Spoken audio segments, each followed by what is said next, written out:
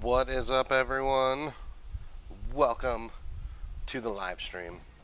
I think I have the audio synced. What is up, everyone? Oh, gotta turn this off. So let me know if you feel like it is still off, but I think I have it all synced. I have it gained up a little bit so it's easier to hear.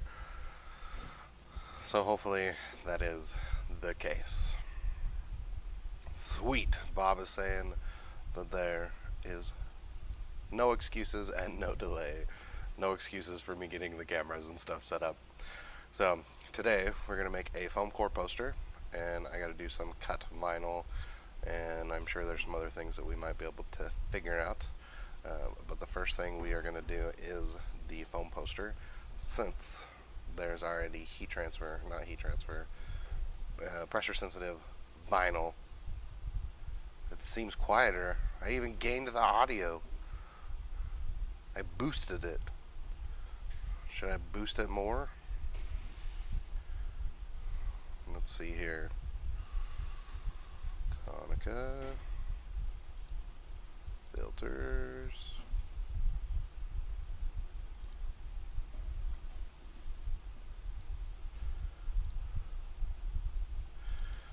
Okay, let me boost it a tiny bit more and tell me if that's any better. Is that better? Worse? Not worse? Not better?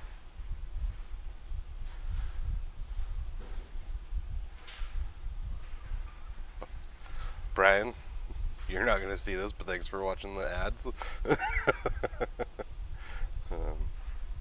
Is it better, Bob? Better. Do you want it? I can gain it higher. Do you want it higher? I can go higher.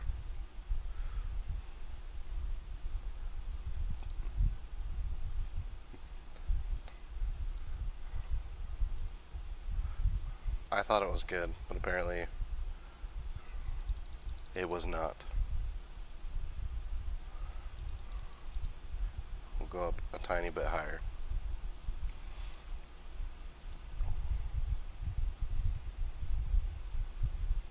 Well, too late. I did it.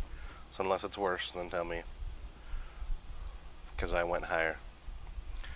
Casey asks if I own or lease my equipment. So you can see some of the equipment here. I do a lease to own with a $1 buyout.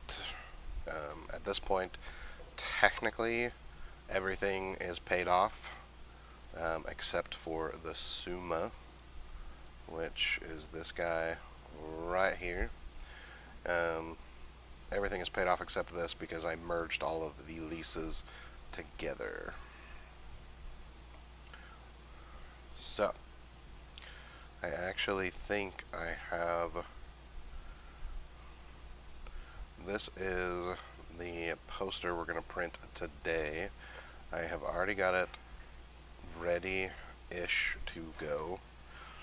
I just need to send it via the RIP to the printer so that we can get that thing going, and then we're going to mount it to a piece of Foamcore, and from there we will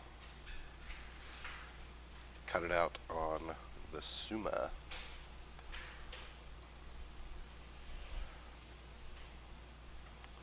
Except it did not send the cut file, which is not good.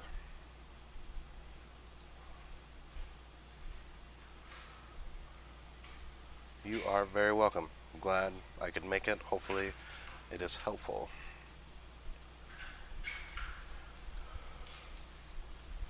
Alright. Well, it did not send my cut file. Well, maybe the printer's waking back up, and so it's just taking a minute. It sent the print file, but not the cut file for the HP. Let's see. I need to move my OBS because now I can't see anything. Move it over to the screen over here. So the printer is just waking up, which is why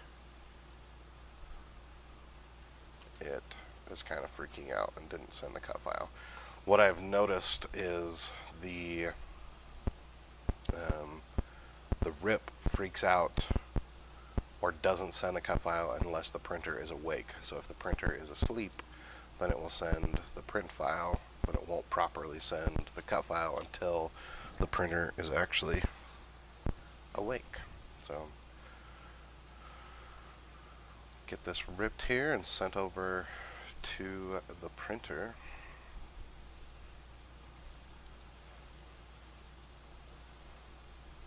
And while that is printing, I am going to turn on the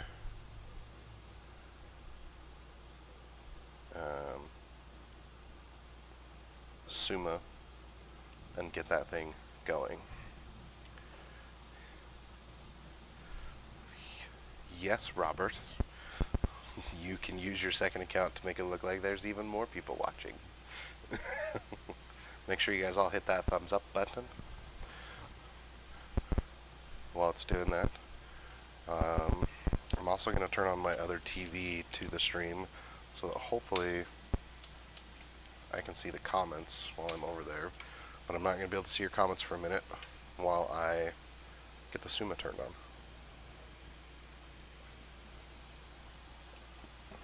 But ask away, and we'll review them shortly.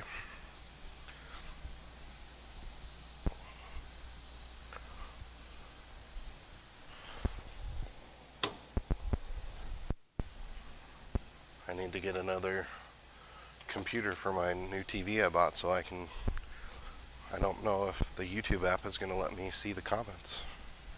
That's kind of why I bought it. I'm going to have to change my thinking here.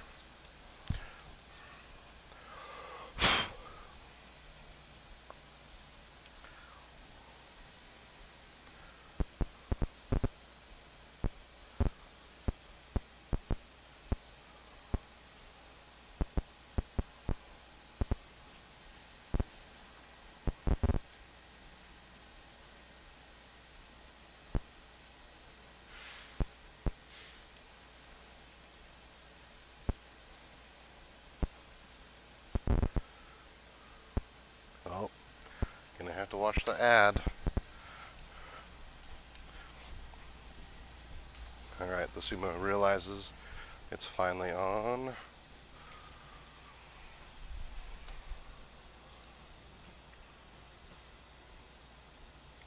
So it's gonna go through and do its checks.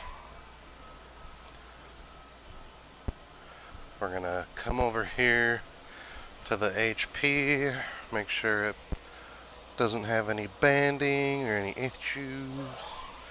I know I'm almost out of a few different inks. Nope, we're good. Everything is still basically over 100. I do have some extra ink here at the top. Print is going good. See if we can get you a little nicer angle there.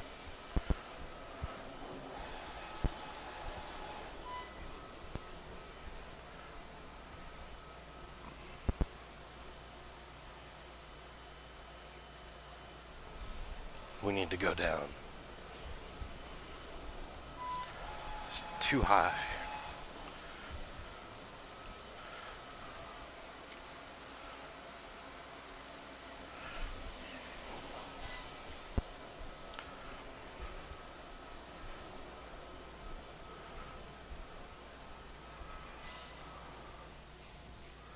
Alright, no questions yet, so if you do have questions, just pop those up and I will answer them. The Summa is now done turning on, but we need the electronic oscillating tool for the Foamcore. So we are going to swap out that tool. Let's switch the camera.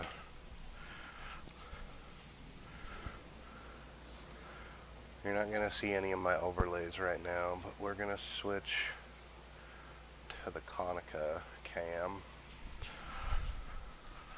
so you guys can see what's going on a little better.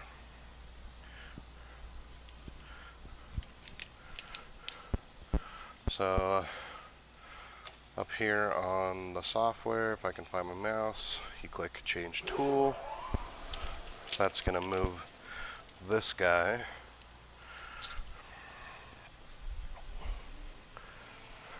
So we're going to move him over. Let's see. Put you guys down a little bit. So we're going to take the kiss cutting tool out.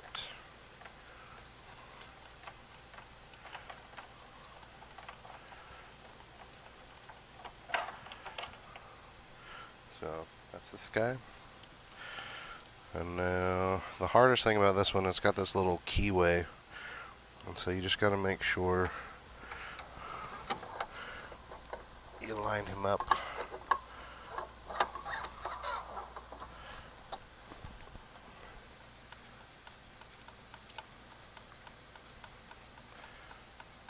And then you just twist this forever.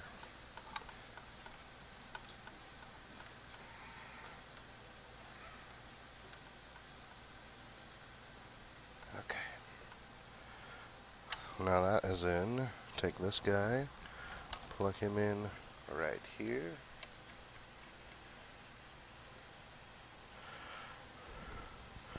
And then you come back to the software and push online.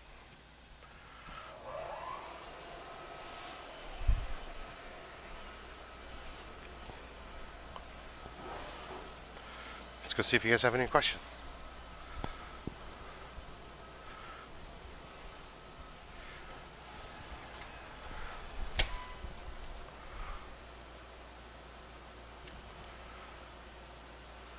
Oh, that's not the one I wanted.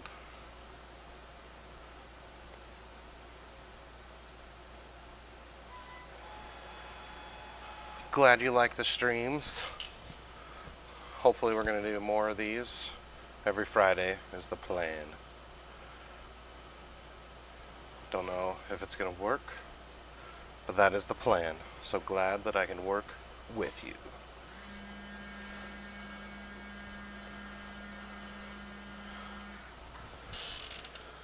So as soon as that is done doing its thing, hopefully we can find a place to apply this piece of Foamcore.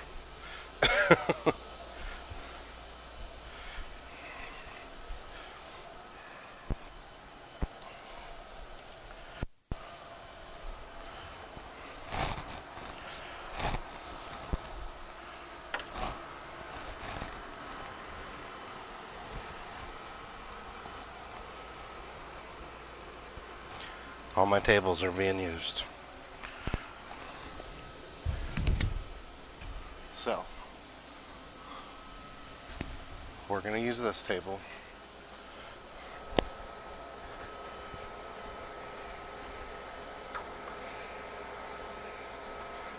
That's actually going to be really nice because it's a vacuum.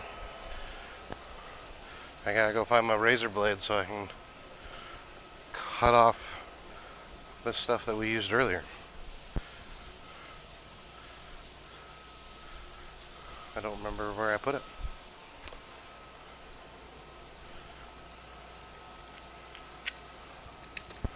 What was I cutting?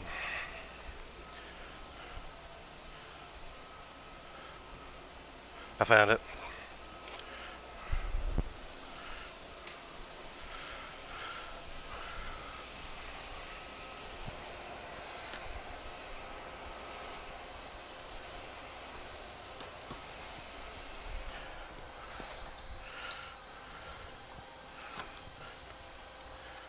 Okay. And then we're going to use the big squeegee.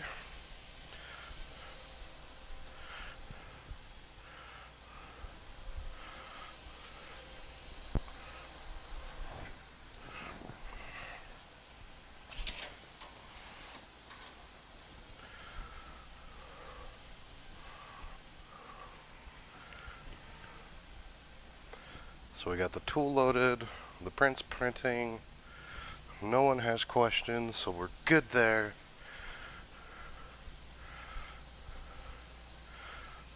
So yeah, we got a few more minutes for the print to finish, then we'll apply that. And then we're going to do some cut decals, so we'll have to load the kiss cutting tool back in. It says we got 2 minutes and 30 seconds, but it looks like it's just drying, so it should go faster.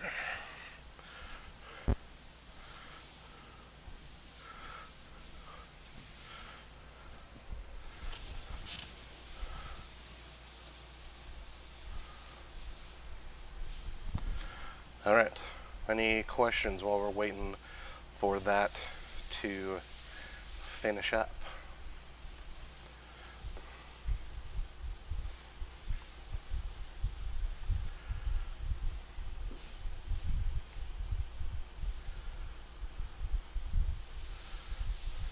I wonder if my buddy Derek is live streaming too. Oh, he just finished. He just finished his stream.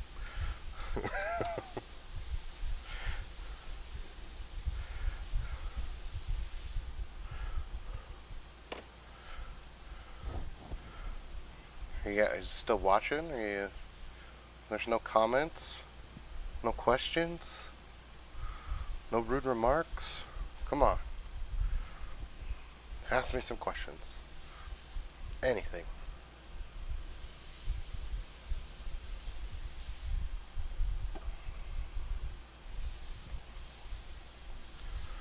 Yeah, I just pulled it up on my phone and it said that they finished streaming 2 minutes ago. I'm gonna have to have some words with Derek. Friday's my day.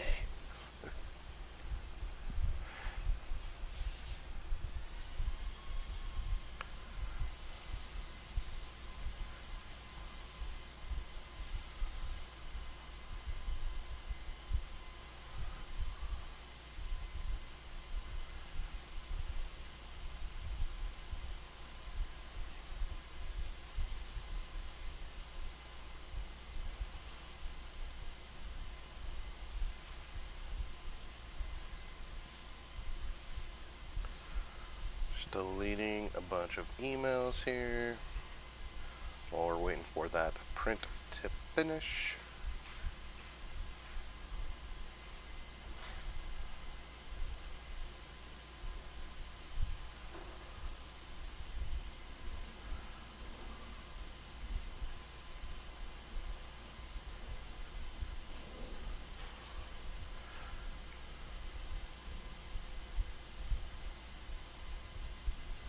So Mitch is asking, or saying that his customer's happy with the design, but is nervous about installing. I definitely would be too. The only thing I've ever done is a box truck, and that was horrible, and it was flat and easy. Curved things are definitely hard. It makes it a lot easier if you have the right material. You want to make sure you have cast vinyl. You do want to make sure it's laminated, which I'm anti-laminate. But it's definitely something you can do. Most places have classes, so look up at your local supply houses and see if they have any wrap classes coming up. That's definitely a helpful thing that you can do. WLGT said he emailed me. I don't remember the email. Hopefully I responded. But you should be able to do it on black leather. You would just want to test either their hard surface material or their standard two-step to see if that works, hopefully. But you should be able to do it on leather without a problem. Andy from Mancraft, welcome. It's good to see you here. Okay, I just heard the print finish. So let's see about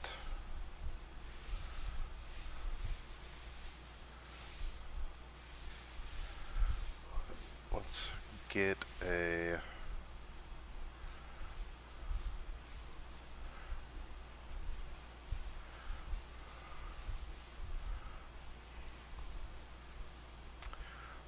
new thing set up here so that we can take you guys around. We're going to hook up the Konica cam.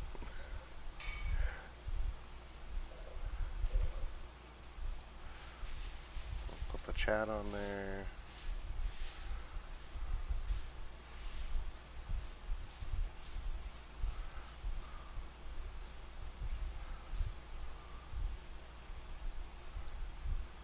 Okay. So let's switch to this cam here so we can show you the setup.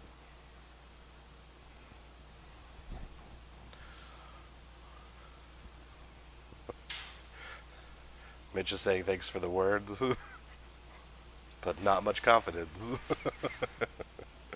Yes, I don't do reps, but it's part of because I'm not confident and I don't know what's the right thing. So, what's up, Rabbits? Welcome, happy stream day. Let's go over and get the mobile cam, and let's get this.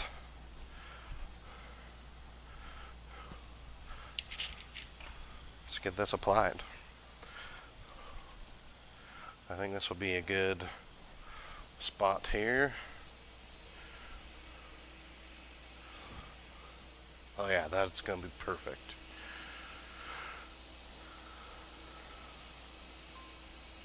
So I'm gonna cut the graphic off the HP. And right now I cannot see comments. So as soon as I'm done and there are questions, I will answer them. So I need to find a pair of scissors. You want to make sure you have the least amount of excess possible so you don't screw up. Because if you have stuff that's hanging over, you're more likely to screw up.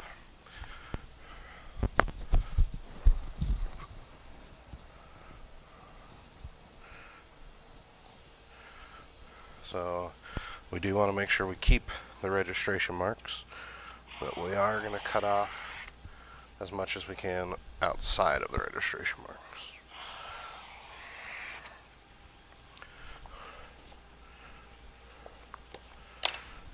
From there, what I like to do is,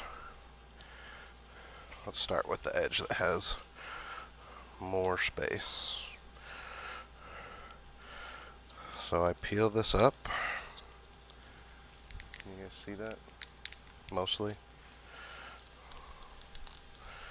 I'll change your angle here in just a second. So I get it started.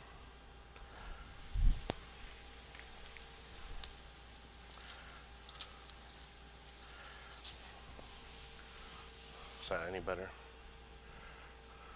I gotta watch on the big TV and it's delayed. Yep, that is better. So then I will cut off the strip. This is kind of like my video that I did with applying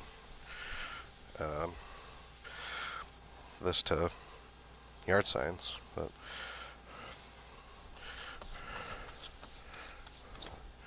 just want to get a taped edge. And then I'm trying to decide if I should turn the vacuum on. I think I'm going to. If I turn the vacuum on, it's not going to move.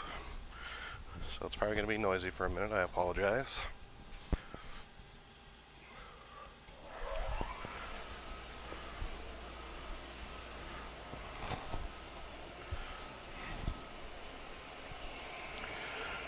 But if I get this, this is the big squeegee.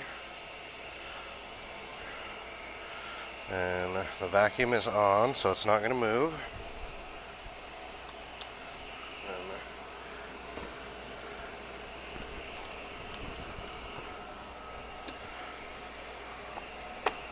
And now I can just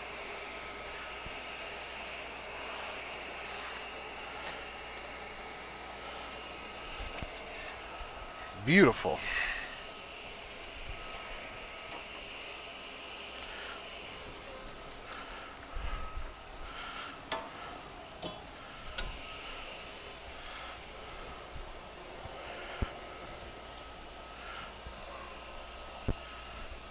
So, get you guys back up here. Let's switch over to the Summa cam.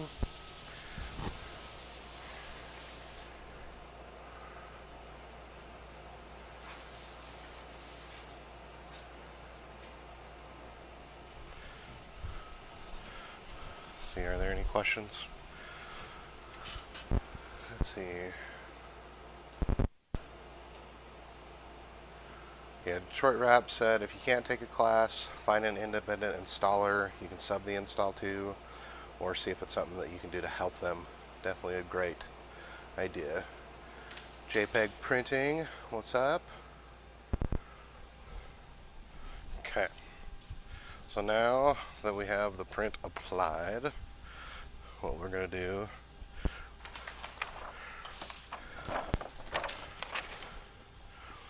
is flip the board around.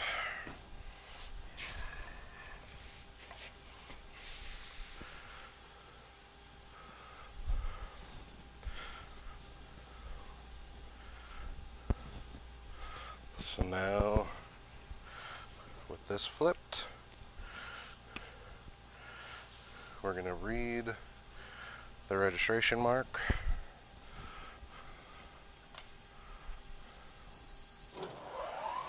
Or not the registration mark, the barcode. So it can set to the right orientation. It shouldn't really matter because it's a rectangle, but better safe than sorry.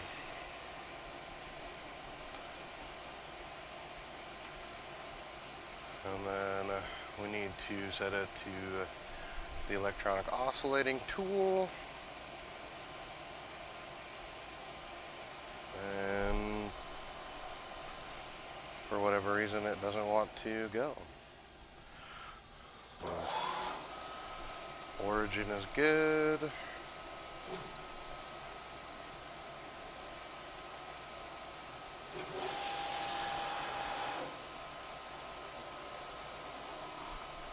We'll set the size.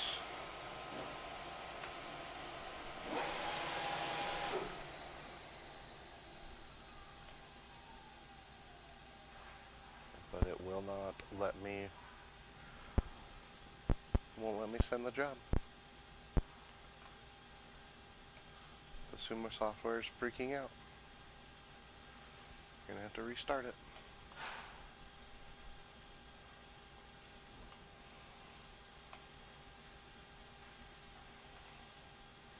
The Summa is run off of two different programs. One is called Access Control and one is called Go Produce.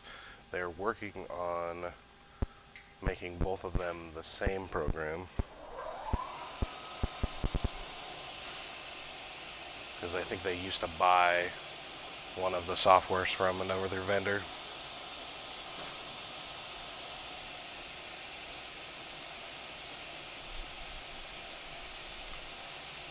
There we go. Let's go get the mobile cam so you guys can see better.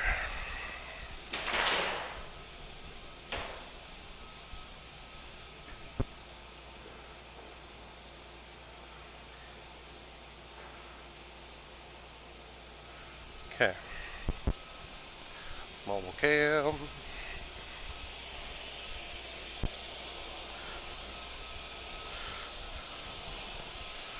So what we do is we click output to sheet, and then we are going to find the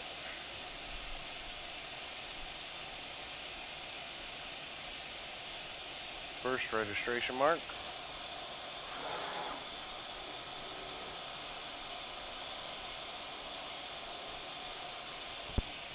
And then click apply. It should be fairly simple. It's just a box.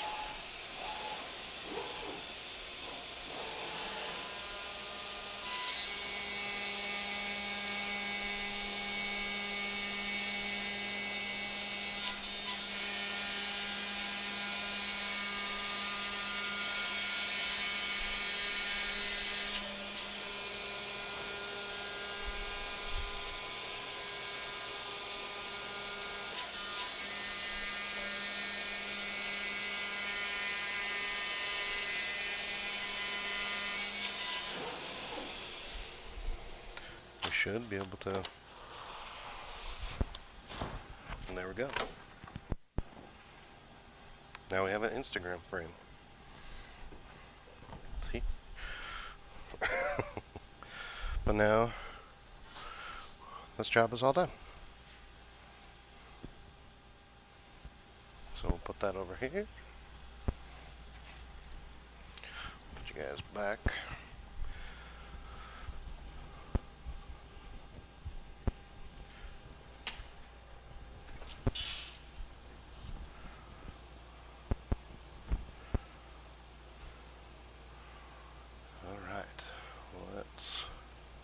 Come back here.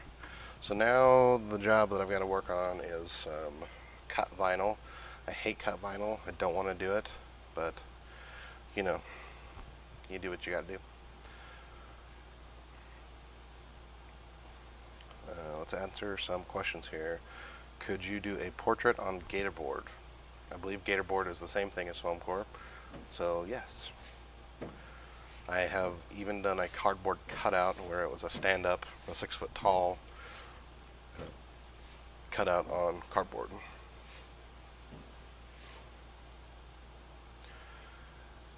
Morton is saying that they're considering the flatbed. There's a big old bee in here. It'd be interesting to see the complete workflow. I will work on making that possible. I know right now my computer will not show the setup, but I will get that fixed so that I can. It's really similar to running the HP. I gotta smush this thing.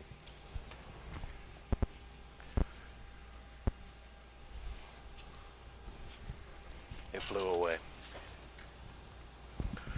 But yeah, super simple. What's up, Cam? Glad you could join me during work. I'm glad you could be here even though there's a lot of work. Just turn me on in the background. So make sure you guys ask any questions you have in the chat. Right now I am going to be prepping a cut file for the Summa. So if you have questions, pop them up in the chat. Happy to answer them. Let's see if I can show you for the most part. I know some of the windows don't show up here. Oh man, Cam. You're right.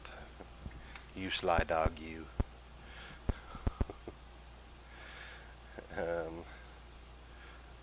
So I am going to... I designed this thing in Illustrator initially.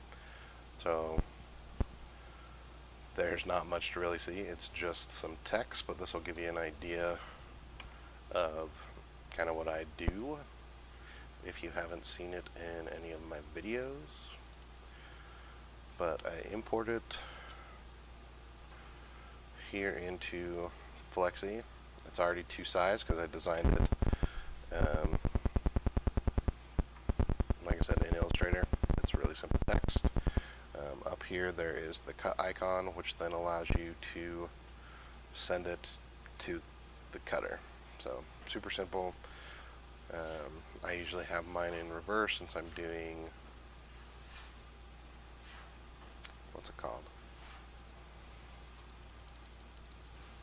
HTV. But now that I don't do HTV very often, then it never goes there. So from here, I usually just orient it, which you guys can't see. You can see my mouse moving, but it's not showing you. I wonder if I can show you. Let me see if I can change the window.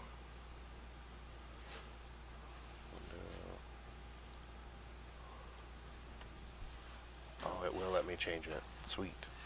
It's just not capturing the whole thing. So from here, I just change the orientation so that I can fit as many as I can. It's a 24-inch wide roll of vinyl, so theoretically we could fit 3. It's going to be super close, but we'll make it work. And then you run it, and then you weed it. So let's try it. We gotta set this to the not any of those, but I guess we'll do it anyway. And then I always like to have a border to make it easier to weed them. Okay, well I think that's how we need to set it.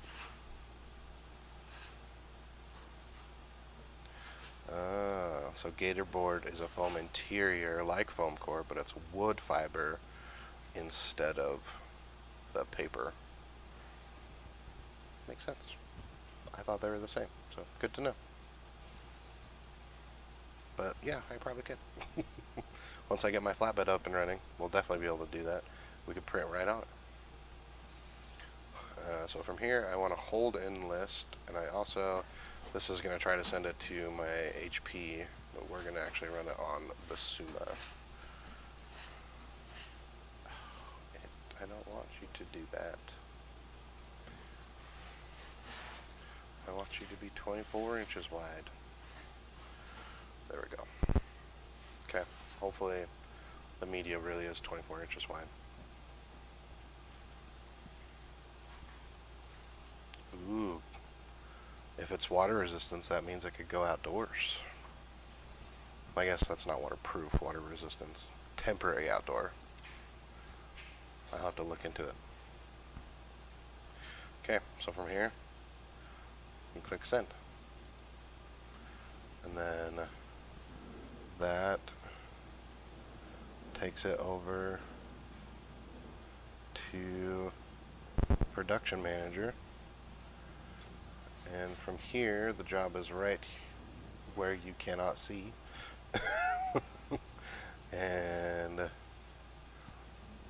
we can set it up here to rip, but then it's going to try to cut it, and we don't have the Summa set up.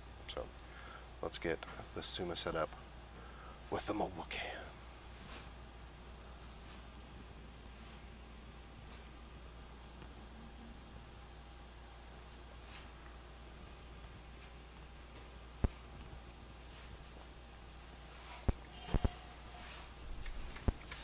Okay, I think we're good.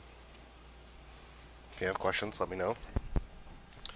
We are doing, this is an indoor use application, so rather than printing, they just wanted it red. So this is calendared vinyl. It's $6.51. So I just bought a roll of this stuff. It was $30. Makes it a lot cheaper, less work, and honestly probably be easier for me to do this on the roll cutter. And frankly, after this job is done, I will probably throw this roll of vinyl away because I need less stuff in my life.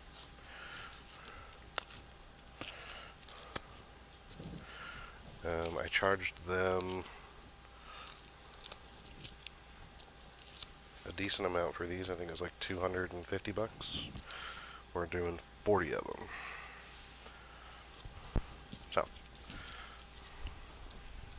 what we're gonna do is back here,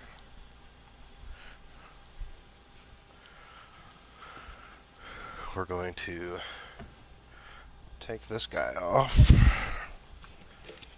and move these to this roll, which looks like it's crushed, so hopefully they'll fit in there.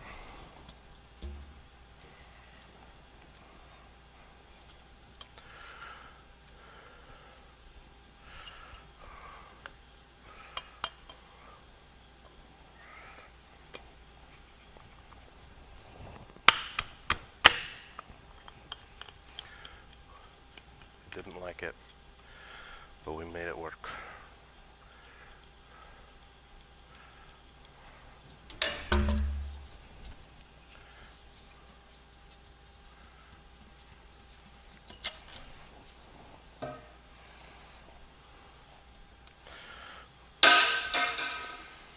Timber.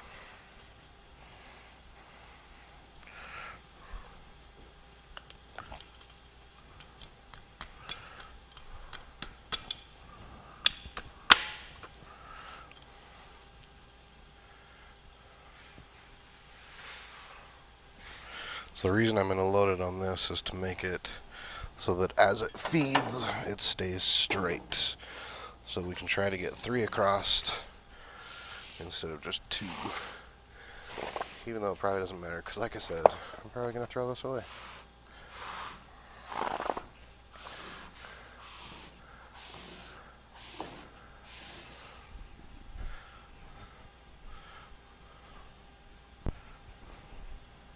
I really need to clean up my shop.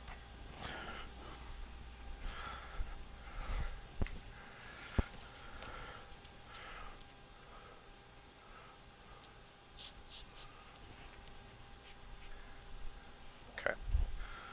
So we need to put the kiss cutting tool back in.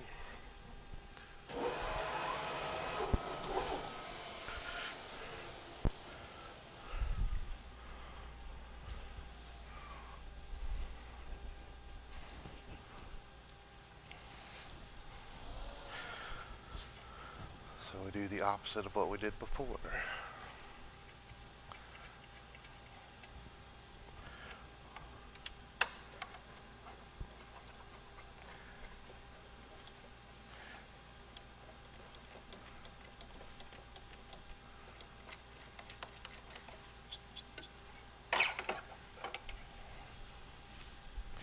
Kiss cutting tool is a lot easier because it still has the keyway, but when you put it in, it will spin rather than having to try to figure out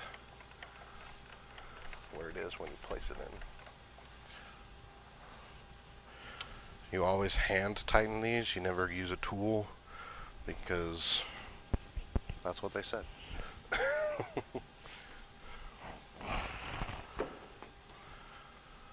Turn it back on.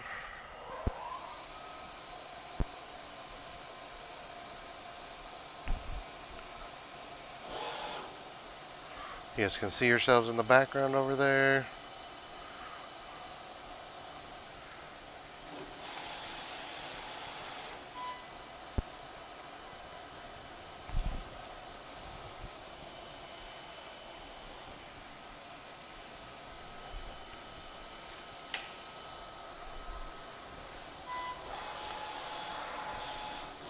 So now that the tool is loaded back in, or almost loaded back in, it's doing the auto depth sensing here.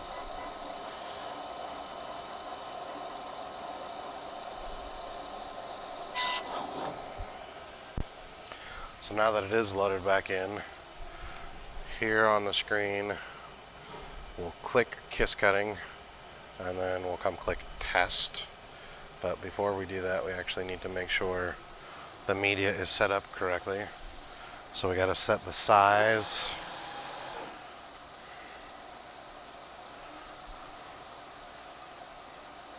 And what I'll do is I'll run the laser to see if I got it straight. So you can see it's off by a tiny bit, but that should be okay. So click apply. And then we'll come and set the origin.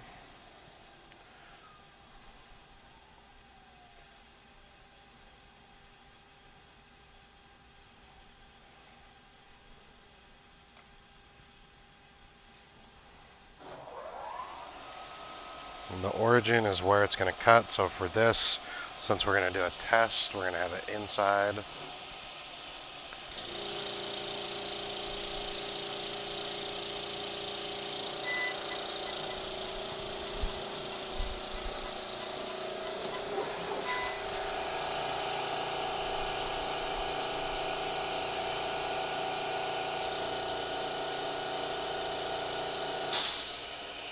So we want to make sure that we can weed it. In this case,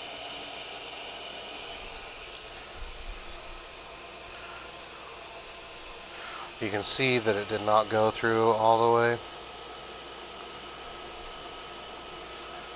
So we need to adjust it so it goes down farther. So the way that you do that is there's a tool or a button here that you can go down. So it'll allow you to do it 2 times before it wants you to test again. So we're going to go down twice, and then we're going to test it one more time. It automatically will move over.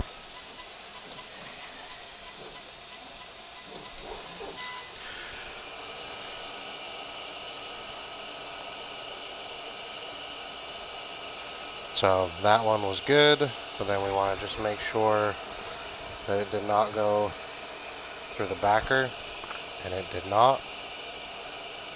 So we might be able to go down just a hair more, but we're going to test print or test cut before we do that. So bring you guys back over here. And while that's cutting, we'll answer some questions.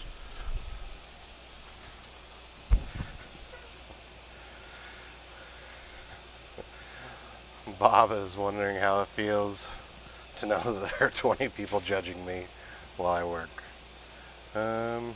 Fine, because I didn't realize there were 20 people watching.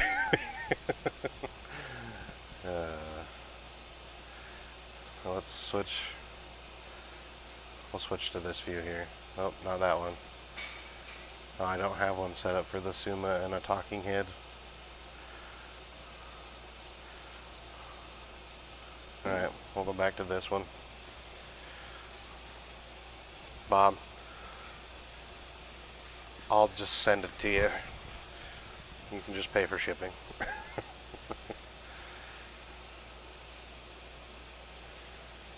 Oh man, 28 people. Looks like there's 24 right now. Make sure you guys hit the thumbs up. Looks like we only got 6 likes. Welcome Luke from the UK. Make sure you guys ask your questions. Happy to help. Happy to answer them. So we've got this now sent over to the Summa. So let's go cut it.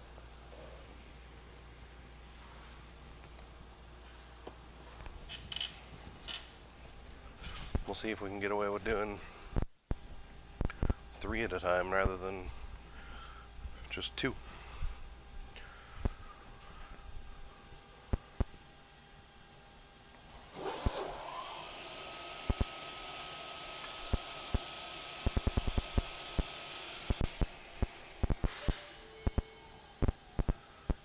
So the first thing I'm going to do is move this forward, and then I need to reset the origin so that it's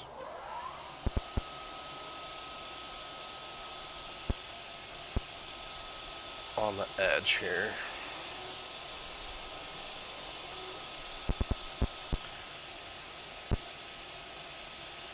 Hopefully this works.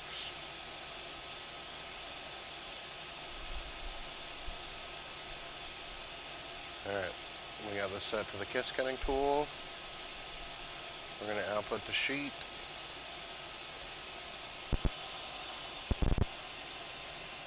This is where the roll cutter does better because the Summa, I have to hit apply. The Summa takes longer sometimes to process, more complicated.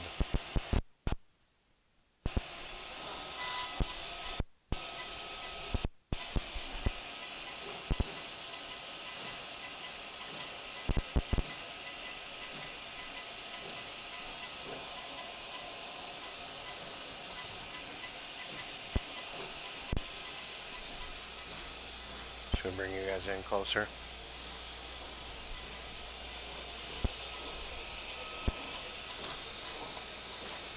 I should find a box to put you on.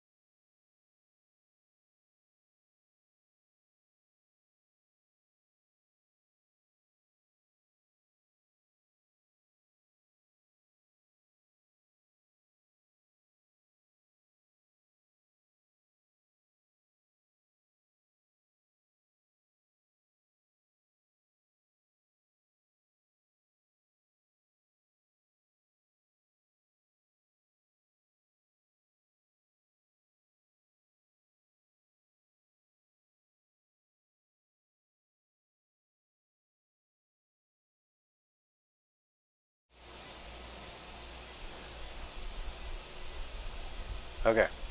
Can you hear me now? You should be able to hear me.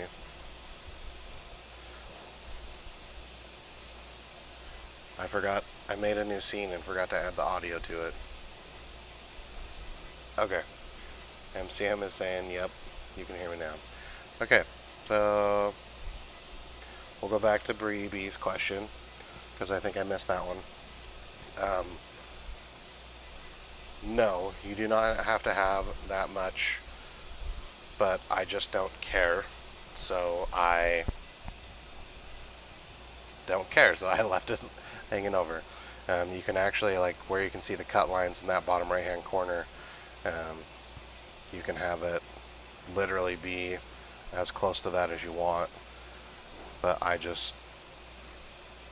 bought it just for this job, and there's way too much, and I was going to throw it away, but now I might give it to Bob, so yeah, there's just not a need, so I don't care, I guess.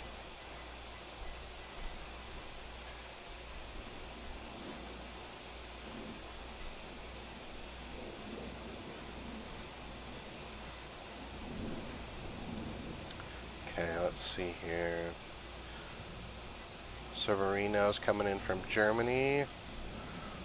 Everyone was telling me that they couldn't hear me.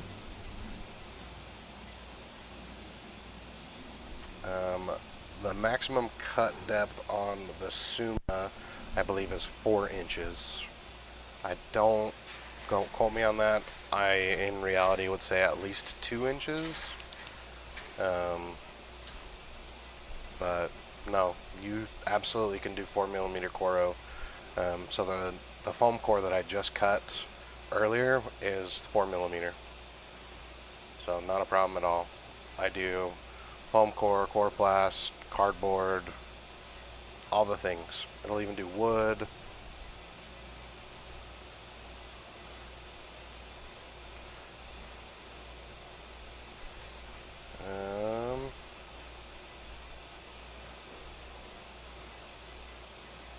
Corex, is that the same thing as Coroplast? Like the corrugated plastic? Probably. Let me Google it. Corex. Yep, corrugated plastic. So, yeah, super simple to cut that stuff. Works great. If you're doing straight cuts, you can do the like double-edged knife. If you're doing the like more complicated stuff, you need to use the electronic oscillating tool like I used for the foam core earlier. But yeah, Coroplast, Corex cuts beautifully on the Summa. That's one of the reasons I got it. But yeah, I know like typically here the standard size for like yard sign stuff is 4mm, but I know it'll do like the 10mm stuff. You can even cut wood with this. Like you can cut Corex with the router tool. So if it's the really thick, heavy duty stuff, then you can use an actual bit to cut it out. So yeah, super awesome. Yeah, my Googling shows that it looks to be the same thing too. So if it is tougher, like I said, you can use the router and it will cut through it, no problem. What's up? Welcome from Mexico.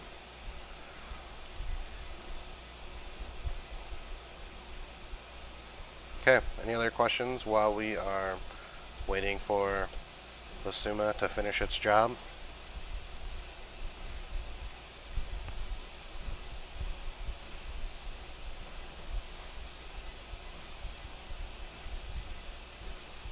I am in Utah, United States.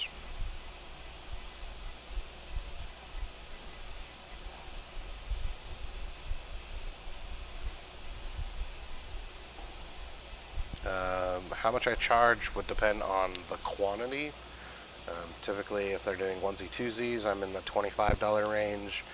And if they're in the hundreds, then it's usually down to like $5-6 a piece. I never include the H stake in my pricing. I always charge 99 cents for an H stake.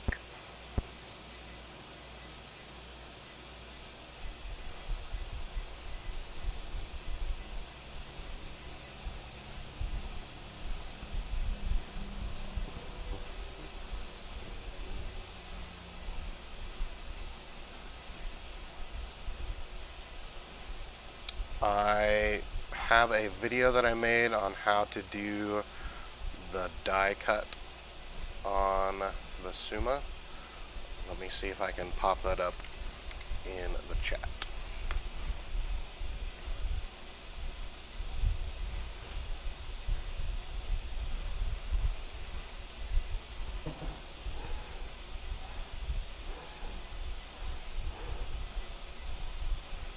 Sounds like the Summa is almost done.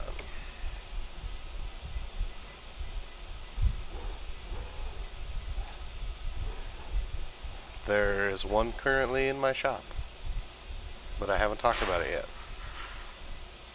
So yes, I've considered it. It's a secret.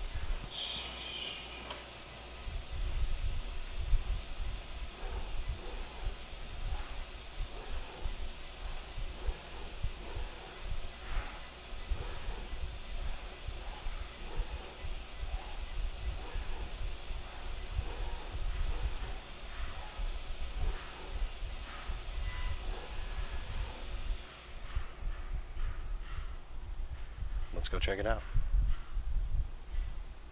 Let's go to the mobile cam.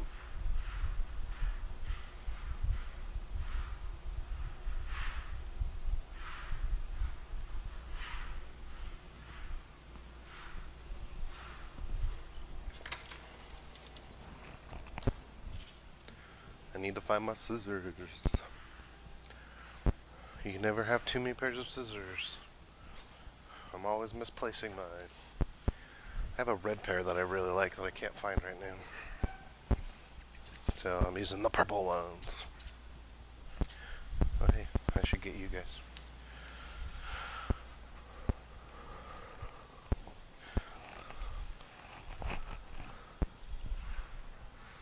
So it looks like it fit just perfectly. So the edge of the cut is right here, and then the edge of the other cut is right there. So what we can do, if I want to just continue to feed, the distance from this, the start cut to the end cut, is 1200 millimeters. So we can see here that this is a little more than halfway. So on the machine, I can actually come in here and I can click feed, and I can say feed like 650 millimeters. And what it's going to do is it's going to drop down the pistons in the back and automatically feed it forward. And when it's done cutting, just want to make sure I'm not going to hit the beam, it would cut right here, so I can see that I didn't move it forward enough. I need to go like another 100 millimeters.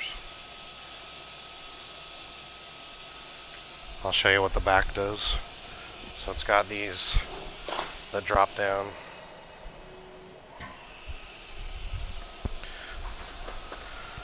So you can see here that now we're past the mark. Here's where the end of the cut is. Here's where the mark is. So it would start cutting again right there. So all we have to do is say output to sheet and run, and it's going to start going again. Ideally, I should have cut it off so I could weed it, but I don't want to.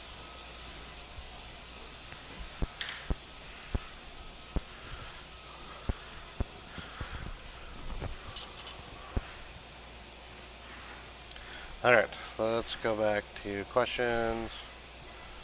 So MCM says he charges 45 to 100 for a 4x8. I guess to clarify, when I was answering Bob's questions about the double-sided, I was referring to a standard 24-inch wide, 18-inch tall sign.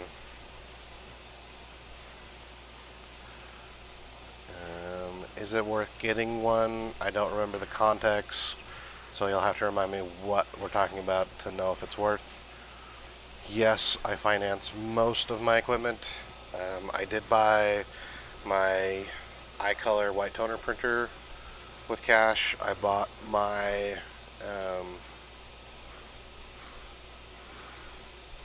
Melco embroidery machine with cash, but the HP print and cut solution I financed, the Konica I financed, the Duplo I financed, the Summa I financed, and my current flatbed I financed, even though there's still a story behind that one.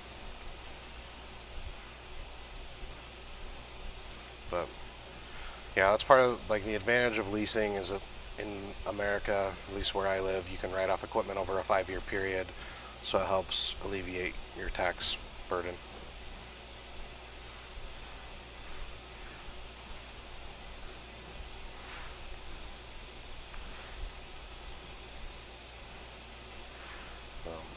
Bob is just stating that he outsources and trying to dial in pricing. Really the biggest thing on the small quantity stuff is it's not worth doing low quantity just because of the time, which is why I charge like 25 bucks.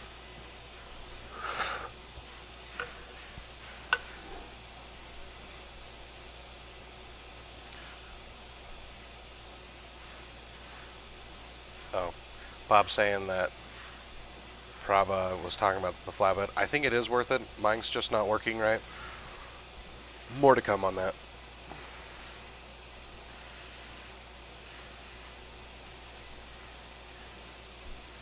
Let's see. Amina asked if I can suggest a large format printer for decals. I know you use printable print vinyl, but what kind of printer? So I love and suggest the HP latex. It's probably what I will always suggest, but some people like stuff that can give a higher quality on finer detail. But if you're doing, I've never had any complaints personally, so I highly suggest the HP latex. If you look in the description, you can get contact information for Garrett. He is my sales rep at Grimco. They have a national and international reach. They do United States and Canada, but they're who I recommend. I love the HP product, so that's what I like and use. But you can do car stuff. I do like little car stuff. I do with just my calendared vinyl. I don't do like full car wraps, so that's something to keep in mind. If you're going to do car wraps, you'll want to get a laminator as well.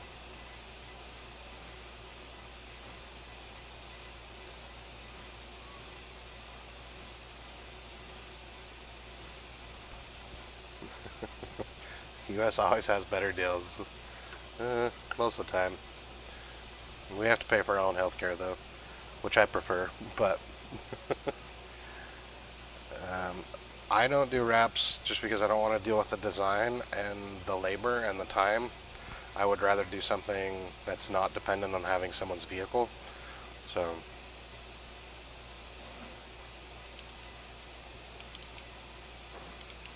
it's my personal opinion.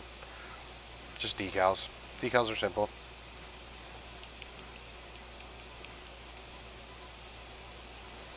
The Summa, all in, I paid, I think it was like $65.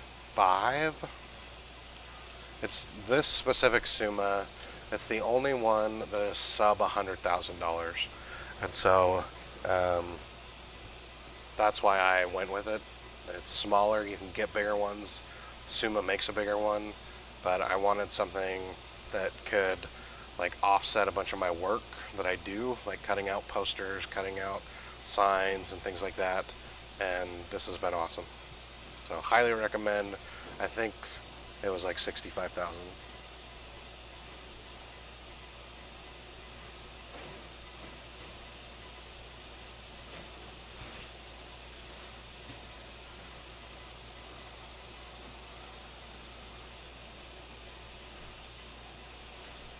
I will throw his information in the chat, but it should be in the description.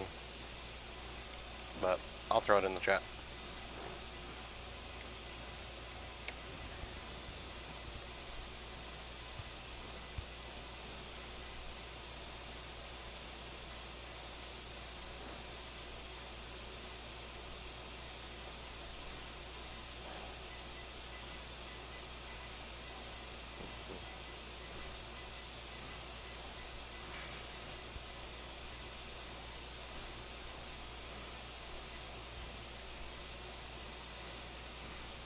Okay.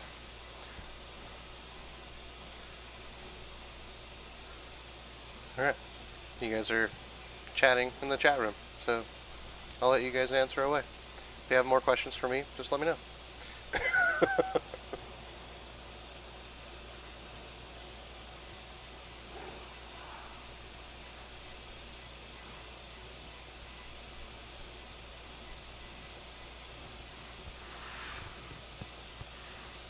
The guy's here doing the mudding, and every time he scrapes the trowel, it freaks me out a little bit because it makes me think it's one of the cutters.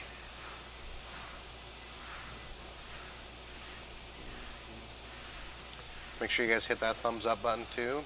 Really appreciate it.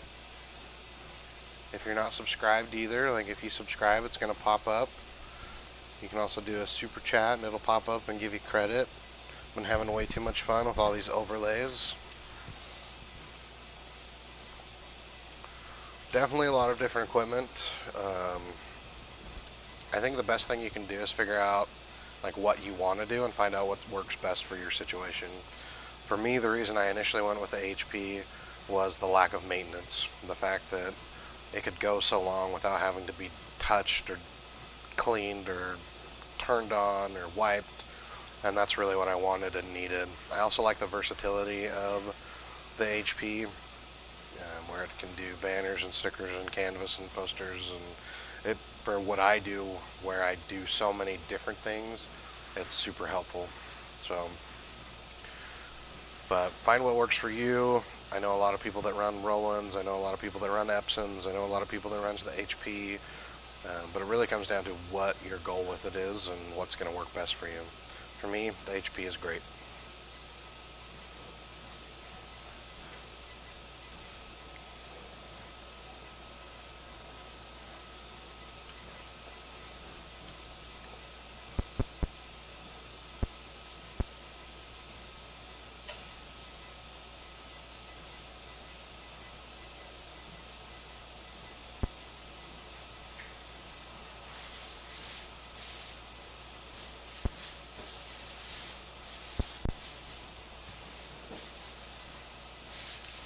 Amina, I do sublimation, but I don't own a sublimation printer.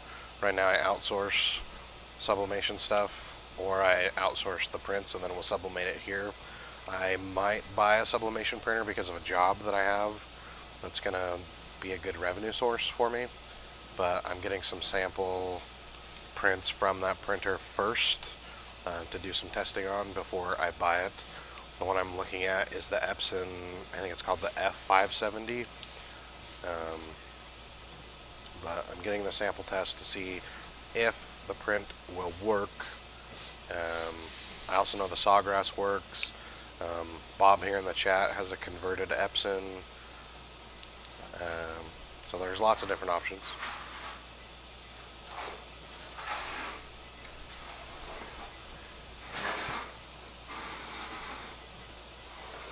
So MCM, I use the barcode as far as like reading to pull up the job, but I haven't set up any type of automation that will automatically go through and continue cutting jobs, just because I don't have a catch basket, and most of what I do, I need to pick it off the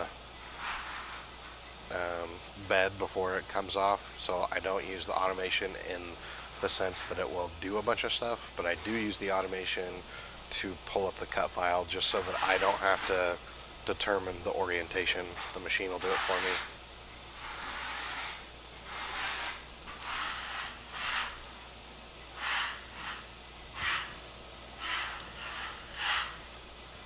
Thanks for subscribing.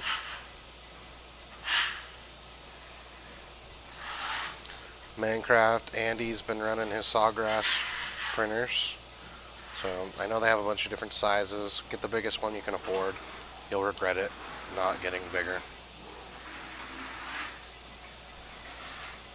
The reason I was looking at the Epson over the sawgrass is I like that it is roll fed, and I like that the ink is cheaper.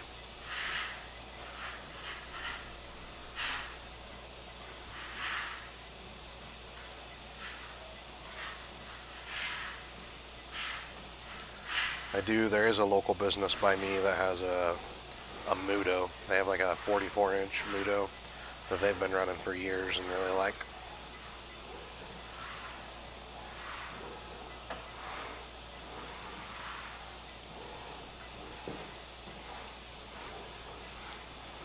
Looks like the flatbed's almost done.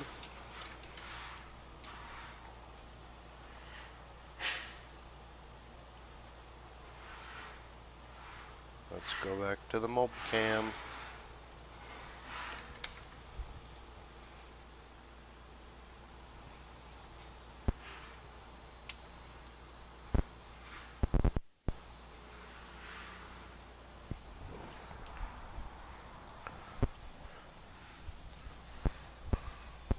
Alright. So I did 650 before. Oh, I left my scissors somewhere.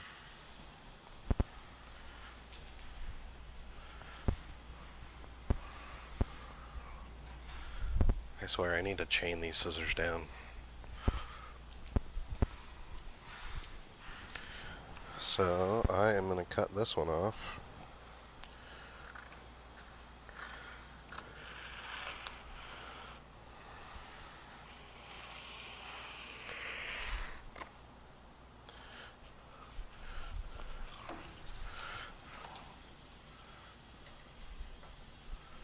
And we're going to move it 750 millimeters.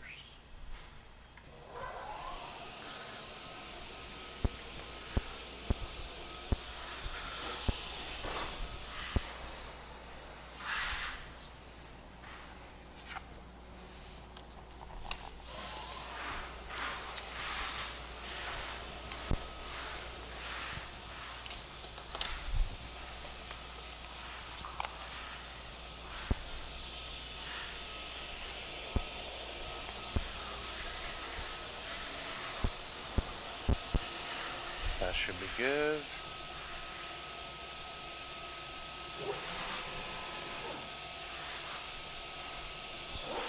Let's run another one.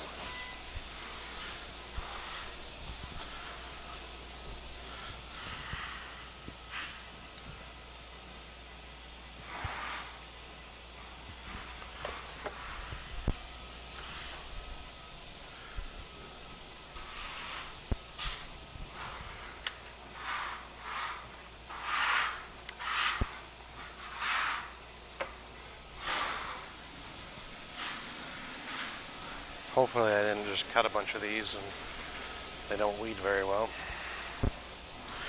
So I like to use a dental pick. Makes it super simple.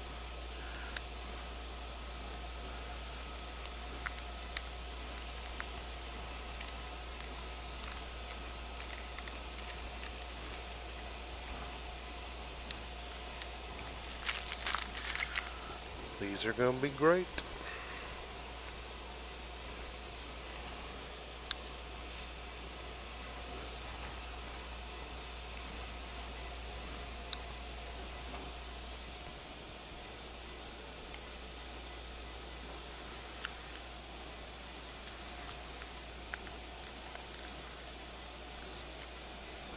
I think I just ruined this one.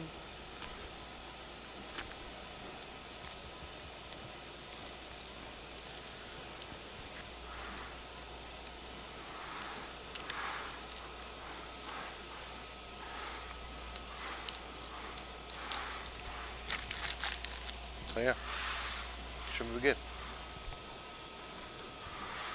I wish I had it set up so I could see your comments over here. I might have to clean my desk off so I can weed over there.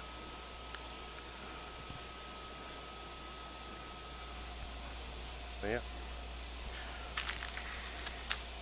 I'm charging them $6.25, I believe, for each one of these. The roll, it's a 24-inch wide by 30-inch. No, 24 by 10 yard. That's what it is. Was like $30. And then once it's all weeded, I'll need to transfer tape it. Transfer tape is cheap.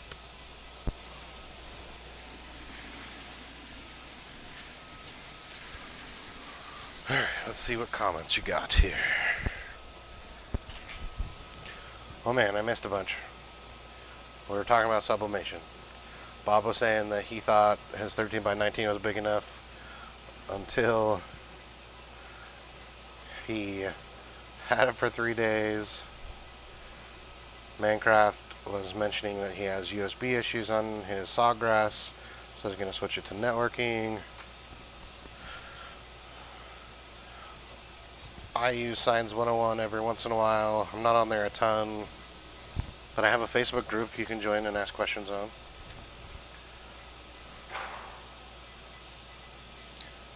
The printer I like for cardstock stuff is the Konica C3080 or thereabouts.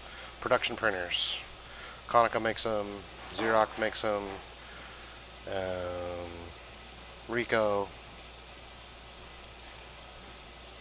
It's the F570, Amina. So put a space, Epson space F570. Oh, a bunch of people answered that. Honestly, I would outsource it before you buy something. See the demand. You can buy prints directly from me if you'd like. ttmsprint.com. I will put that in the chat.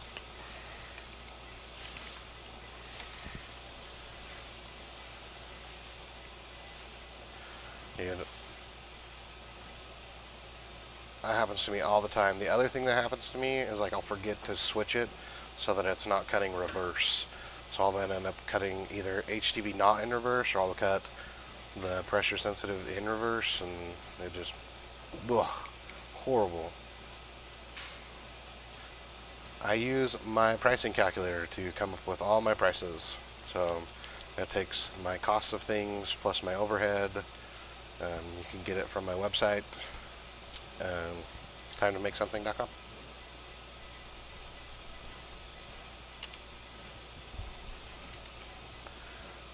I believe my Facebook group is linked in the chat, but if it is not, I will find the link and I will post it in, I should say, I think it's in the description, but if it's not there, I will post it in the chat. I think the Corda is a fine DTG printer. It is definitely on a different level than all the other things, like the Epson DTG, the OmniPrint, things like that. But it's a good printer.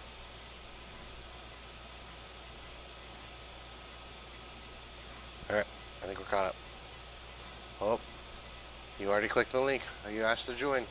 It popped up. Oh, you didn't answer any of the questions. Well, I should reject you, even though your name is the same on YouTube as it is on Facebook. I don't know. You might be a fake person. Might be a scam. Okay, you've been approved. Approved for entry. You are now in the Facebook group. It's too late. You've been approved. You don't need to answer your questions.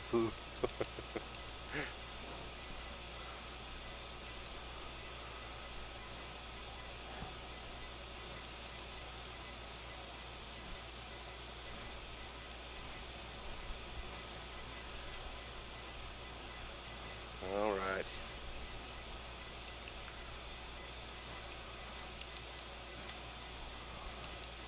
Okay. Both of y'all have been accepted.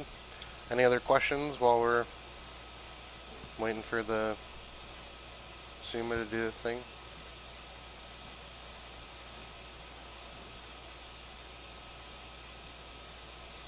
I don't sell chili powder, so I don't know what you're talking about.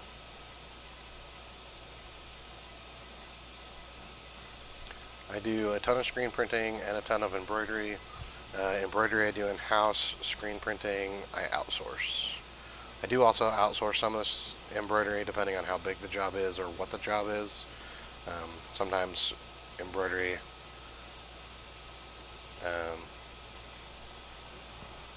like promotional products will include embroidery, and so I'll just have like the company I'm buying it from do it.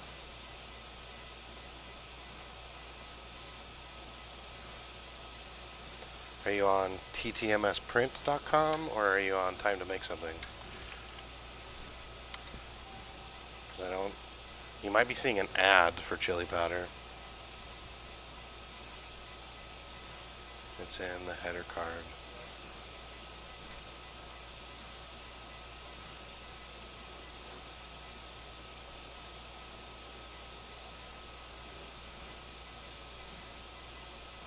I don't see it.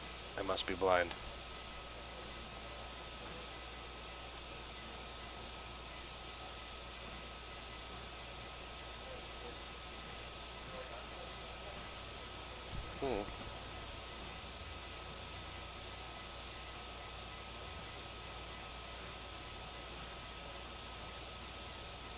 Alright.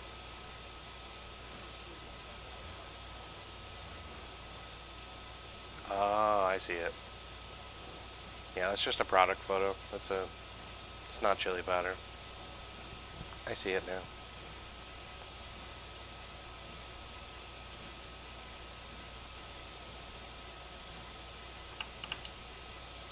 Okay, any other questions? If you guys don't have any questions, I'm going to go over and weed for a minute.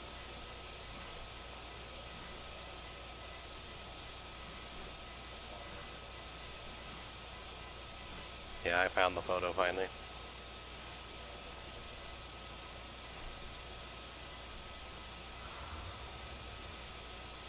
Alright, let's switch back over. I'll do some weeding for a minute.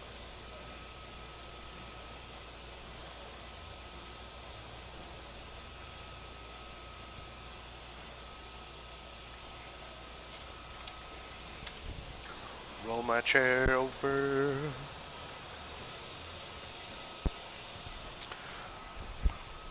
Someone left an Amazon package at my door.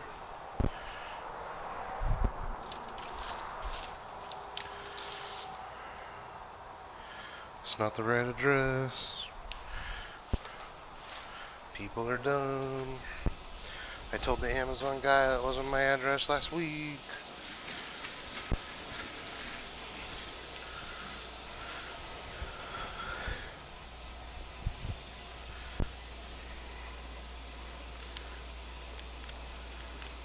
Yeah, HTV is way better to weed. Although I don't think I'm going to offer HTV anymore, even though I have a lot of it. It's still at home. My wife asks me all the time, are you ever going to take this to work? And I don't. I just don't. I think what it comes down to is, like, HTV is a good way to make money, but it's not a way that I want to make money anymore. It was a good way before, but now I want to spend my time doing stuff that makes more money. And like even with this job that I'm doing right now, I charged more than my calculator said, just because I didn't want to do it. And they said yes. And I was like, dang it. I guess I have to do it.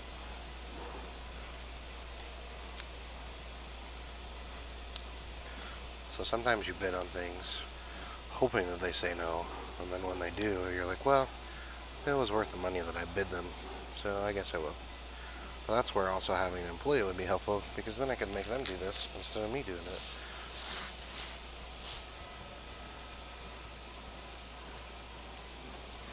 I did talk to my sister yesterday, and she said that her son currently has 2 jobs, and I said, well, does he want to come work for me? on what are people paying right now, and she said he makes $7.50 an hour. And I said I could do that. I'd do 8. So I just put a hole in it. Yep, that one's toast. So when I mess up like this, I do not throw them away, because if I mess up on another one, I can't get this out. It will make it so I can take a letter from here. So I don't need to weed all these. I don't know why I am, but yeah, I put my tool through the E. So now if I mess up another one, hopefully I can steal the E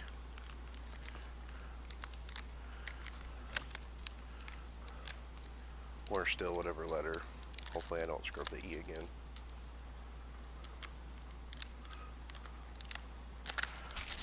So that's why I don't, if I mess up, leave it so you can take from.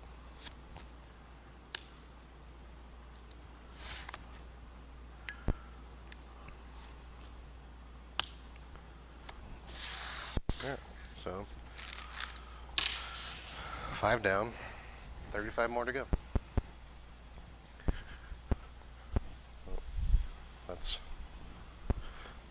We'll switch to camera angles so you guys can see.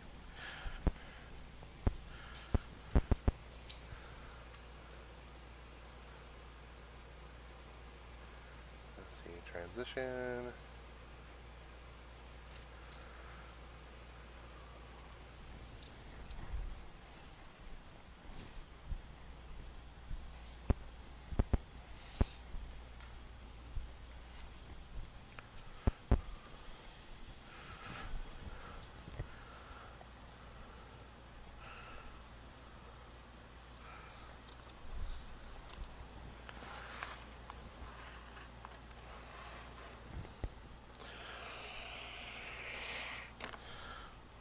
Off.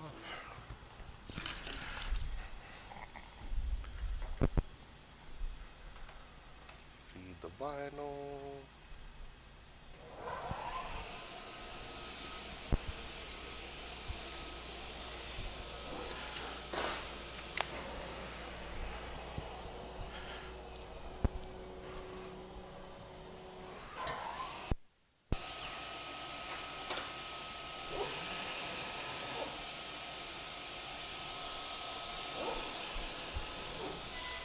All right.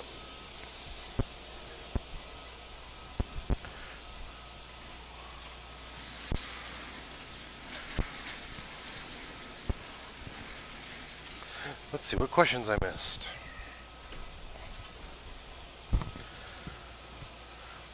What do I use for door hangers? Typically 130 pound, unless someone requests something different. Sometimes 14 point to cut it out. If I'm printing them here myself, then there's a bunch of finishing houses that are about 30 minutes away from me that they will do the punching for me. I just have to follow their template so that it matches their punch. I can cut them out on the Summa. If I'm doing like a super low run, then yes. Yep. I'm going to quote you forever.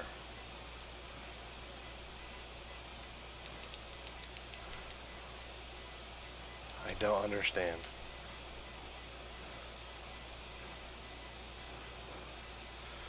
I do have room for a 13-foot flatbed, but I'm not sure what I would do with it. But it could fit. I have lots of room. I have about 1,000 square feet that I'm not using right now.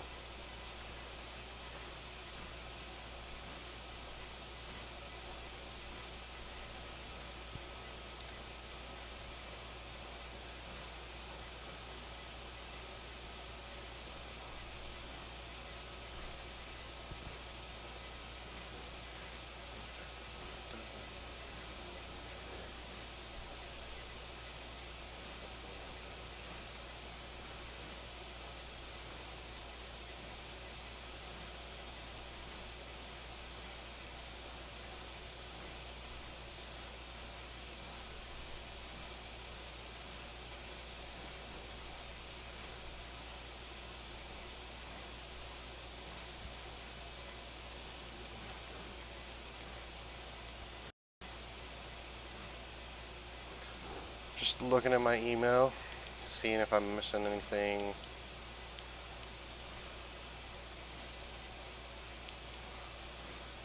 Sometimes I forget. That's why email is best for me.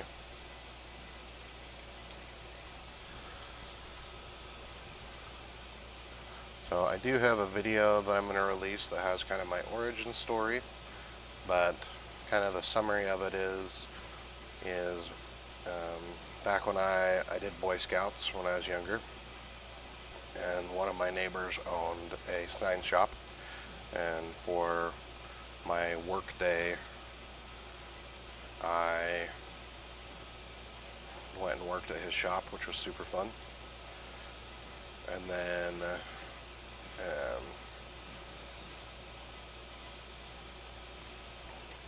I got into design and computers, and I ended up starting a computer repair business and was looking to get business cards, and they were way too expensive. So I ended up finding a way to outsource them and started my business doing computers and printing at the same time. From there, I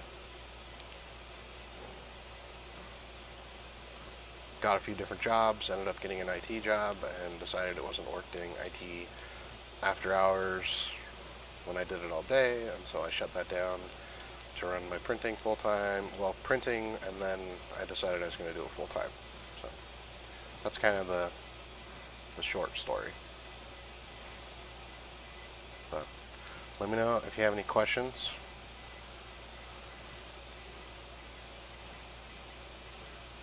Happy to answer them.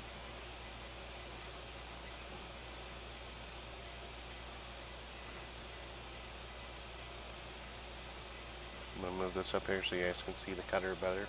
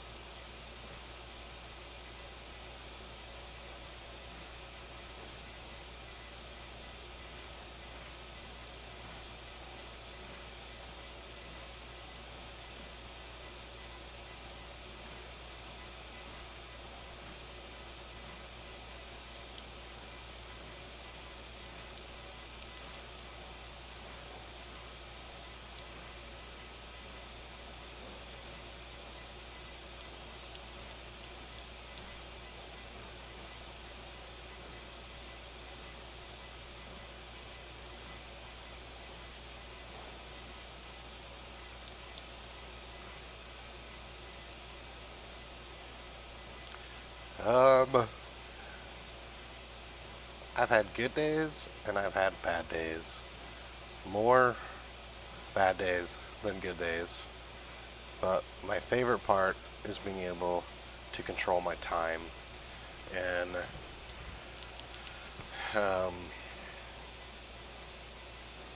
at this point, I care more about my time than I care about the money that I make.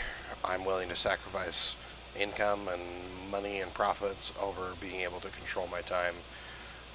If you go back and even watch videos from a year ago, like I was super stressed, super struggling.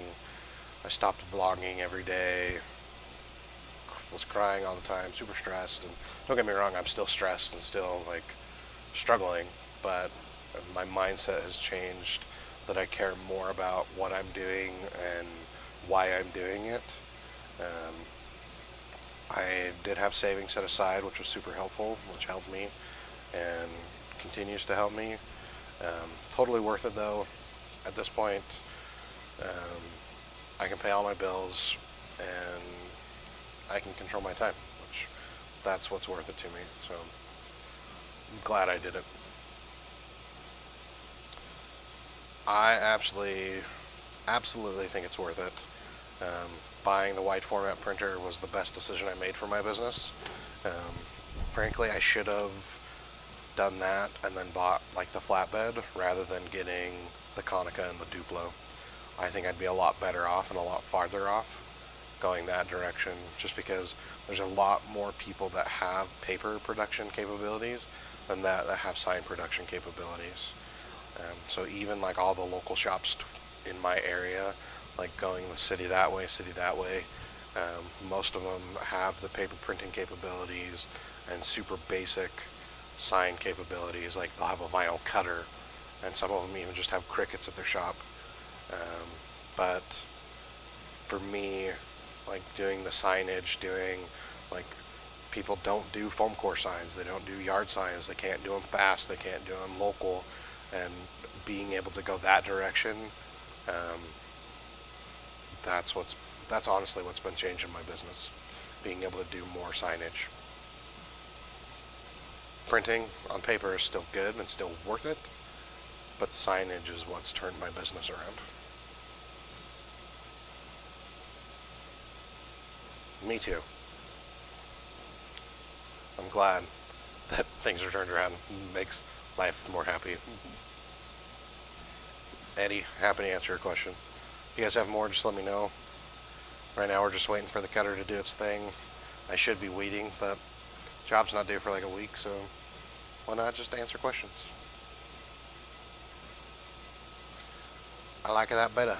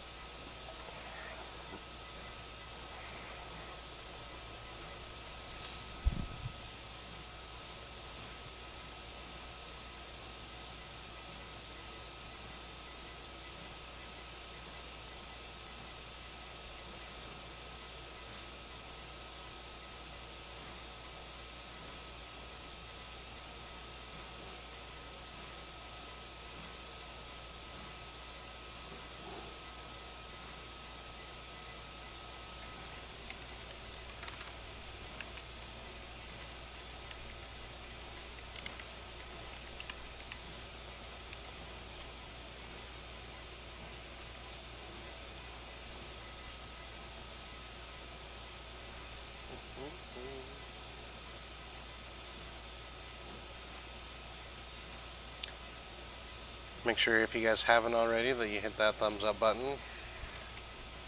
Really appreciate it. Again, if you have questions, pop them up in the chat. Happy to answer them. I'm quoting out a book for someone.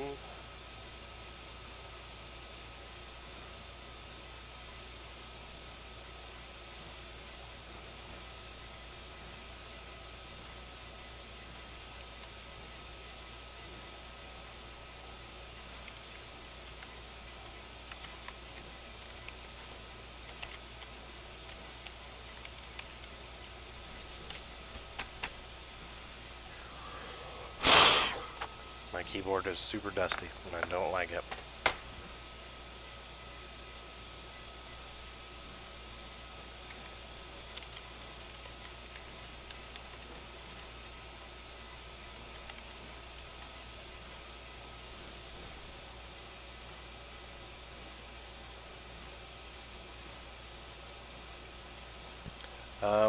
So it can go faster. I do have the tangential mode turned on, and I don't have the head down as far as it could go.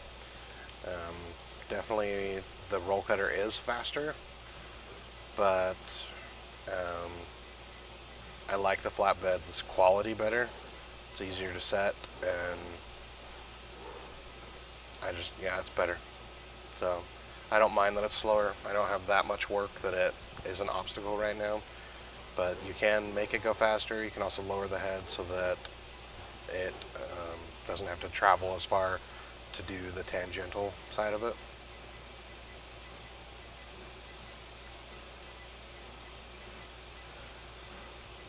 For me, probably the hardest obstacle for running my own business is being really aware of the finances, because wasting pennies, and like that's a bad example because I'm literally wasting vinyl and said I'm going to throw it away, but like I accounted for that when I bid this job, and if you don't understand the finances and don't price things and sell things right, that was the hardest thing for me. And I think once I understood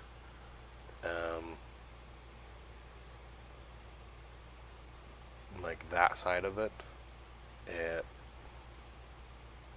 it changed, It made things way better, way easier. Just don't answer the phone, Bob. Don't answer the phone.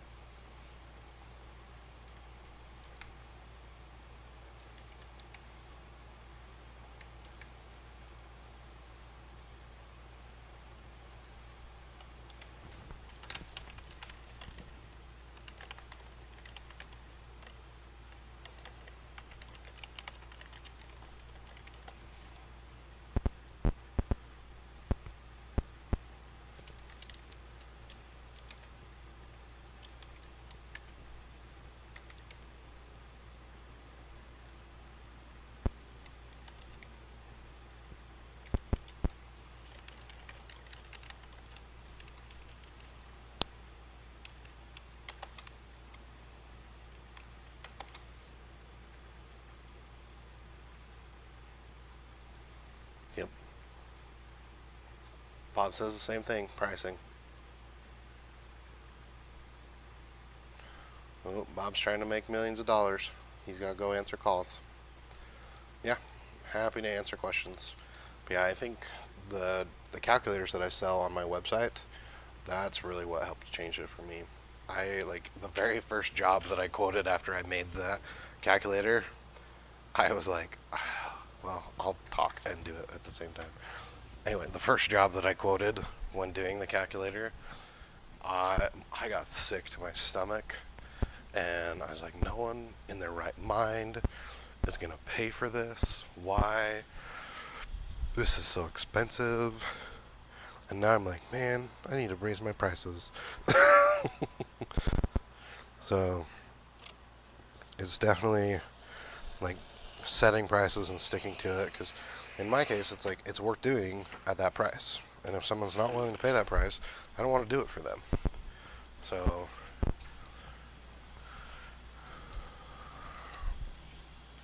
that's, and you have to get comfortable with that. It's hard to make that decision. It's hard to stick to your pricing. It's hard to feel confident in it. So definitely feel your pain. 1, 2, 3, 4. Gotta run 2 more of these.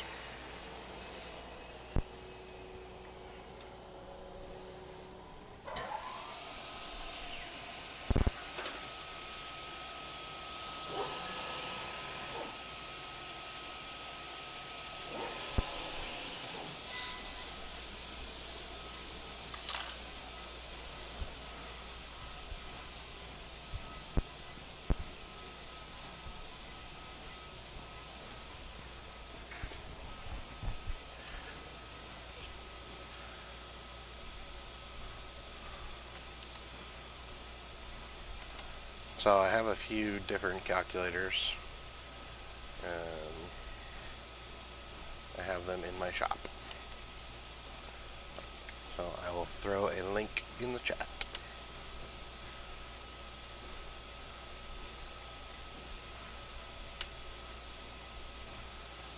I even have my Uninet eye color shirt that I need to take out.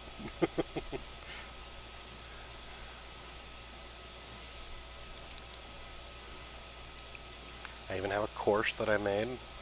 I'm not very good at telling people what the course is, but the people that have taken the course have said it's very helpful. But the course is selling large format products and how to know what to buy when you decide to buy equipment versus outsourcing. It's got a bunch of my suppliers. If you're outside of the United States, it will be less helpful. The large format course, just because I don't have any suppliers. I guess 2 of the suppliers will do Canada, so if you're in Canada it would be okay, but if you're outside of the United States or Canada, you'll get good information from the course itself, but not from the supplier list. So Mitch is saying that he bought the calculators a few weeks ago and they're very helpful, so you're very welcome. Thanks for supporting my channel and what I do. Makes it so I can continue these videos.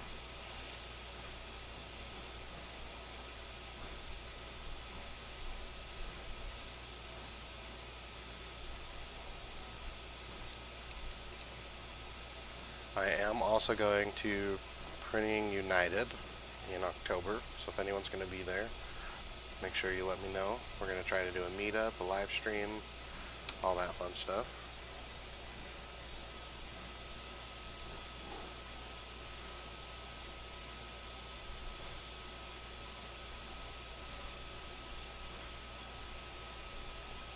I guess I could show you guys how I do my transfer tape.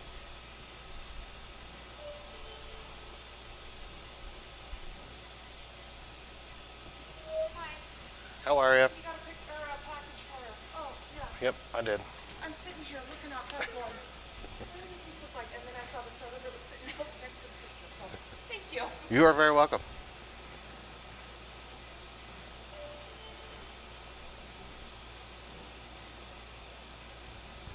Alright, never mind. I was going to pause this, but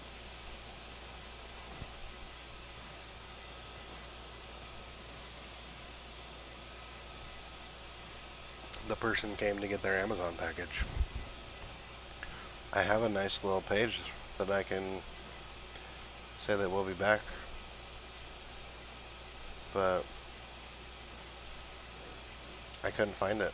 I'll show you what it looks like though, if customers come again.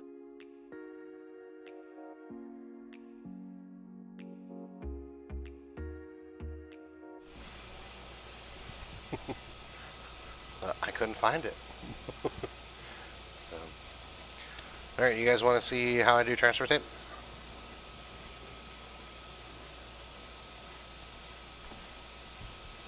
I just gotta get one comment and then I'll do it. One comment saying yes.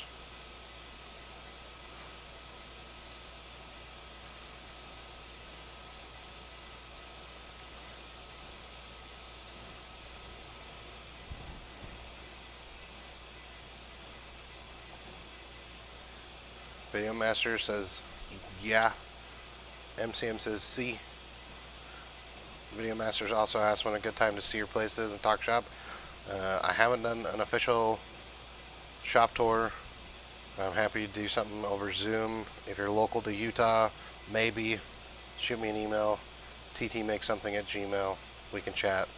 I have mixed feelings about sharing my address and sharing my name, even though I had someone tell me what my Facebook profile looks like, and I'm gonna stop there. Okay. I'll show you how I do transfer tape.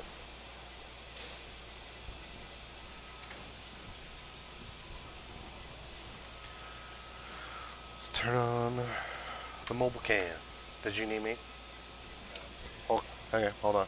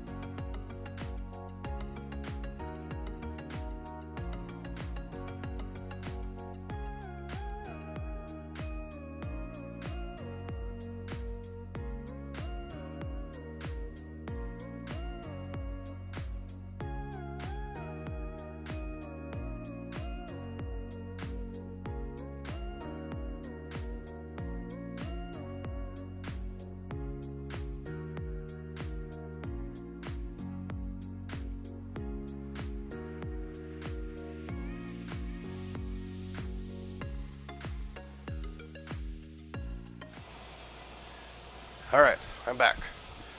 Sorry for the delay. Let's see here. Greg is asking if I'm happy. I am very happy. If you go back earlier in the live stream, we did some Foamcore.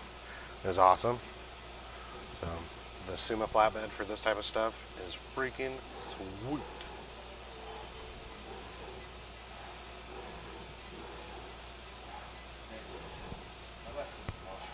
Marshall? Oh, sorry. Smith sounds kind of cool.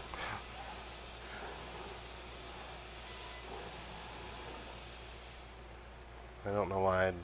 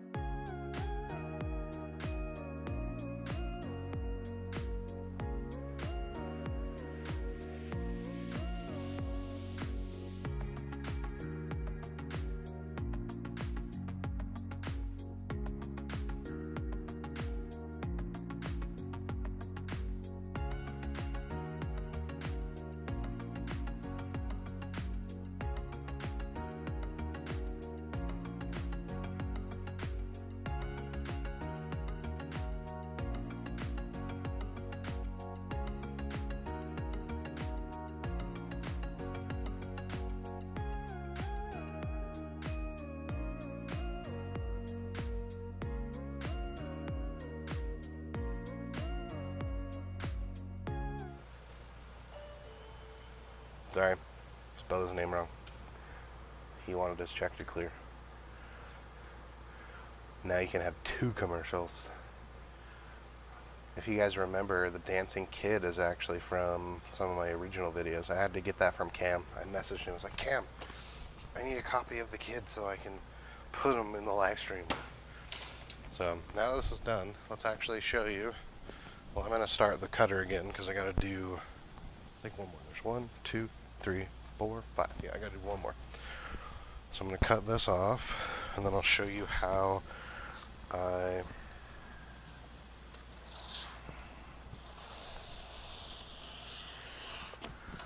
do my transfer tape.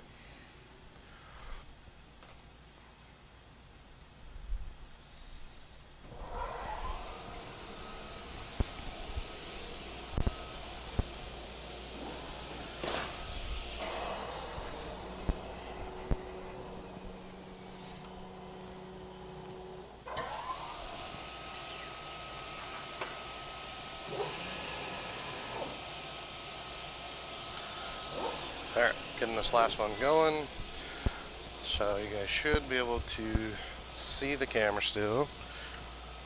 So I'm going to do the same thing like I did with the Foamcore earlier. Kind of remove any extra that I don't need. And then we need to remove the extra stuff in the middle. Now, normally I wouldn't transfer tape this right now just because this one has a screw up of the E, but I'm going to do it anyway. So you need transfer tape, squeegee, and scissors. This is 24-inch wide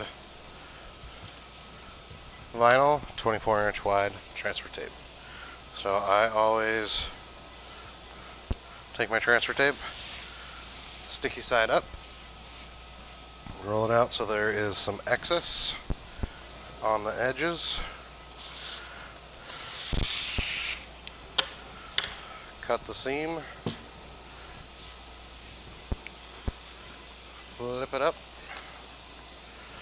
And then line it up with the bottom the best I can. And then kind of drape it. And then start from the center going out.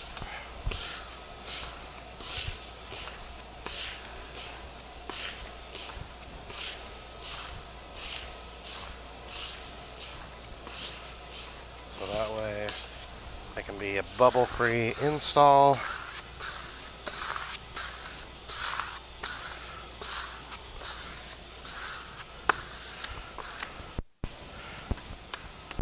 And then once I get that done, just do a nice hard squeegee across the whole thing. Then cut them down. I'm going to cut them down with the keen cut, but I'm not going to do that right now because I can't get to the keen cut. So, but yeah, that's how I do it.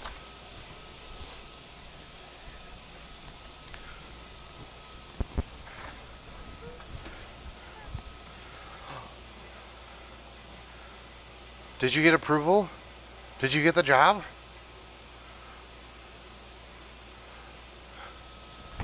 Did they say yes? Bob, the suspense is killing me.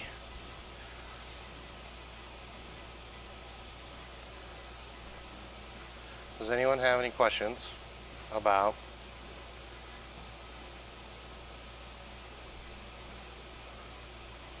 yes? Way to go, Bob. Way to close that deal.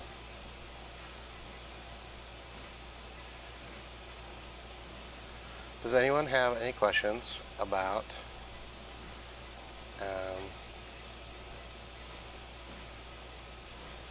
transfer taping?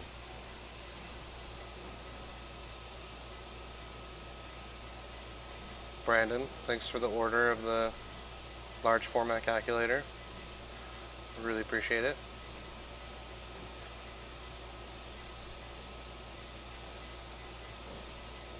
Oh, and the sales goal calculator.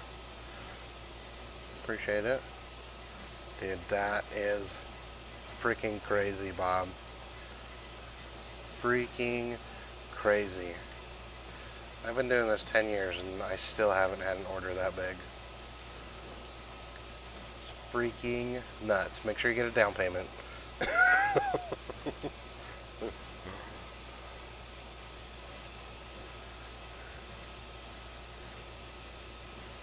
Dude, that is freaking crazy. That's awesome. The largest transfer tape that I keep in stock is the 24-inch. I honestly don't do that much stuff that requires transfer tape, just because I don't like it. So, like what you see here, even doing this, like I don't like doing it, but it was one of those things where I quoted the job more so than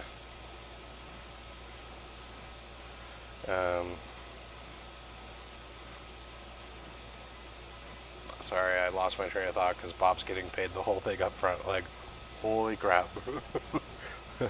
Oh, I remember.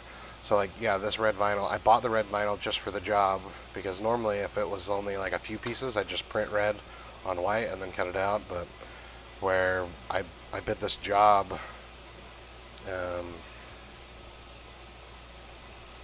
high enough that it was like, I don't want to do it, but I will for this price. And so, yeah. But I don't like doing transfer tape, but little things aren't terrible, so I do keep 24-inch in stock. I used to carry 24-inch and 16-inch, but not so much anymore.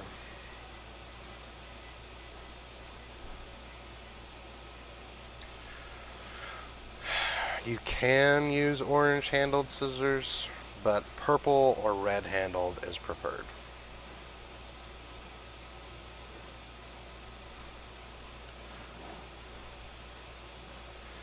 Although I do have some dollar store, the Betty Crocker scissors. Those are good for a few weeks, and then they're not good anymore. Like, I have some over at the Summa, and that's why I was like, where are my scissors? Because the Betty Crocker ones are no good.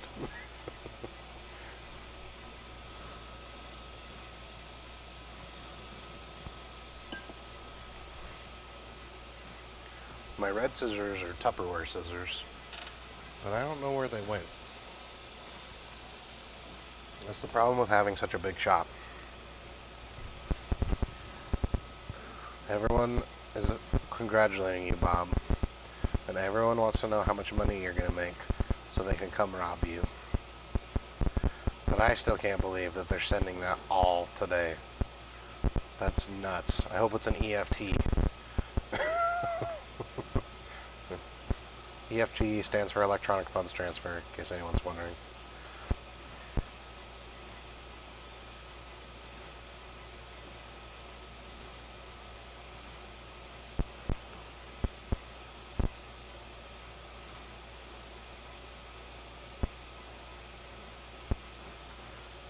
Dude, that is...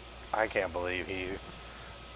Like, that's what I find funny. Like, customers that are paying you a crap ton of money get it.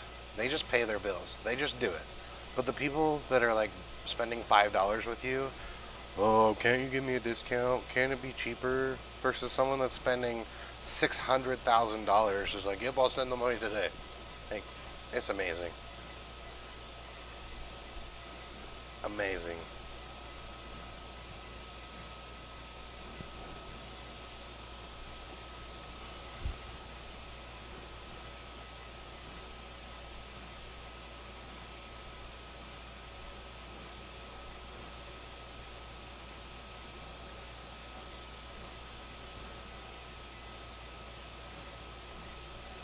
Welcome to the live stream. Glad you could make it. We're just hanging out, answering questions, watching the cutter run.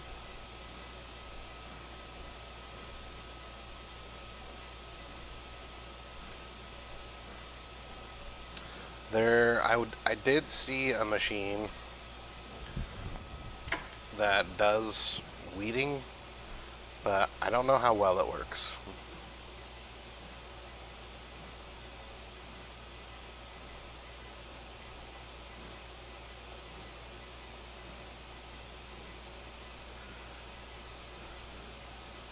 I occasionally get orders that I can't do in-house, and it depends on what I'm doing, where I send it to. I've got, so via the promotional products industry, there's a bunch of label houses that will do stuff. So like there's Stouse and TP Label and Americal and discount labels, and so there's a bunch of different label houses that do stuff. So it just kind of depends on what I'm doing, how quick I need it, when I need it, who I'm getting it for. Little stuff, like I did a batch of 1,250 labels on my little Epson printer. I'll do like mock labels on the HP, individual cut stickers on the HP. I don't ever do, like if it's a sticker, I always do it. And if I can't do it, I don't bid it, because there's not really any good outsourced sticker companies. Plus, I've never had something I don't think I can't do for sticker wise. Labels, when they want something on a roll, that's where it comes in. Like I've even outsourced to Derek with Sierra stickers. I've had him do some work for me. So just kind of depends on how quick I need it. Like yeah, just depends. I'll take. Can I just have a 10% commission, Bob? Just 10%. That's all I want.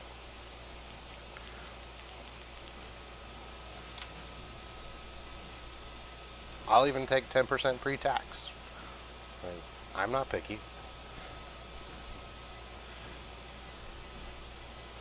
Not picky at all.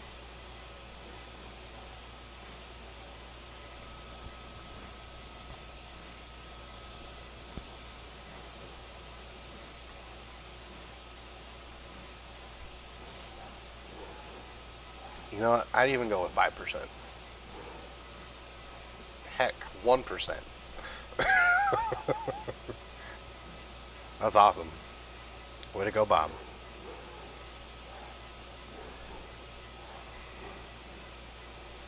Yeah, Bob's going to do more with one sale than I'll do this whole year.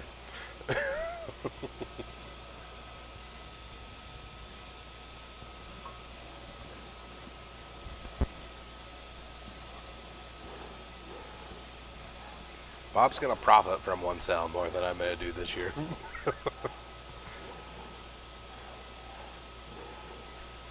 That's freaking nuts. So crazy. That is a good find. Way to go, Bob.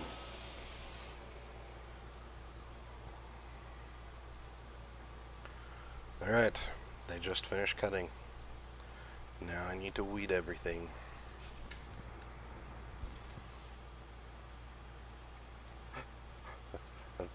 That's more profit than Bob's done in the last 8 years.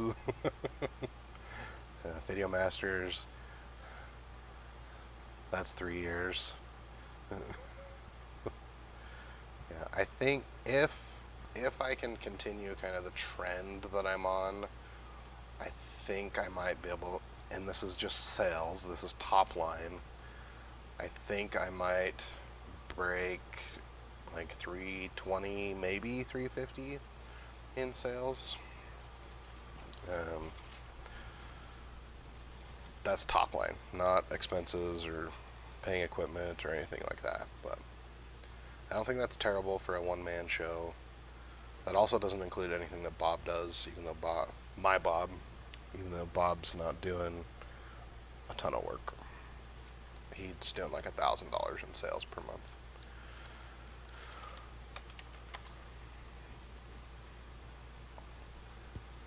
But yeah, that's freaking awesome.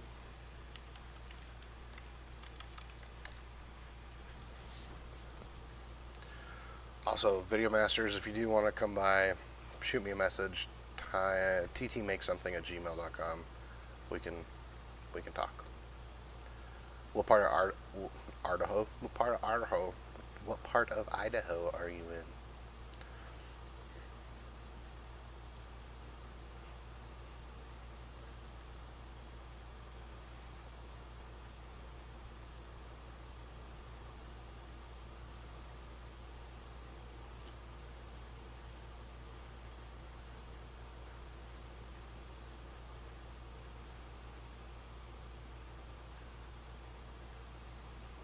Okay, let's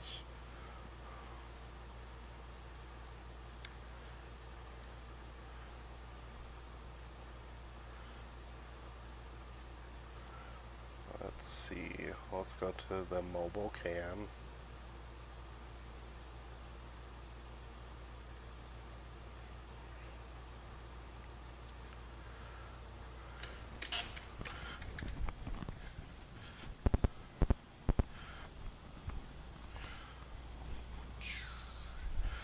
It's about time for me to eat my lunch, my bag of chips.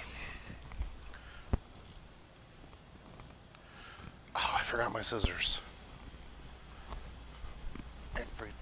Every time.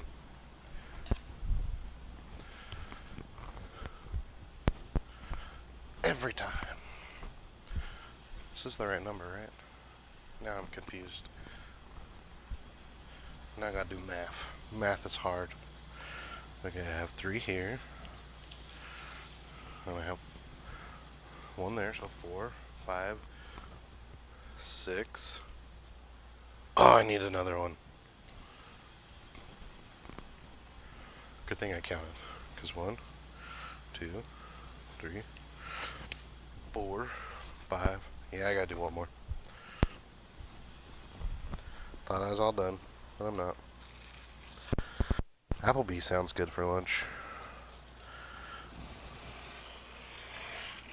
I usually get there when they do their 2 for $20 thing. I usually do the their, I don't even remember what it's called. It's like a fettuccine pasta thingy.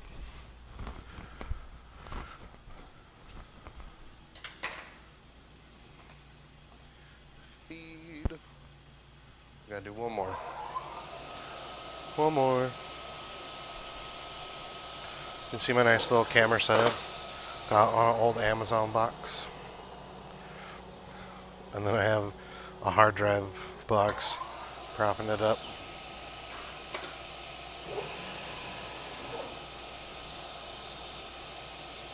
Okay.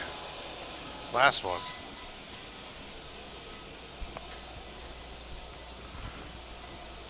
Last one.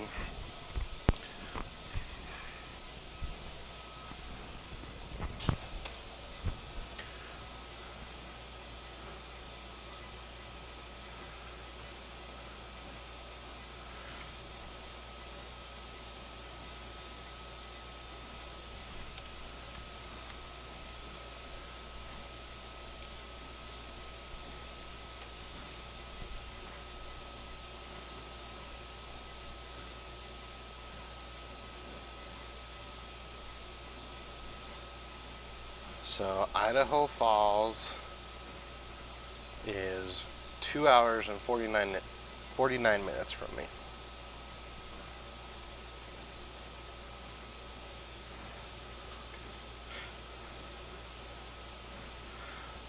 Oh, that's hilarious. That is really hilarious.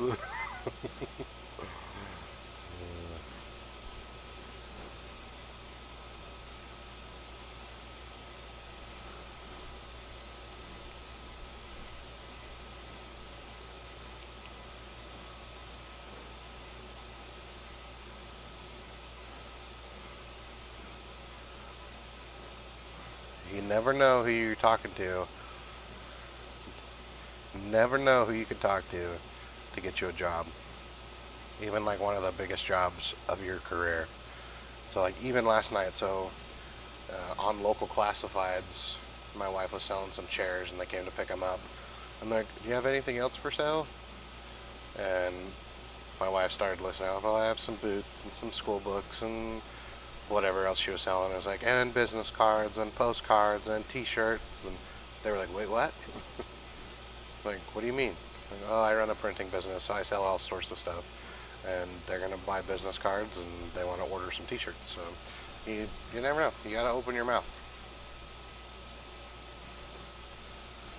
Open your mouth. It'll get you sales.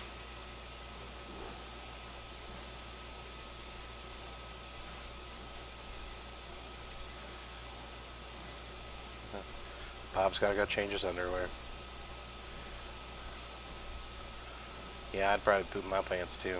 Especially if they're paying me that up front. It's freaking awesome.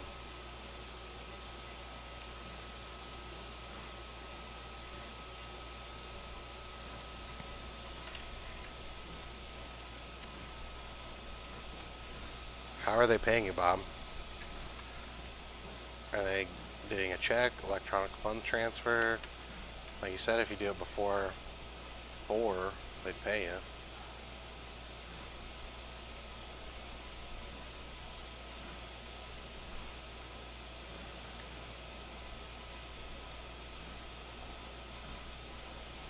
Oh, sometimes I hate people.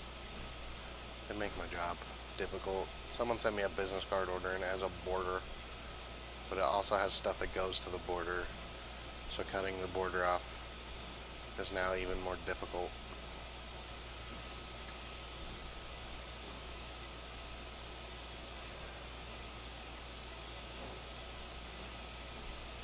To learn the embroidery, at least when I bought it, it came with 2 days of training. So my wife did the training, and then from there she had a few kind of hiccups.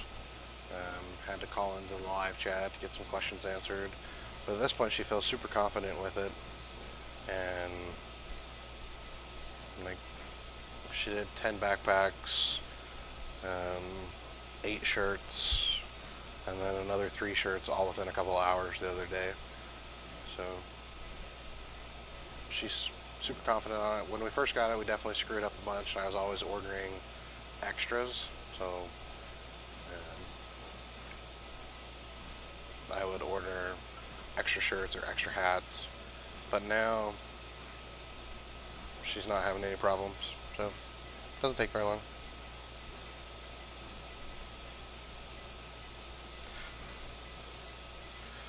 You can't sell them on the Coroplast sign. You gotta sell them on the idea of the Coroplast sign.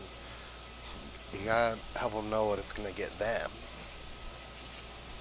I sold 3 4x8 Coroplast signs, but it was to someone running for a local office. You just gotta sell them the idea. Make them fall in love.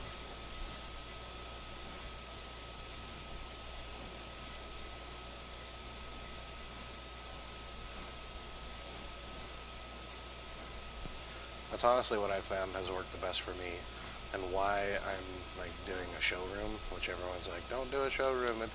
I shouldn't say everyone. Everyone in the promotional products industry is saying, don't do a showroom. Everyone's shutting down their showrooms. I find the opposite to be true. I find that like getting people to come in, that's what's like getting me the most business, because they can see the different services that I offer and provide, and that's how I'm getting the work. It's like, oh, you do shirts, oh, you do this, oh, you do that. So, and honestly, I think every area is different, so you gotta find what works for you.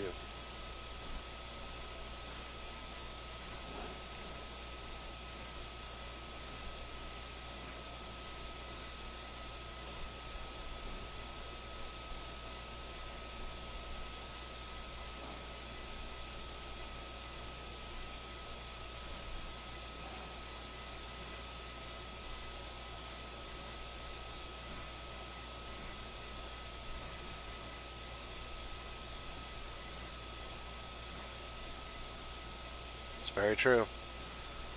I get that all the time. Well, what can you put my logo on? Everything. I always use HP Prime Gloss Air.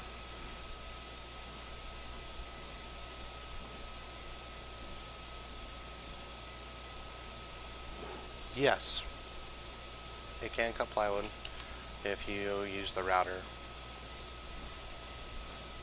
You just add the spindle and it could cut it. So I have done aluminum at this point, but I have not done wood, but it can do wood.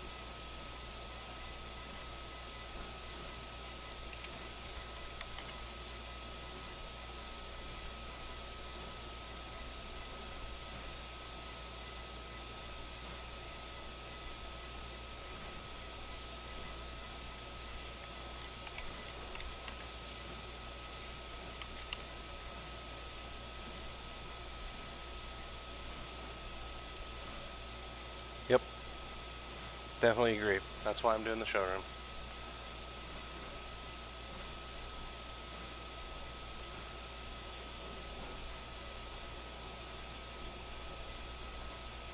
So on the Summa, there's actually a dust skirt and a vacuum that hooks up to it.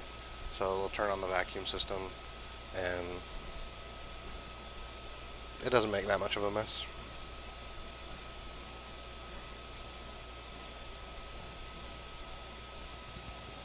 But it does get messy.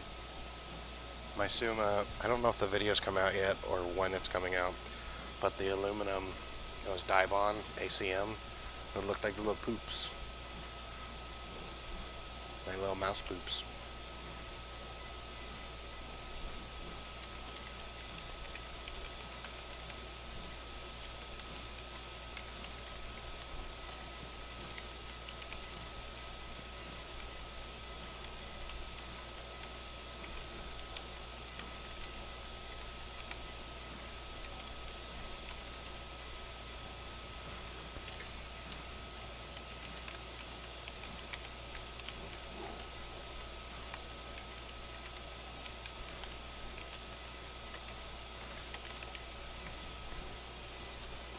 Any other questions while we're watching the Summa work?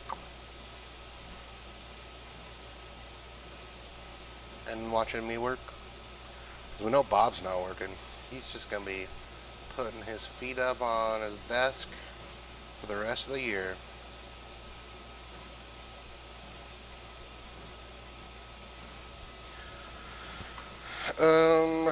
So Ahmed is saying that he's got the 560 but doesn't like how small it does, and is asking if I would do DTG or embroidery. So I think both are okay options.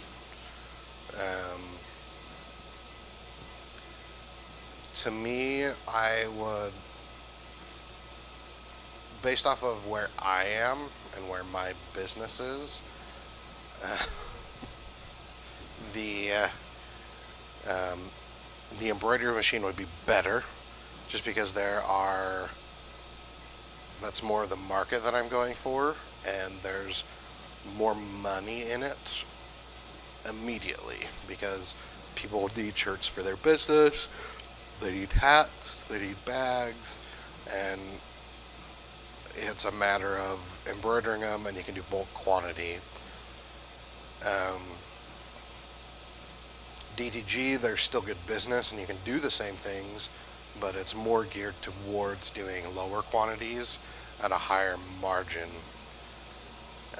So to me, it would be harder to get DTG work at the prices that I feel I would have to do the onesie twosies, but there's definitely money in it. Like, I have people call probably once a week asking if I could print directly on shirts, and I send them to a local competitor that does it.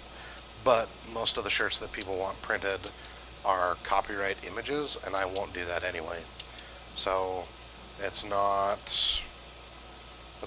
business that I would get into, because usually at that point I can just push them to screen printing if they're wanting something for business, because they're wanting, oh man, the yawning started, they're wanting to do more shirts. So to me, at that, I would pick embroidery. If I had like an online store and people were able to upload, and it was more automated, and there was a closer supplier for t-shirts where I could get 10, 20 shirts a day without being a big deal and paying a bunch of shipping, then I think DTG would be an okay option. But for me, if I was looking at the options, I'd pick the Melco. Bob is test driving Lambos.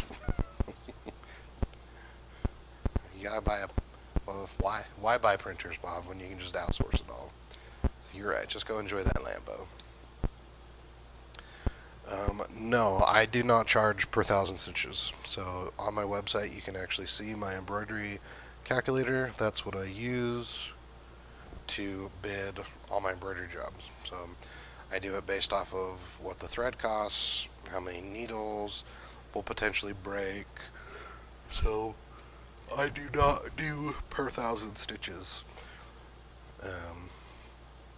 Which is why, like, when I outsource, I'll outsource jobs like over 50 pieces, because it's cheaper than paying even myself. Even if I was making 15 bucks an hour, it's cheaper to outsource, because most embroidery people don't, they subscribe to that model of cost per 1,000 stitches, and the cost goes down with the more shirts you do, and so they end up, in my opinion, not making as much money as they could. So I use my cost calculator, and that's how I do stuff. So, and I'll take the garment and double the price. So if the garment costs me $10, I charge them $20 plus the cost of embroidery. Sometimes I'll do 75%. So if it costs me $10, I charge $7.50 more, so $17.50. But just depends.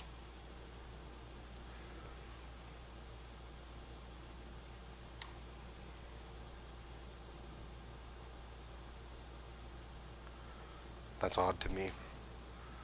Most of my customers don't care, they just want the shirt. They want the result.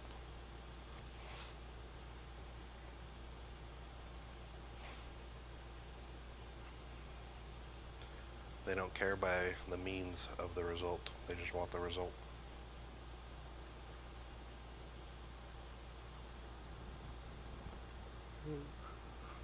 Let's go to the bowl cam. Make sure you guys ask your questions.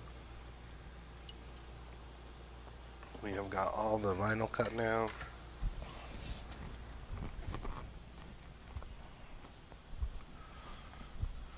I think I left my scissors over here.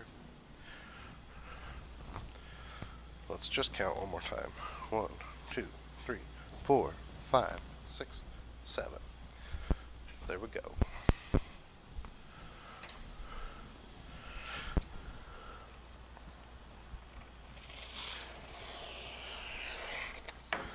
I don't need to worry as much about this moving because now I'm done.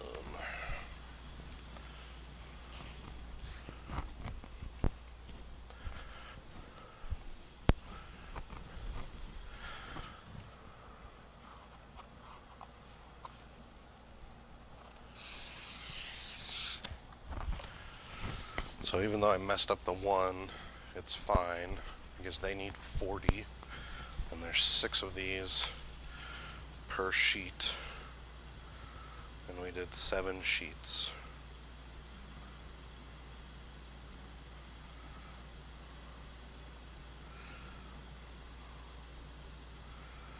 So as long as I don't mess up another one, or I guess I can mess up one more before it'll bite me in the butt.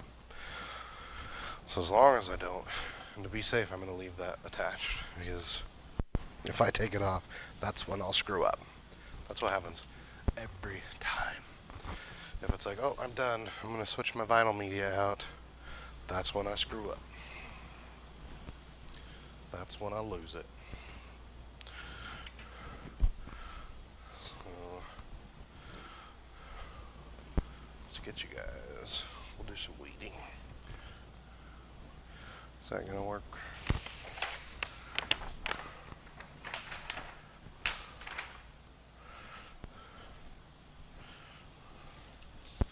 Super dusty from all the drywall crap.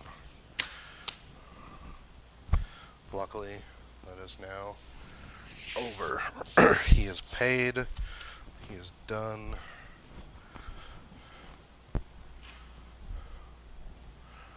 So while I do this real quick, make sure you ask any questions in the chat. Bob, feel free to send me some lunch. Haha, joke's on you. You guys don't have my address. Uh-oh.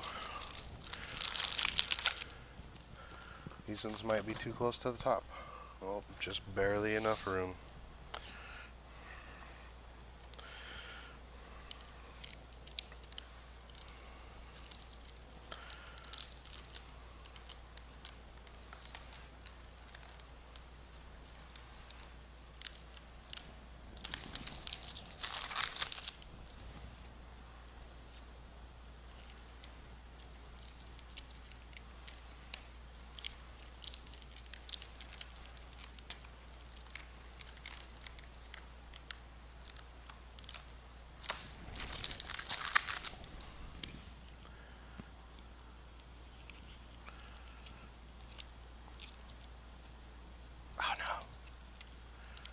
Okay.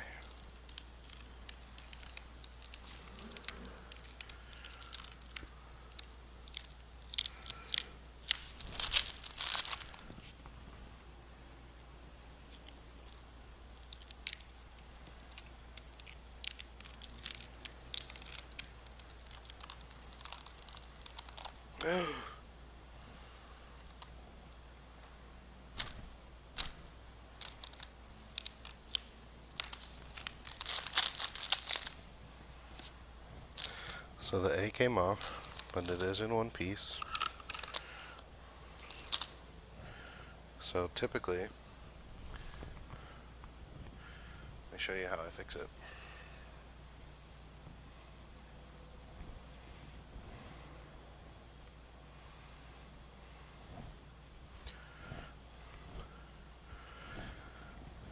So you can see the knife cut a tiny bit in the backer, and so I'll get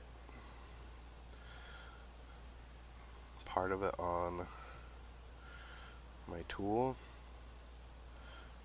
and it's got some static to it, so sometimes this is harder than others, but if I can get it kind of placed, then let's start up at the top.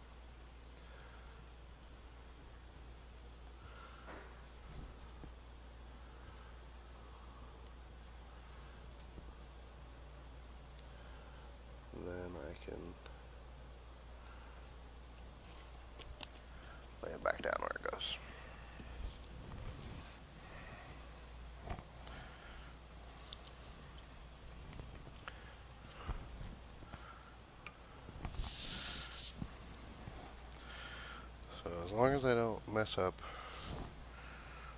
too many of these, we won't have to cut more.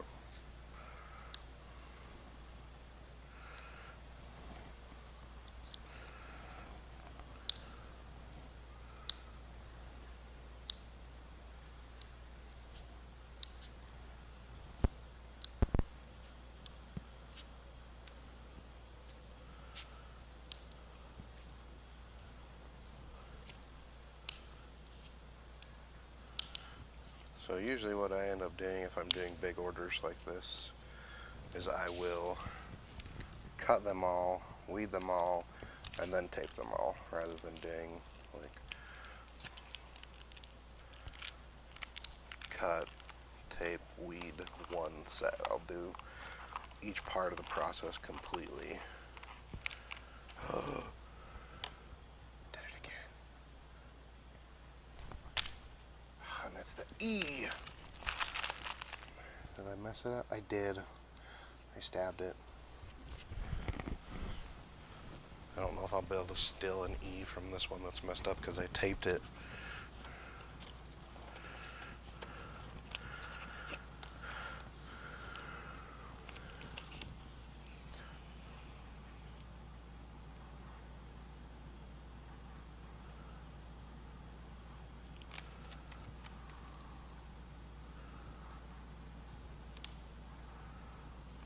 Oh yeah.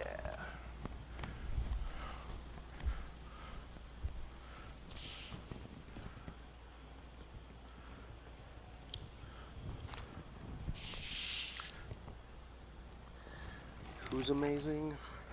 Bob's amazing. Who pretends like he knows what he's doing? I do.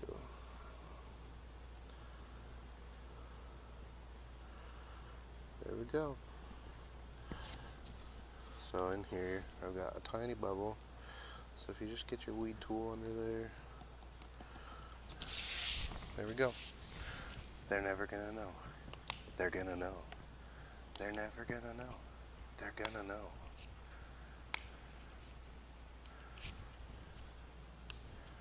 Those are my favorite Instagram reels right now.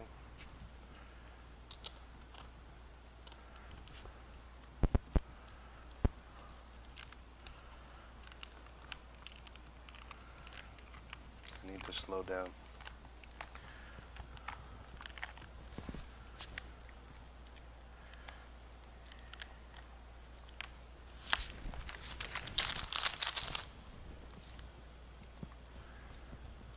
As soon as I'm done with this, I'll go see what questions there are. Can you guys even see what I'm doing? Yep. Let's go see what we got.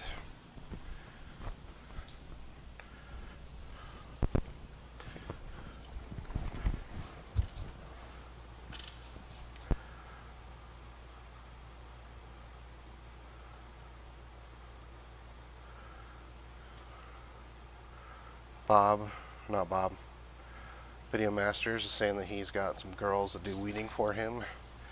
Yeah, I definitely don't have that. Ahmed, if I was buying a DTG based off of my limited research, I would probably buy the Omniprint.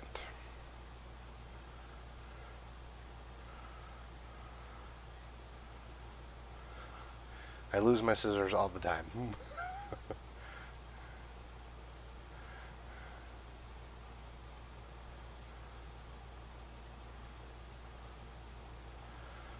Every customer is different. Definitely agree that some like vinyl, some like screen printing, some don't care.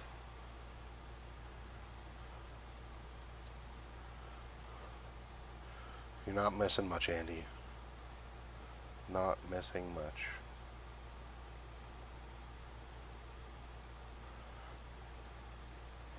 You followed my advice? You bought Melco?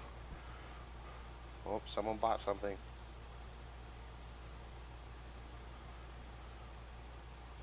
Thank you for buying. Thank you for supporting whoever you are. They bought my embroidery calculator. Thank you.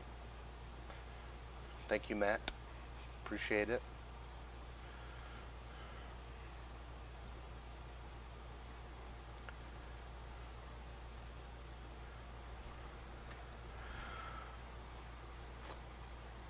Okay. Any other questions, or should I get back to my weeding? Bob, are you on live stream timer? Oh, we've already been going 2.5 hours. Oh, man.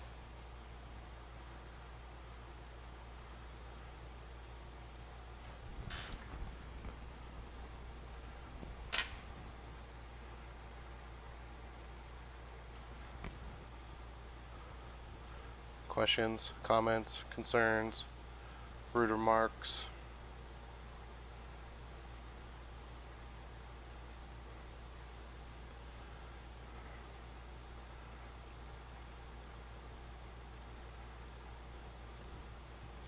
Okay.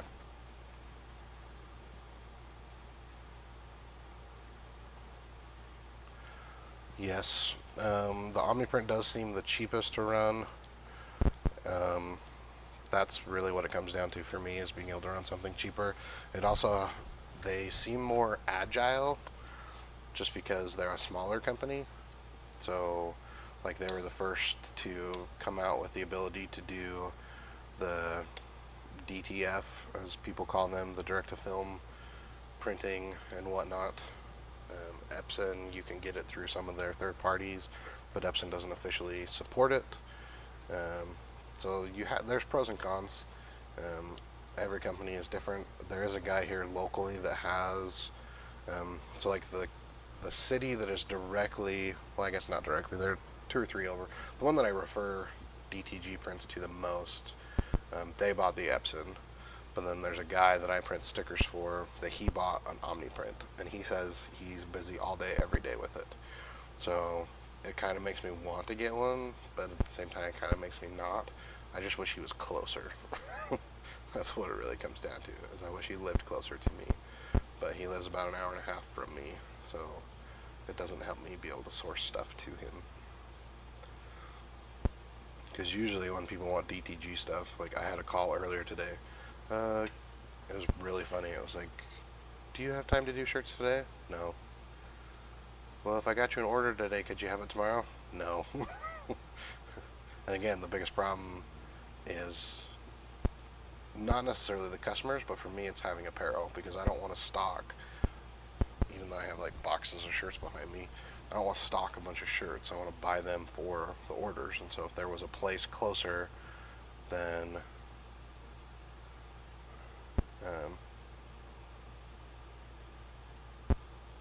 then that would be different. So.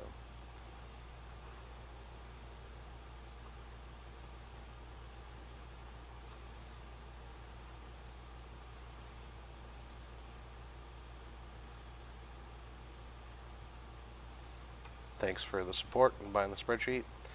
Yeah, I'm the same way. Like, to me, I'm going to do stuff that makes me money. I don't want to do like every other embroidery person and do the degrading scale. Like, I want to be able to make money for every job that I'm doing. And so by accounting for the labor time, accounting for the backer, accounting for potential needle wastage, then it helps me feel more confident in the price that I'm charging, to know that it's worth doing. And if someone, like I said, if someone's ordering higher quantity stuff, I will outsource it. Like, if someone's ordering 100, 200, 300 of the same thing, absolutely I'm going to send it out and pay someone $2 a hat or $2 a shirt to embroider it for me, because why would I do that? Why would I do it myself when someone else will do all the work for me and I can make more money?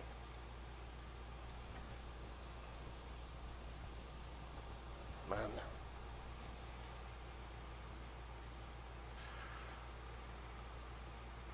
Alright. Let's go back to the weeding table. If you guys have more questions, just let me know. Don't hesitate to ask.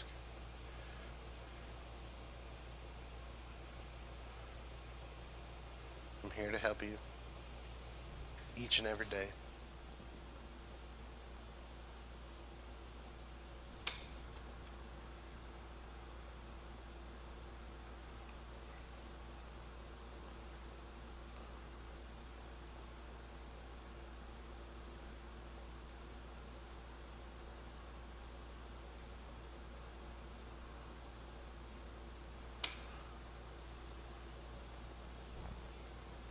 Sorry, I got a text message.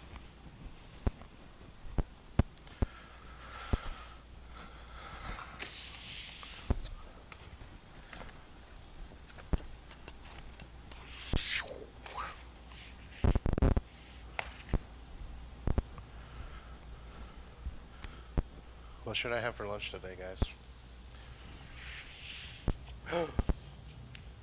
Where's my weeding tool? Oh man, it's just like scissors. Oh, I found it.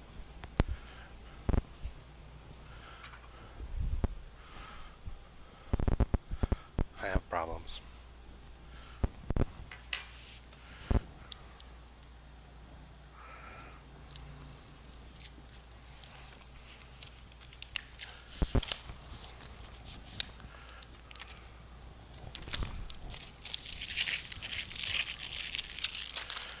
Did I cut off the top? Nope. Barely on there. Wonder if I could pull up the comments on my TV here. Back. Live chat. Sweet. Okay, how do I show it? Connecting to live chat. Successfully connected. Okay, can someone comment so I can see if it works?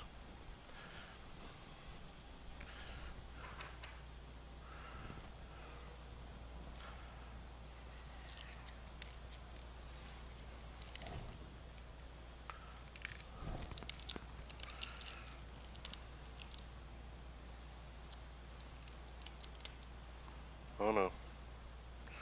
This one's not going as well.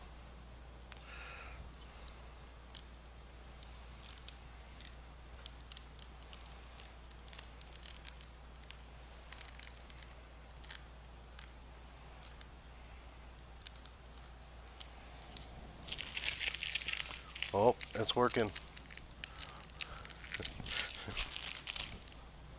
The TV's far away, so I can't see it very well. But it worked. Thanks, Brian.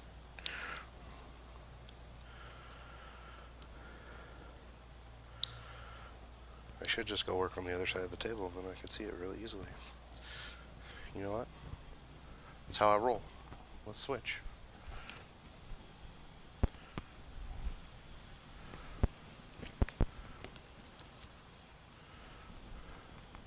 Gotta move my bright line.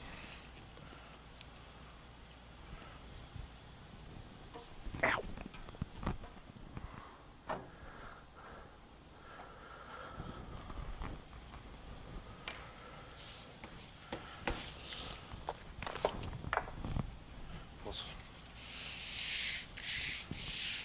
Now I can see the comments. But no one's commenting. You guys are just all enjoying the ASMR of me weeding vinyl.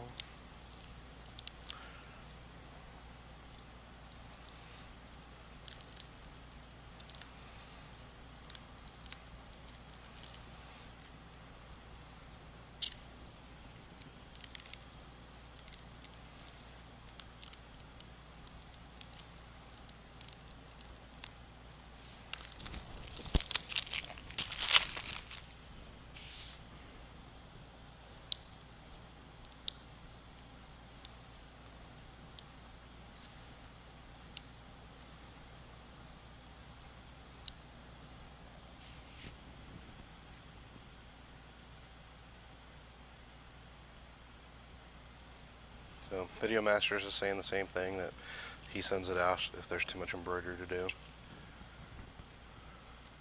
Andy has got his coffee mugs done. Gotta go get paid. Well, I get it.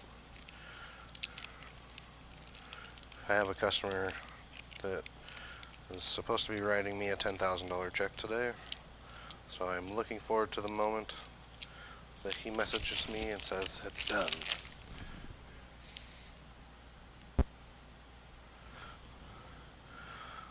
Yeah, my embroidery person is the same way. Like they order, like they only do embroidery in-house. They do a ton of promotional products. I think they do about 10 million in sales with promotional products every year. But but they only do embroidery in-house. They outsource everything else. So I actually do all of their paper printing. I do all of their stickers. So it's kind of a win-win relationship. That's part of the reason I'm getting the flatbed, because they order a lot of cardboard boxes, and so I'm trying to be able to take over that work, because they want someone locally so they can get them faster, not have to pay shipping. So they're willing to like pay the cost of shipping, as in they'll pay me more per box. But yeah, having local people, or even like non-local people that you can like count on, like it's just like the other day I used Derek with Sierra stickers because I had a customer that wanted some funky shaped roll labels that they only wanted like 250 of each, and that's not something that I can easily outsource to one of my big promotional products label partners. So I messaged Derek, said, hey, here's my artwork, like provided it to him print ready, makes it super easy for him. He sent me a text message like an hour later of a video of it coming off the printer. So like he shipped them same day, which was bad for me in the sense that like I never get stuff shipped out the same day. Like I'm trying to, even at my shop, like set turnaround times of like for stickers it's a minimum of a week, and for embroidery it's a minimum of 10 days, and for screen printing during the slow season it's 7 days, during the busy season it's 11 days or 12 days, because I would rather set that expectation, and then if I deliver sooner, great, but if I don't, then they knew what I was before they picked me up. And I don't play, like I can, like if they're like, hey, can you get this done tomorrow, and I can, I will, but I want them to pay for it. I want them to feel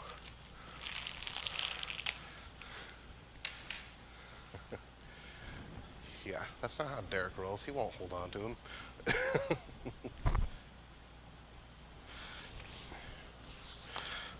That's Derek's game. He likes to get stuff done, out the door, which I love him for it, and it does work. But luckily, like the ones that I had him do, they were going to Washington instead of their Utah location, so it actually worked out fine, because most of the stuff I do goes to the Utah location.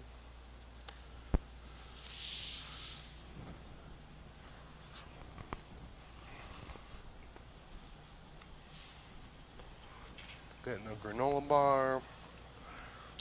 Starting to get hungry. Should probably wait.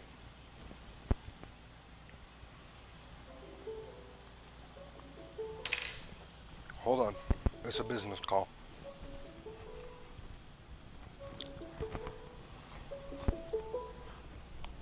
This is Darren. How are you, Judy? I'm doing well.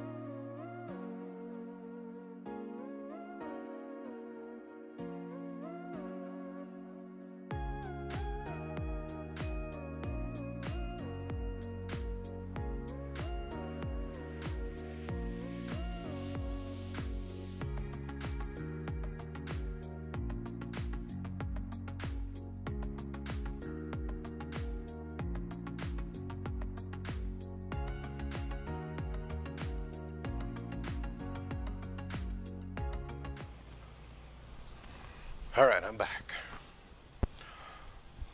Yeah, I get that sometimes too, where Bob's saying that his sister-in-law or someone, a family member, wants something and they'll get paid.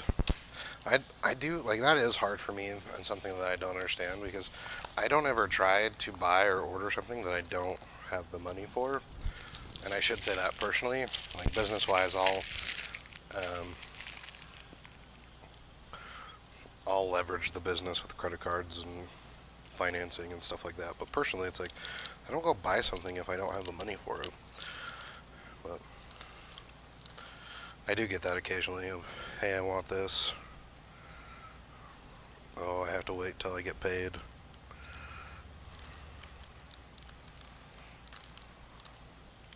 But that's why I'm trying to set my timing so that I can set those fees of like, yeah, I can do it, but it'll be this much more.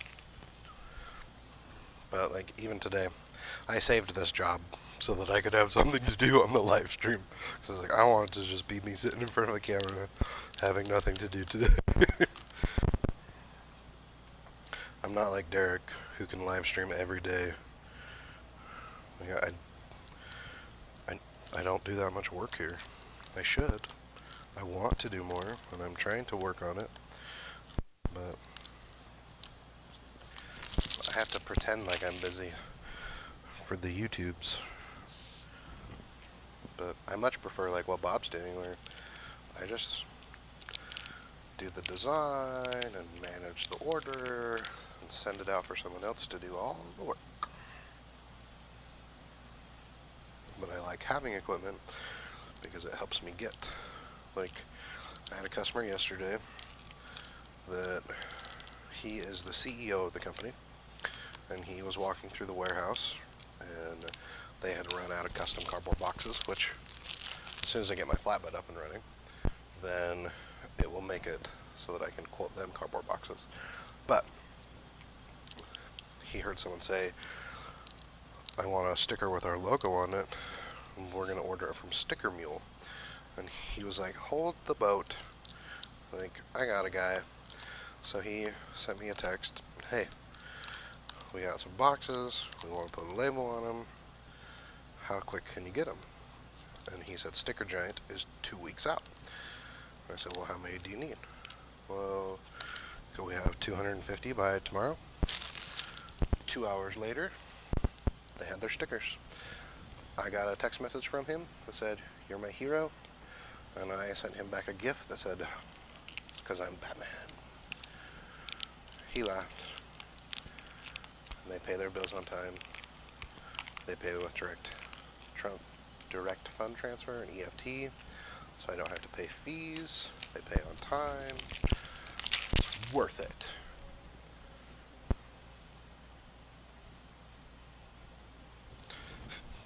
That's awesome. A life size. So they didn't actually use Sticker Mule, they were using Sticker Giant, which Sticker Mule, I can beat Sticker Mule's prices every day. Sticker Giant, when they got up into the, like 1,000, 2,000, they were actually a better price than me. But I beat them with customer service, and I beat them with how quick I could do them.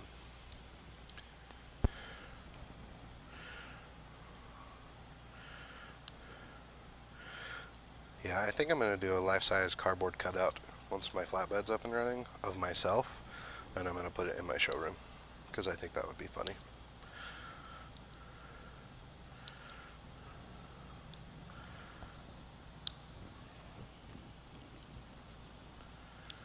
Plus, security purposes. I just got to make sure I move them around every day, so if someone looks in the window, I'll be different places every day.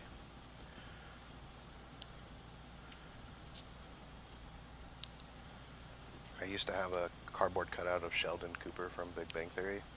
My wife made me get rid of him because every time she went into the basement, she freaked out because she thought someone was staring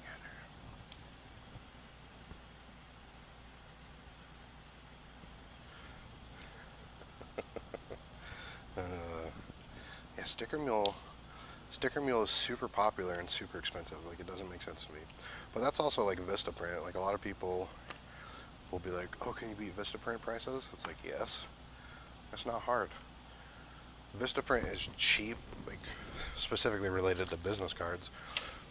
Vistaprint is cheap when it comes to one-sided, like, 10-point business cards.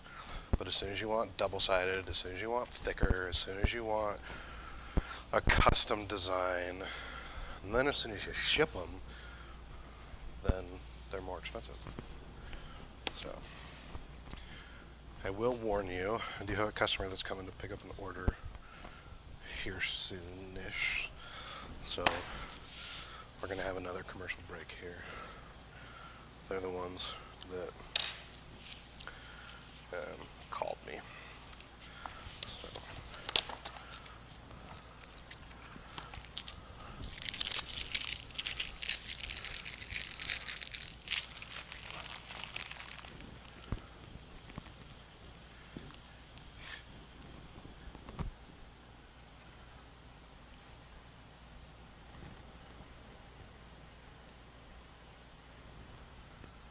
CMYK stickers, I make a ton of money on stickers. Ton of money. I'm making a ton of money on this vinyl job because I didn't want to do it, and they paid me anyway.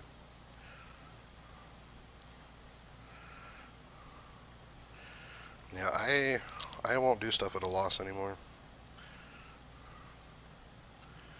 It's not worth it to me.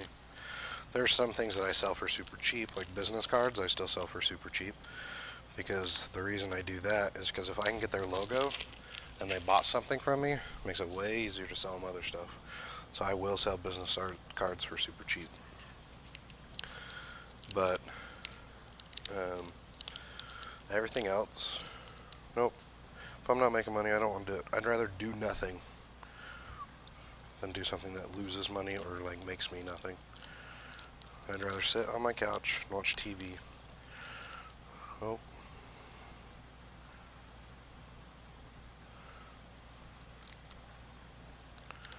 This one got messed up. Let's see if I can fix it.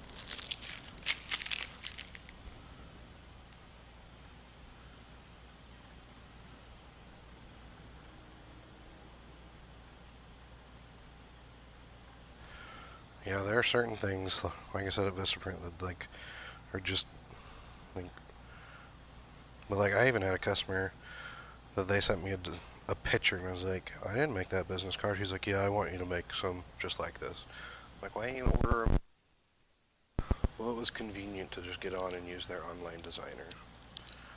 It's like, really? That was more convenient than just like sending me an email saying this is what I want? Or getting on there and designing it and then sending me an email saying I want it to look just like this? Like the other day I was in, I can't even remember what Facebook group I was on, but someone was complaining about Canva and how they keep getting designs from Canva, and I was like, oh, I love Canva.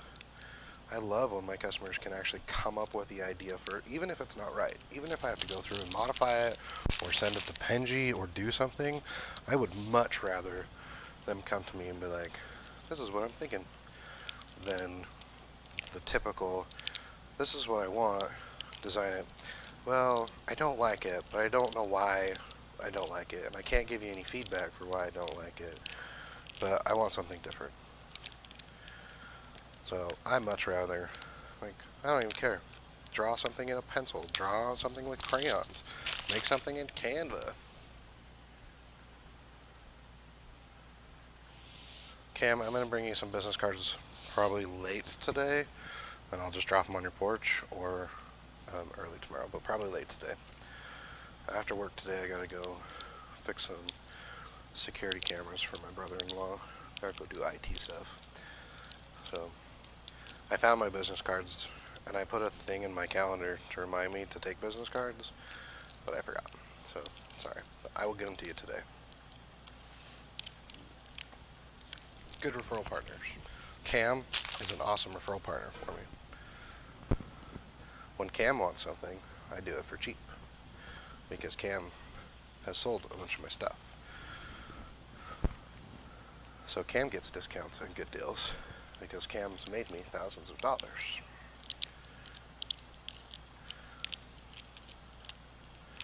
So I guess that's one caveat, but the way you could look at that too is like that's my marketing money. Like instead of spending money on direct mail or spending money on these other random things, I'll spend money to give people discounts.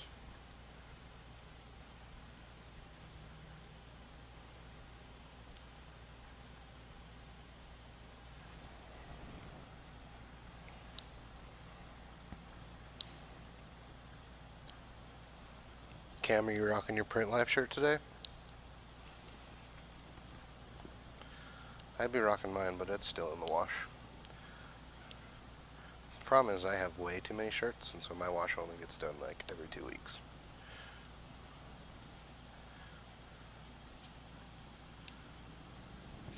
Although I probably shouldn't complain because I don't have to do my own wash.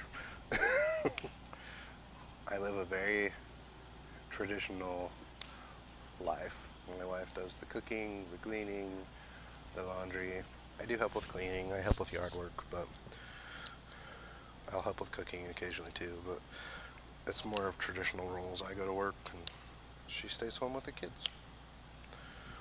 She does do the embroidery though, which is super nice, super helpful. I think she likes it.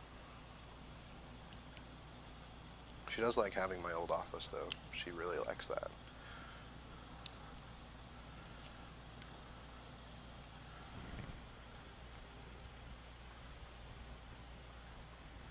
Ah, good. Cam's wearing the Print Life shirt to show the quality of the shirts while he pimps my services to a tattoo artist. Nice thinking, Cam. Good marketing plan. That's why you're in operations.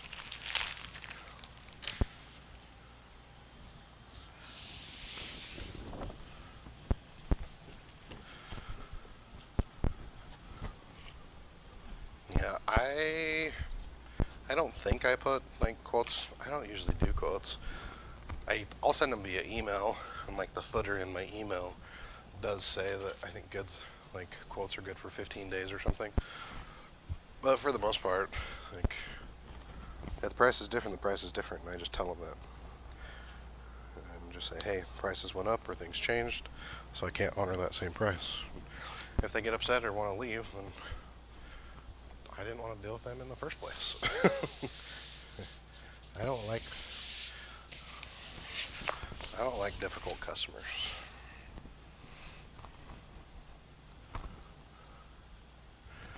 Okay, have fun at work, Cam.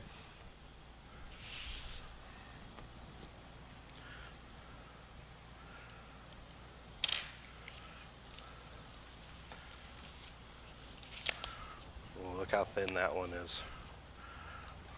Barely got it.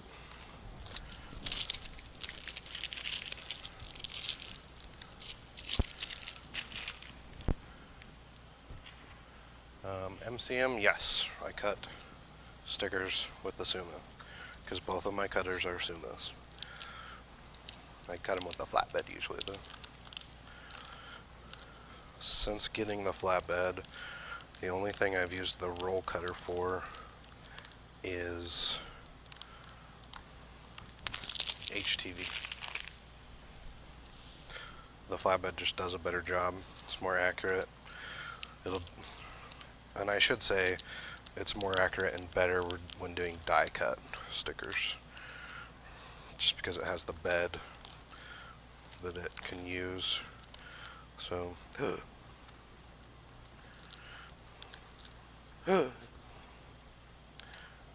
so yeah, flatbed.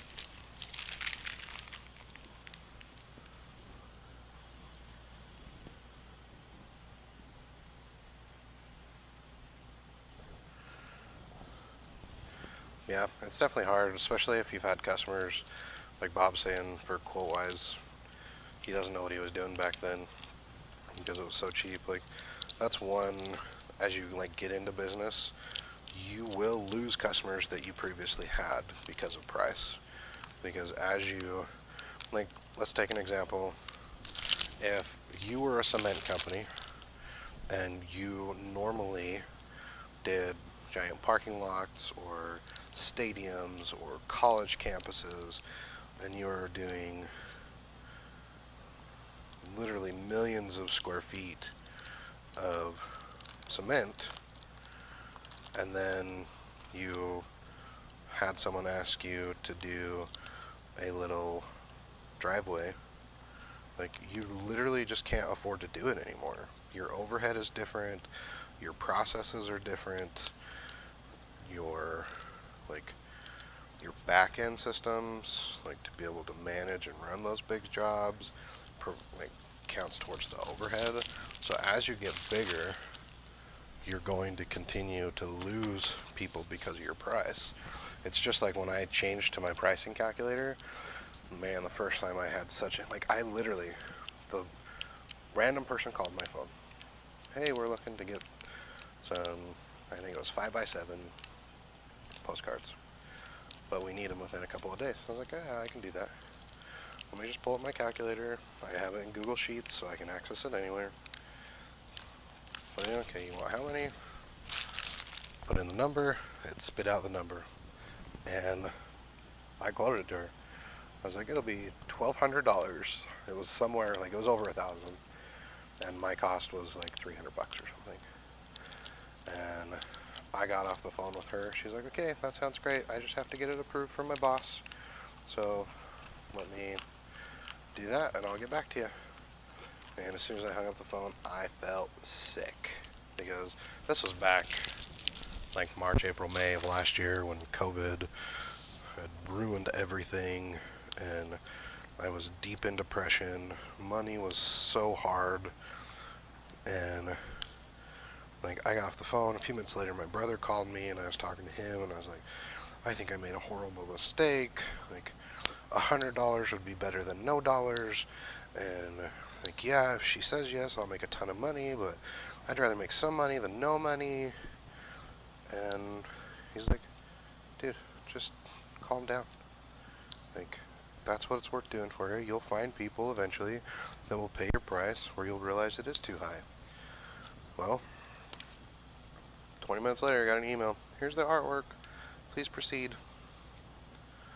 So that's kind of what helped me realize, you know what?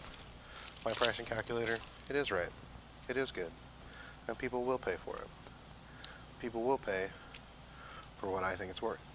And you know what? If they won't, they will stop buying. And it will be made known to me. But at this point, I think I need to raise my prices. Because I still get people that are like, oh, that's cheap. So, pros and cons to everything. But I do think that's where, like, if you specialize in something, you can make even more money, because by specializing, it helps you, like, tailor down the process. It makes it so you can streamline the process, and that you can push really hard on marketing that one thing, which then makes it easier to make money.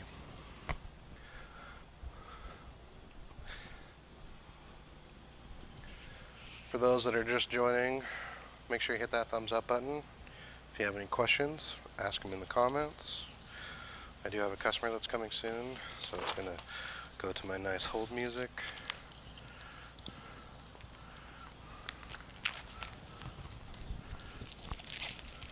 I'm still hungry, so I got to figure out if I'm going to eat a bag of chips or if I'm going to go buy something.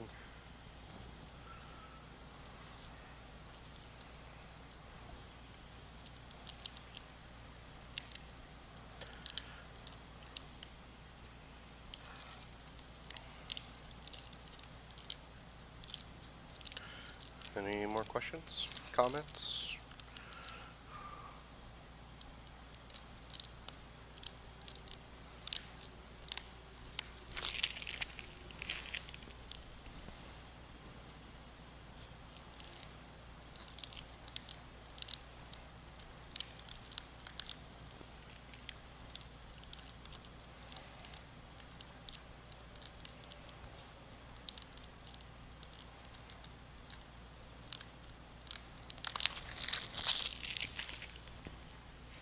What kind of chips? Sun chips.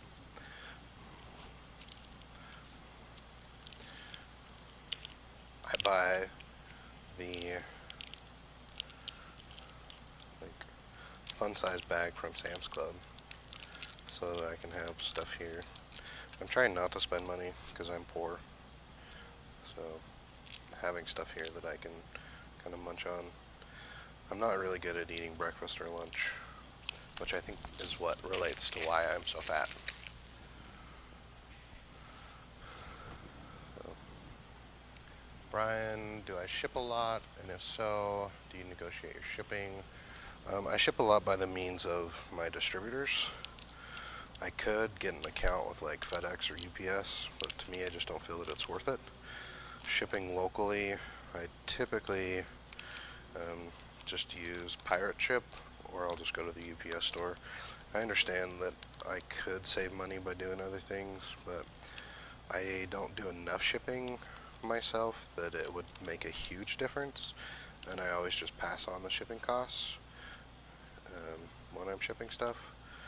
So it hasn't been a huge deal. There is a company called Ship Key, I believe, that also does it. I think Bob sent me a text this morning that I haven't responded to. But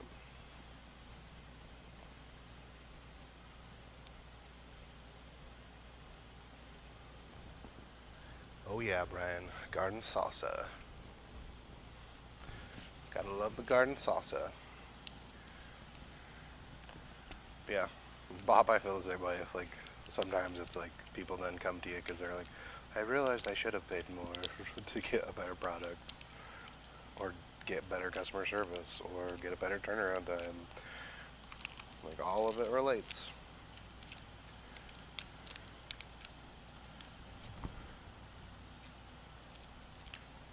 Also, all of you that have used my Amazon, thank you for doing that.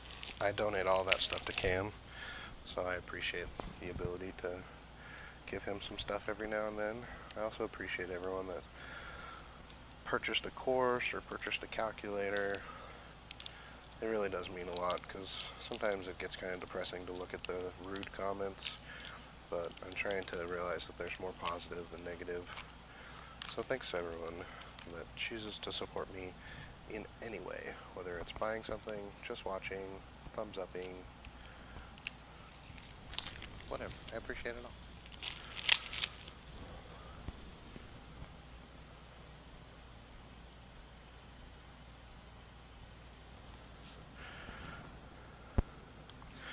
Yeah, I don't ship enough that it matters. If I shipped more, then I'd probably get into ShipKey, but honestly, if I am shipping, like one of my outsourced partners, for example, for business cards, the price difference between me shipping versus what they charge me for shipping is like $2.50. So they have a really good negotiated rate. If I was shipping as much as they were, it'd be worth it. But usually if I'm shipping business cards, I either just buy it from them anyway, because I don't want to do it, and I'd rather like make $1 less but not have to do any of the work, or $2 less, or whatever it ends up being. But if I was shipping every day like Derek with Sierra Stickers, how he literally ships everything he does, then it would make a difference. But 90+% of what I do in-house is local, and that's on purpose. Like even with the cardboard boxes, like that's one of the things I'm promoting about the cardboard boxes, is the fact that like I'm local. If you buy cardboard boxes from me, you don't have to have them shipped. You can come pick them up. So, oh man, I lost my purple scissors again.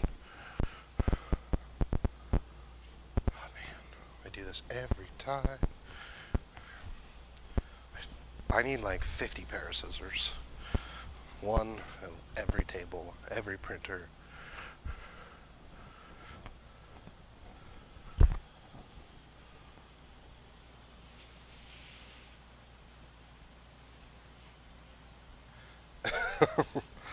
Yes, specialty business cards definitely do have a lot more options and more.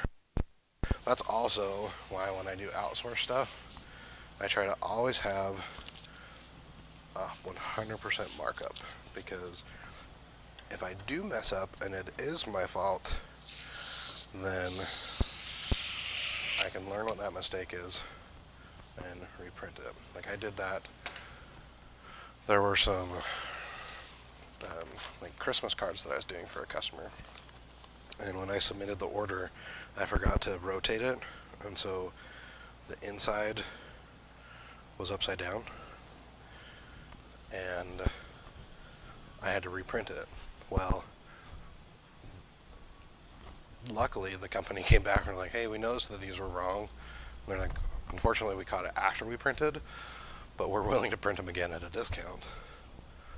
So I still made a little bit of money, but I had enough money that even with redoing it, I wouldn't have lost money.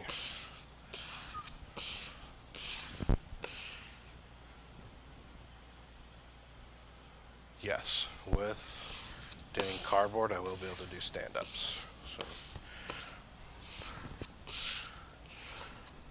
I've actually already done one. So since you guys are in the live stream, I'll just tell you what's going on with the flatbed. I bought a used flatbed. It's more refurbished than it is used, and the problem is there's an issue with the cyan, and so when it's cutting, there are bubbles or streaking, and so they've come to fix it a couple times.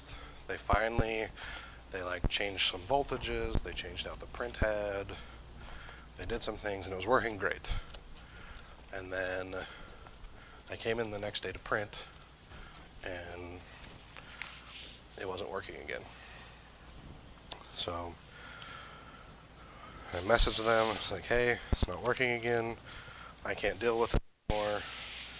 So talk to me about a new one. So I could get a new one, and they're like, okay, we could have it next week. Or they just launched a brand new one that won't be available until the end of August. And so I looked at the difference in features and ultimately decided that I would do the brand new one, even though I'm spending way more money than I want to. Okay, so this one, pause the story.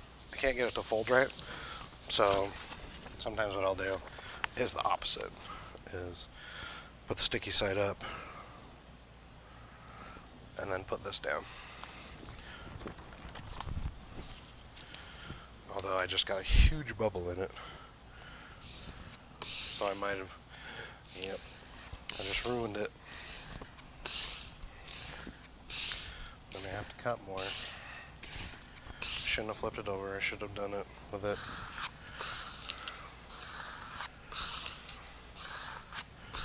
Dang it.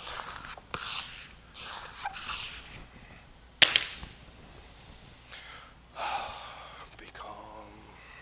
So yeah, every time you have creases in this, it's ruined. So one of them is fine. Anyway, so I'm waiting for the brand new one. I'm supposed to be able to get it at the end of this month. He's supposed to have more information for me next week. So that's what's happening. This one that's here right now is going away. I'm getting a brand spanking new one. I'm spending way more money than I should. But it should be awesome. So there's the story on my flatbed. So I need a break from this because now I'm angry. So let's go look at your comments, and then I'll put you on hold when my customer comes. Let's get a bag of chips too.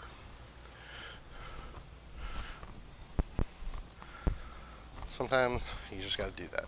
When you get angry, you gotta take a break.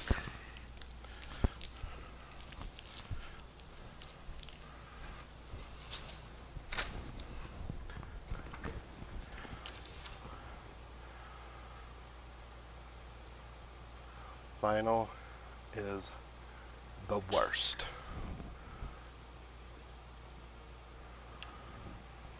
The worst.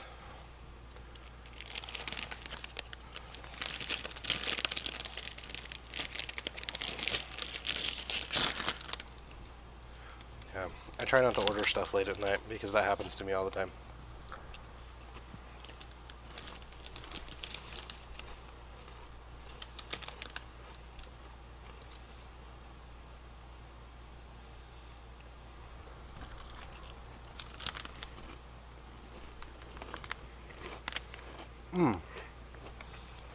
If you guys use the Buy Me Something link or my wish list, you can buy me bags of chips if you want.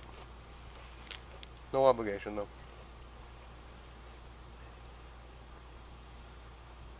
Let's see if I missed any other questions here.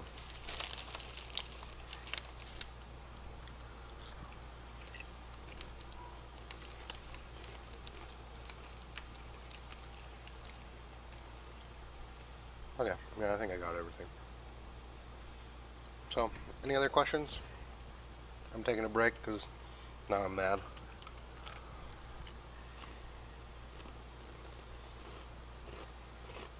Luckily, the vinyl is still set up. I just have to move it forward. That's one thing that's fun about having the cameras, as you can see around the whole shop.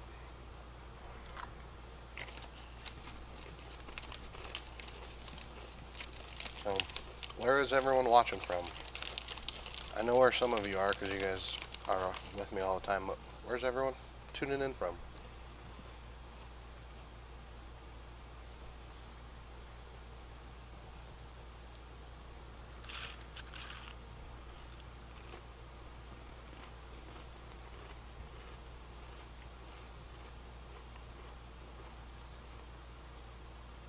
We got some Canada.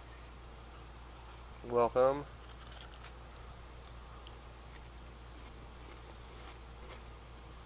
Chicago. I have a friend that lives around here. Well, it's my mother-in-law's friend. She's from Chicago. She's Italian. She's always like, Chicago. I can't even do it justice. That's awesome. She has an awesome accent.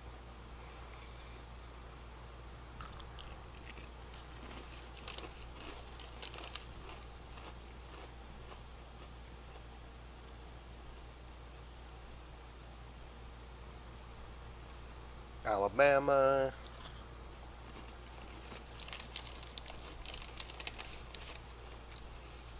Well, what questions do you guys have? Secret, not secret, personal, business?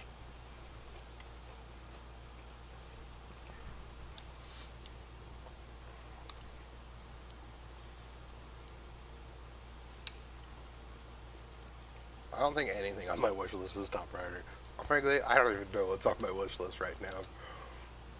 You guys last time in a stream told me to add treats to it, so I added treats to it.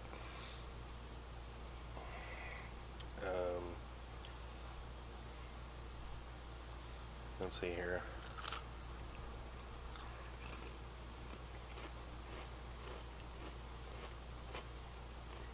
Like if I was looking at something, then like the 54-inch take-up reel would be nice. I just ran out of my blueberry, my chocolate covered blueberries.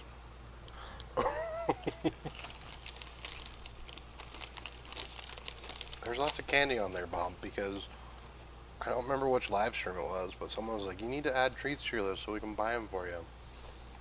So you can see that that happened on July 24th, and I was really hungry, so I kept adding stuff. But like if I were like buying something for myself, I would probably buy the take-up reel, or I would buy like the vinyl back cutter.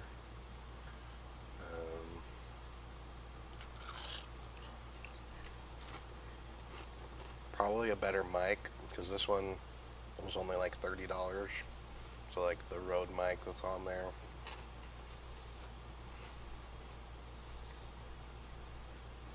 none of it's like, I don't know, it's just, it'd be fun stuff to have, or stuff that I'll eventually buy when whatever.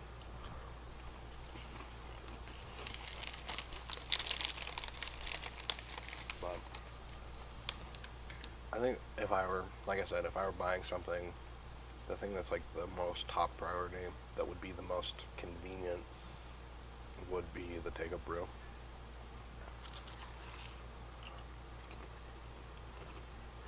If you bought something, I appreciate it. I know I have some rulers that I use all the time that someone bought on my list. And I have a digital caliper that someone bought that I use all the time.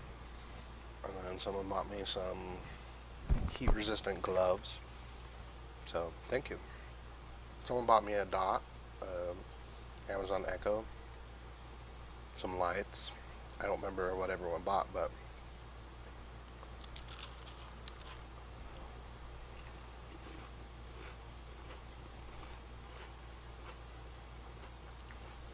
yeah, I do use the gloves and caliper, so thank you. If I didn't shout you out, I'm sorry.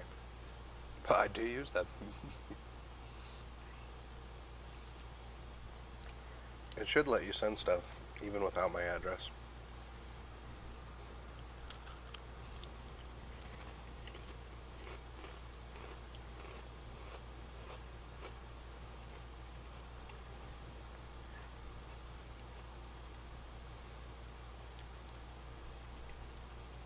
But if you guys really like, I list a P.O. box on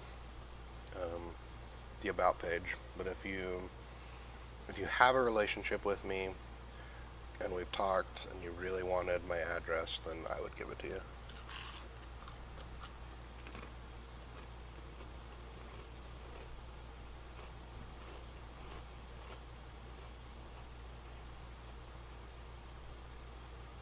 Robet, welcome from Australia.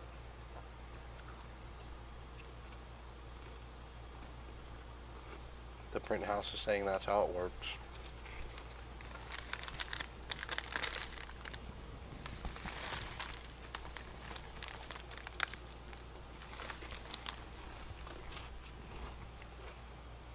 The Amazon package thing, I mean.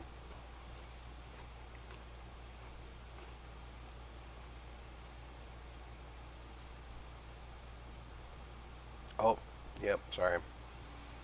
Saw you mention the holographic vinyl in the previous video. Which one did I go with? So I ended up going with a Brightline Wow.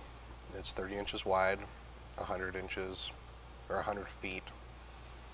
You can get it from Grimco. Just search Wow. I have a video coming out about it shortly, but it prints great on the latex.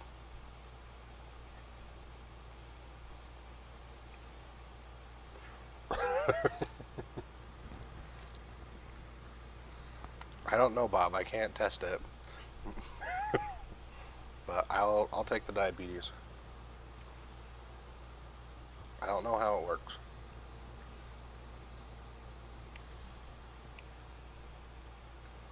I set this up a long time ago. Let's see. Manage list.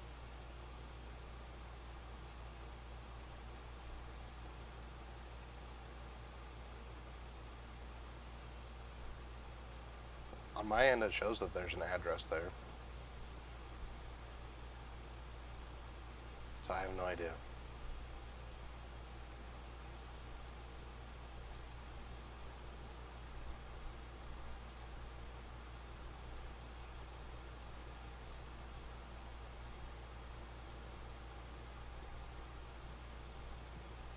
Yeah, so just look up WOW, W-O-W. Works great. I don't know, Bob. I don't know how you can give me diabetes. Like, literally, I have my... Here's my... It's empty. Makes me sad.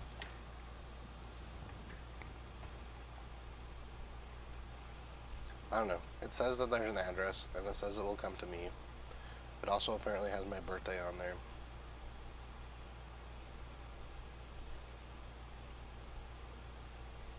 but my address, like I said, it is on the About page. I'd say it here, but it could change in the future. So just look at the About page. That does go to a P.O. box though. But if you really, like I said, if you know me and we've talked, and I feel like I can trust you, which Bob, I do feel like I could trust you, I'll give you my business address.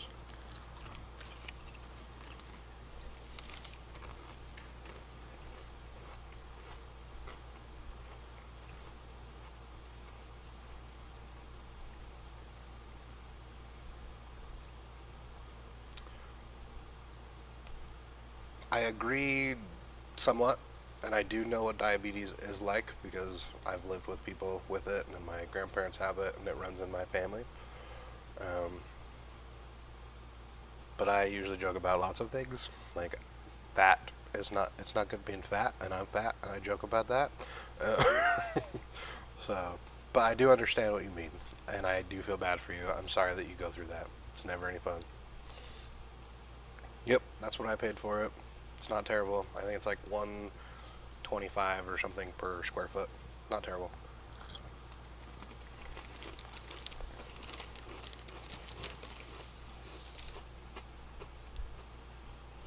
Good.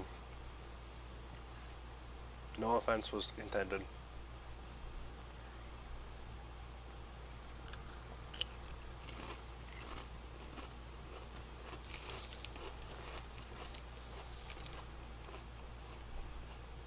According to my list, it says someone bought me King Cut blades.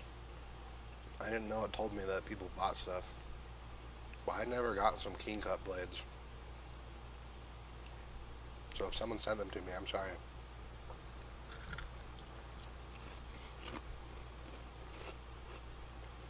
That's hilarious.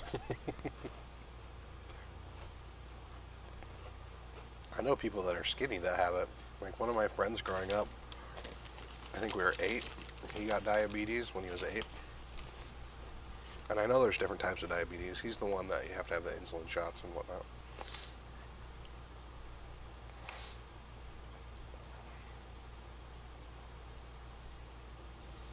I haven't had any problems with the holographic film. I did some like 3-inch stickers and some like 1.5-inch stickers.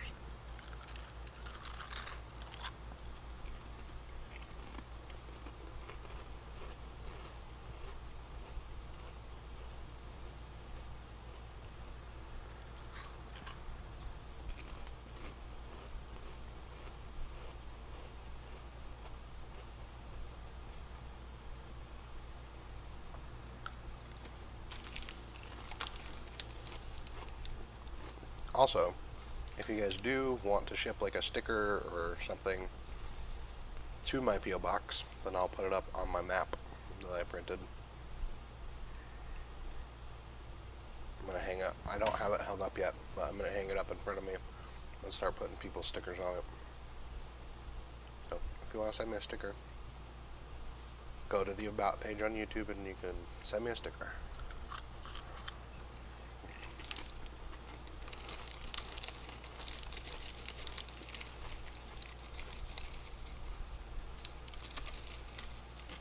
I could work on an invoice while I'm sitting here.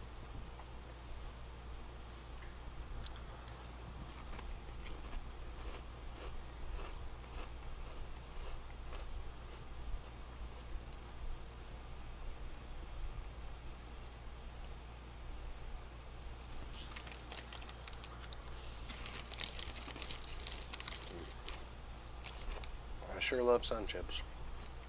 They're bad for me. They're so good.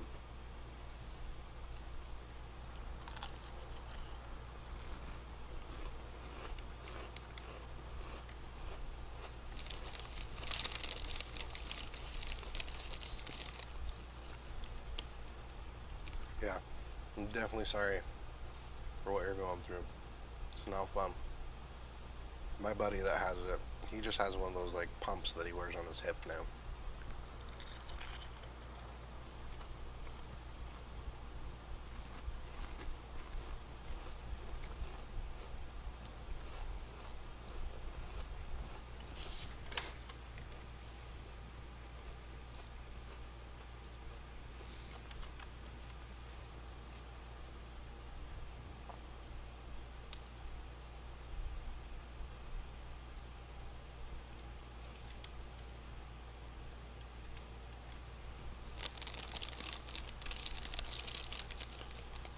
He also has those like really, really big Smarties, and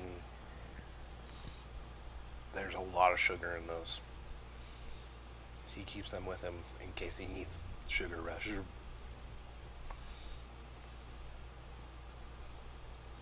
I was working on some cut vinyl, but I screwed it up, and so now I'm angry, so I needed a break.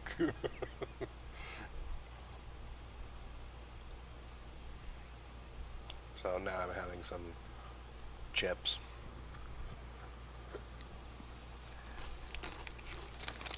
And trying to answer the non-existent questions.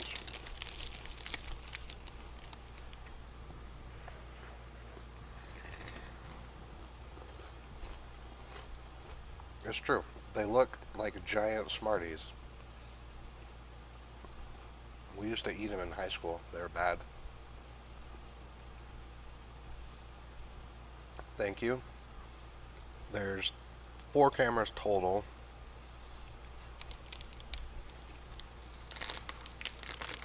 Bob, thanks for the super chat. Can't figure out how to send me berries, so I can buy my own. I appreciate that. So, yeah, there's 4 cameras, so you can see all the different angles. Hold on, gotta answer a call.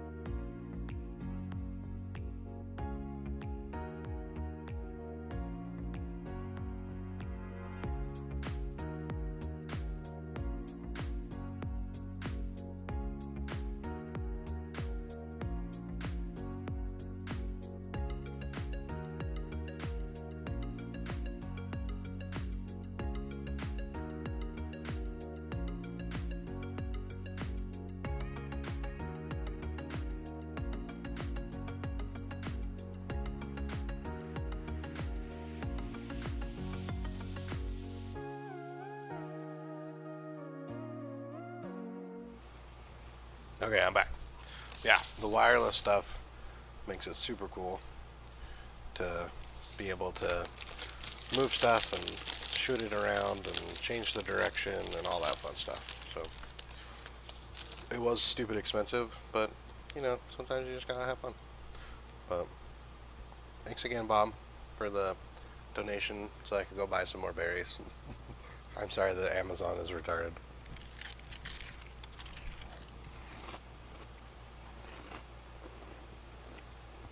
As I shove my face full of chips.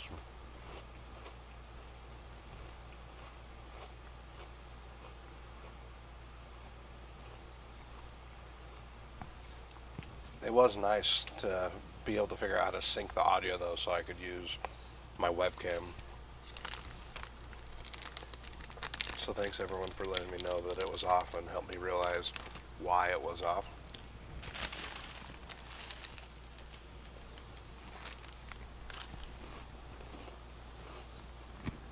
In short, my mic is connected through one of the wireless cameras,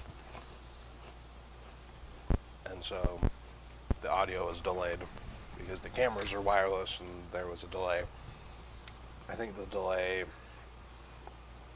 ended up being like 3.5 seconds. So the 3 wireless cameras are all synchronized because their delay is the same, but I had to delay the webcam so that it records but waits 3.5 seconds before it displays what it records. It took me about 5 minutes to figure out how bad the sync was.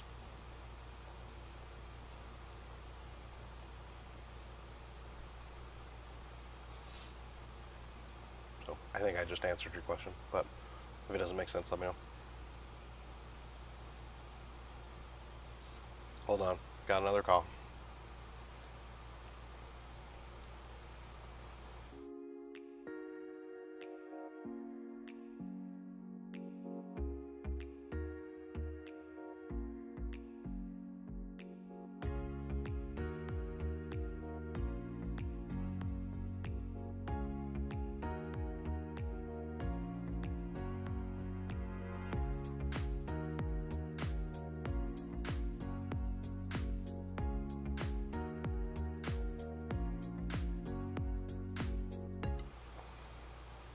Dude, Bob is totally flexing.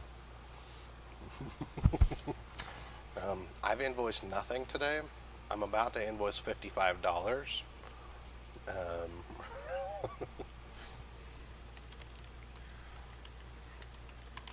But yeah, I'm not doing that well with my goal. So I think I can pull up my goal here. Let's see, window and webcam.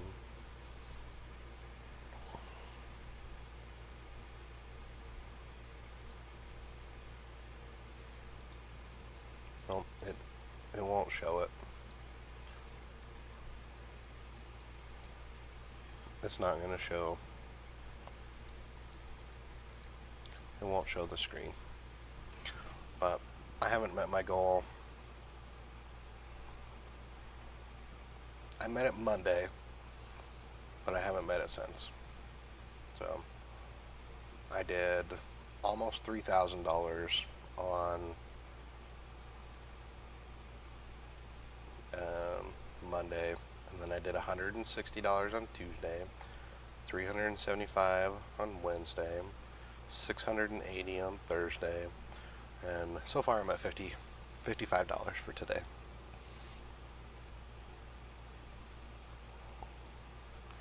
That's pretty good. That means you're doing about double what I'm doing. I'm averaging about 30,000 a month, which I think is pretty good. It's not anything to balk at.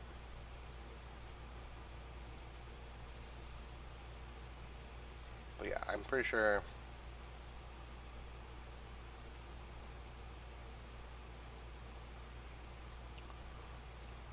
Oh, that's not a typo. He literally billed out a $500,000 job today.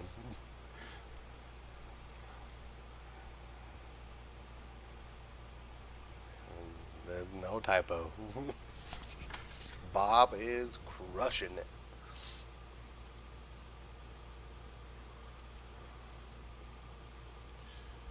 Yeah, if I go, so I use Pipedrive to manage like my CRM, sales flow stuff, and yep, I've only billed out $55 today.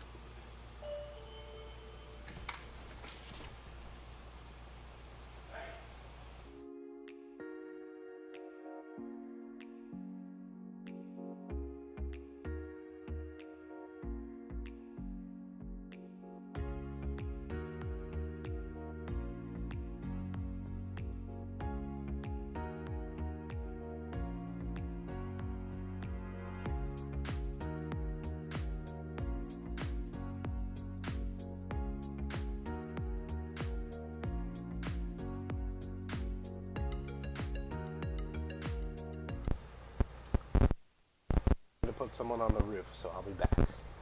It'll be like 10 minutes.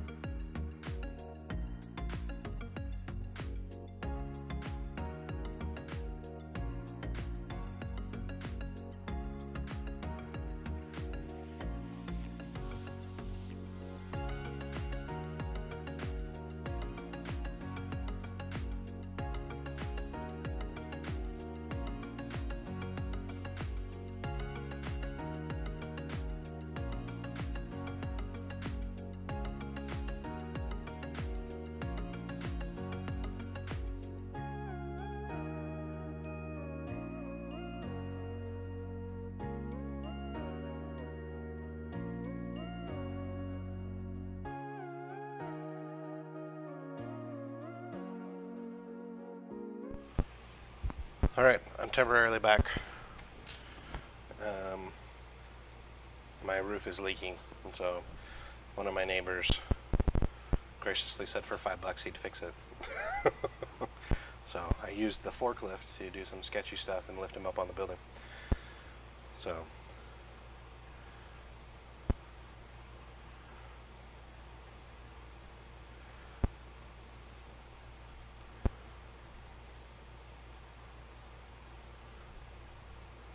you guys are chatting. Nice. I'm still excited. I want to see some videos when your R1000 gets installed.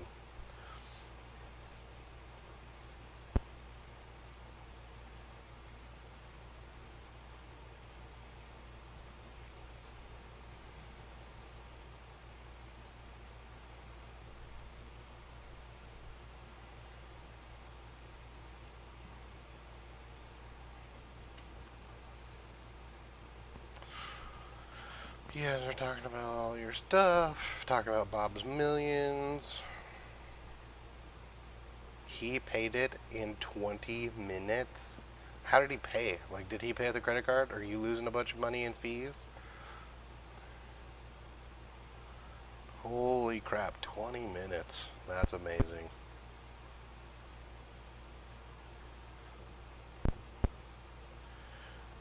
Yeah, I'm still waiting for my, like, 1% Bob. That's all I want. 1%. So, sometimes you find that diamond in the rough. Pays lots of money.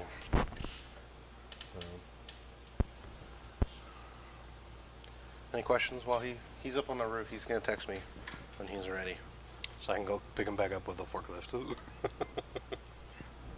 All I could think of was the song that I keep seeing on TikTok. Time to do some sketchy. Doo-da, doo-da. Hope I get away with it. Paid with an American Express. That is going to be one hefty fee. Like, what processor did you use to take a $500,000 payment? I'm sure they're going to freak.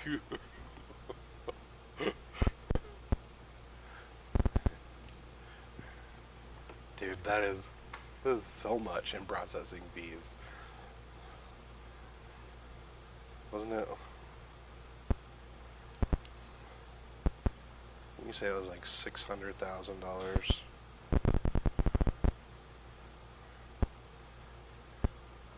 Yeah, so 642,000.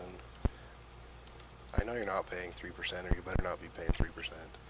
But that is $10,000 in credit card fees. Holy cow. Yeah, so be prepared for your processor to want justification of why someone's paying you that much money and where's it's going before they release those funds. So don't place the order with your supplier until you actually have the funds, because they're going to hold it and they're going to vet it, because that is a ton of money. That's freaking awesome, though. That's a lot of money to have that you can spend on an Amex. Holy cow. Holy cow.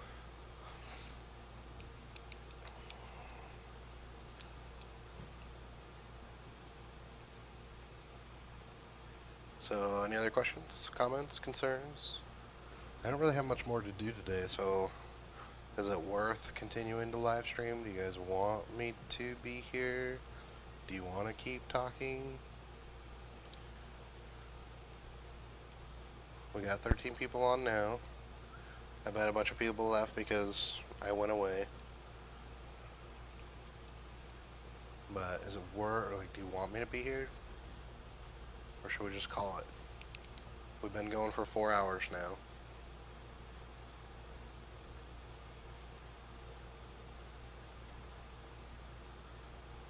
Tell me what you want. What you really, really want.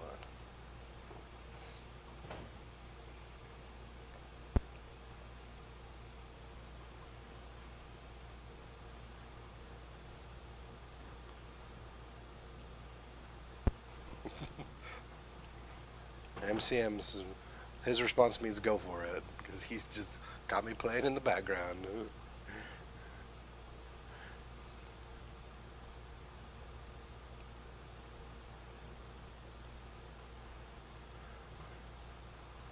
Cliff, you just gotta keep it going. You just gotta turn it on during work. Yeah, Bob, you work crazy hours.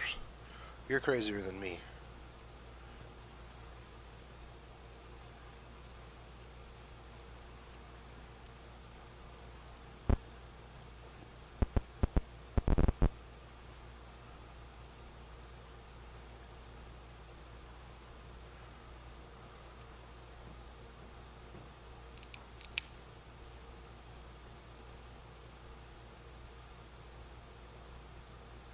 Yeah, I've spent half my workday on live stream.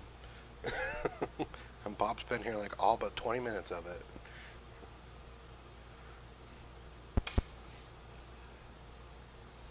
We got some comments going on in the Facebook group.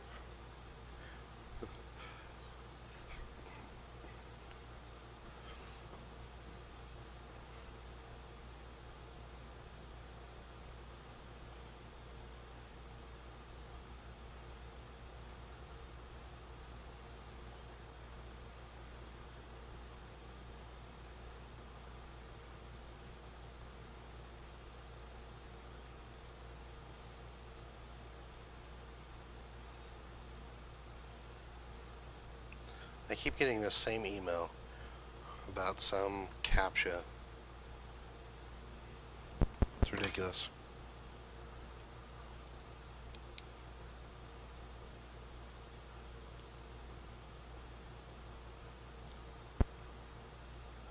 I have a craft vinyl pinus. I will say that I'm happy to just print and cut and hand to the customer like that afterwards, watching you do weeding. I don't like weeding. I definitely don't like it.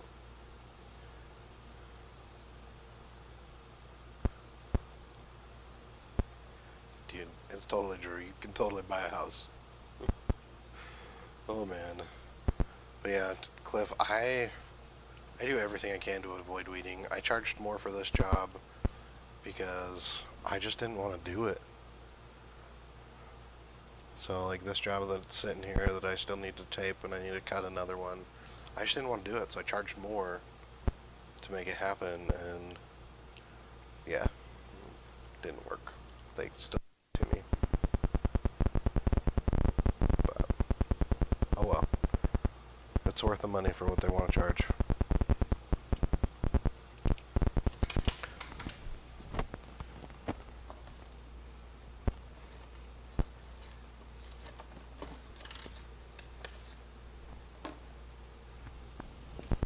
I need to get some cash to pay my roofer. Hopefully he's happy with 20 bucks. He said he could do it for 5, but hopefully this is worth it too. If he wants more,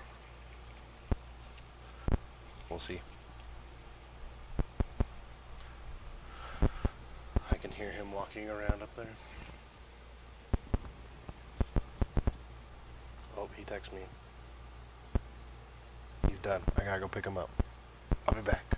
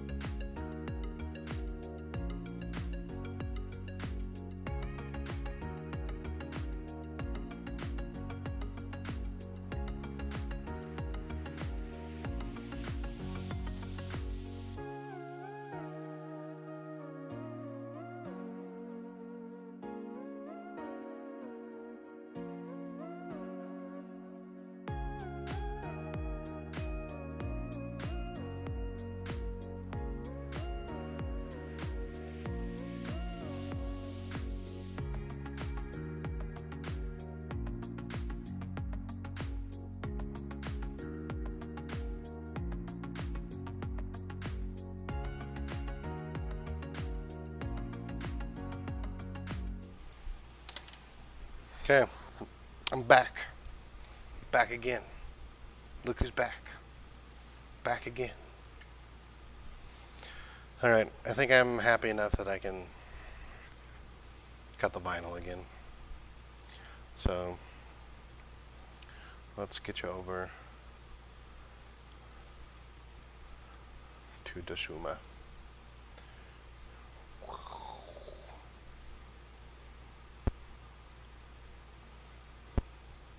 And Bob, it's not once in a lifetime, it's once every 6 months, remember?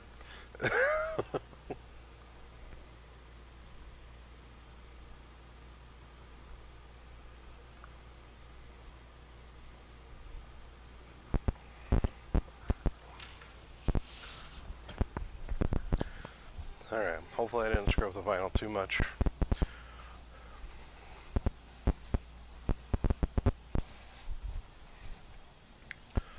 Placement wise, we should be able to feed it forward and cut one more. Although, you can't have stuff on the cutter or it freaks out.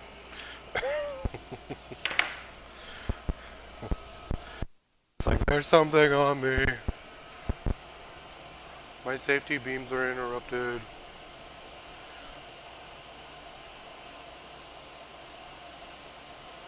Now it's gonna freak out.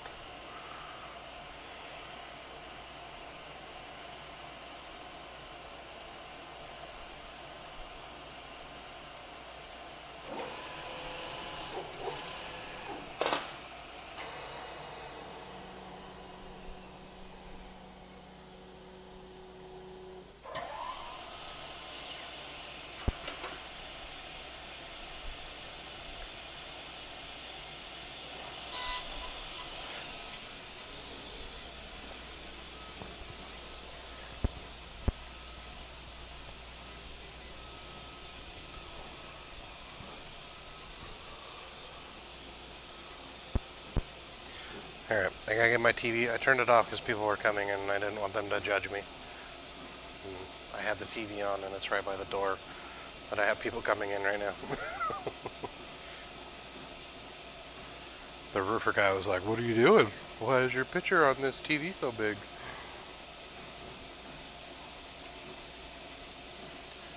He also would not take my money.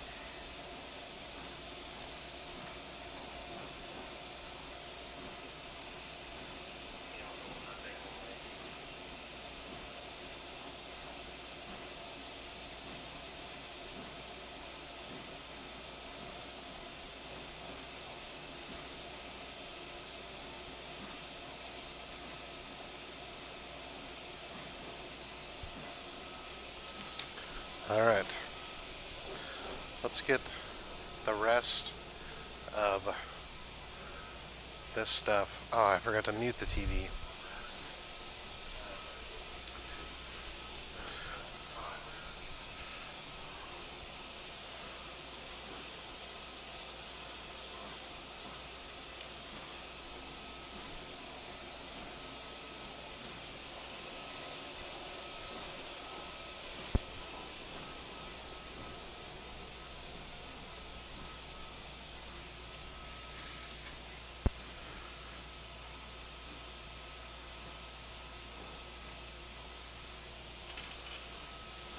What's up, Robert? Welcome to the live. You almost missed it. Bob, you are full of yourself. But that's alright, we still like you.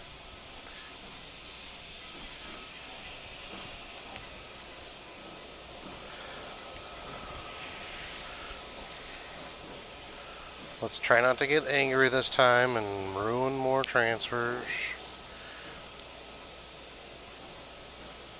JPEG Printing, welcome back.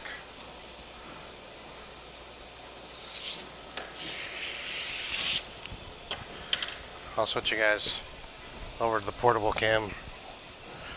Make sure you guys, if you haven't been here for a bit, hit that thumbs up button.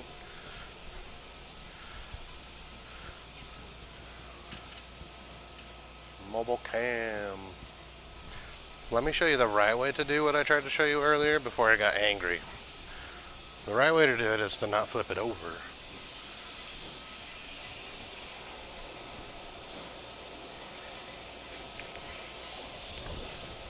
So you get it flat.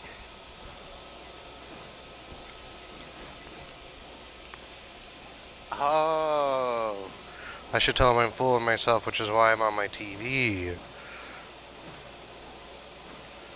I get it. Okay, so now that I have it laid flat, you want to squeegee it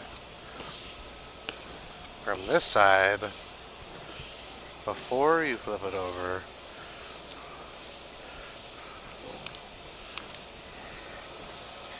Well, you know what, Bob?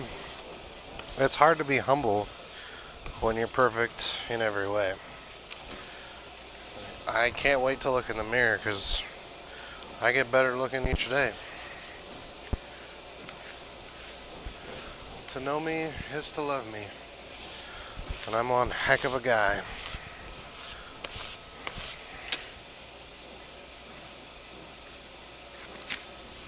See, it worked that time. Now that we did it what we like to call the right way,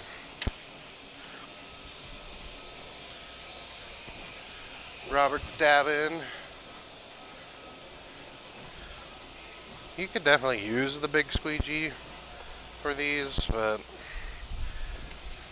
I always have a problem with it moving, which was why it was really good earlier that I could use the table to do it.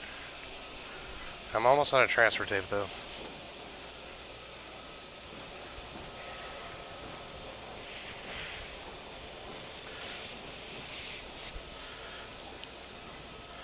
The roofer guy wouldn't take my money, although I didn't truly offer it to him. I said, how much money can I give you? And he said, I'll figure it out and I'll text you. So that means it's going to cost me more than 20 bucks.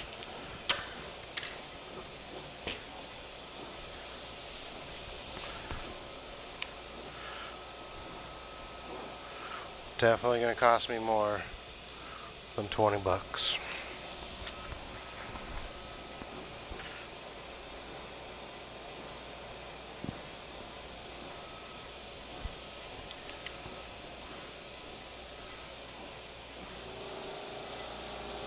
I feel you, Robert, I agree 100%. I would rather do stickers all day. But unfortunately, that's not acceptable for this job. These are actually going on, it's going inside a school on fire hydrant valves inside the school. And they need them to be clear. Or not clear, whatever it's called. Not stickers. Hold on, someone's calling me.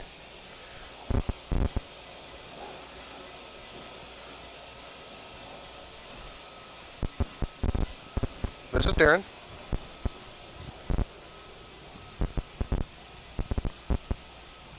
That's us.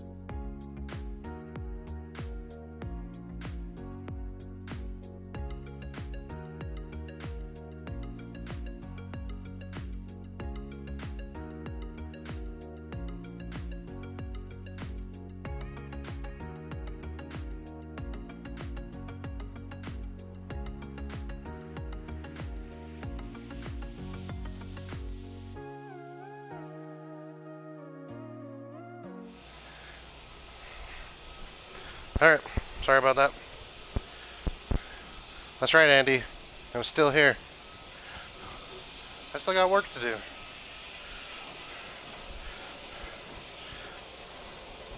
I'm like Rick Never gonna give you up. Never gonna let you down.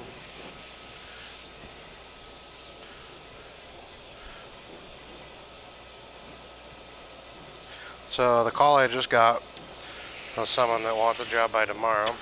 And I said, I'm only gonna be here for like an hour more. And they said, well, we're going to another city, so we wouldn't be able to come pick it up. And I told them no. Granted, they literally wanted one 12 by 18 print, so it's not worth it.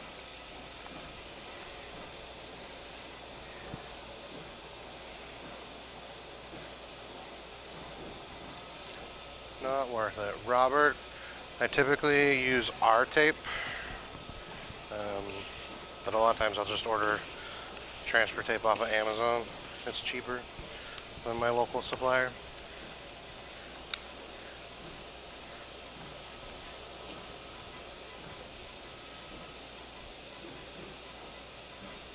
Pet Magic, I'm glad I could be your inspiration.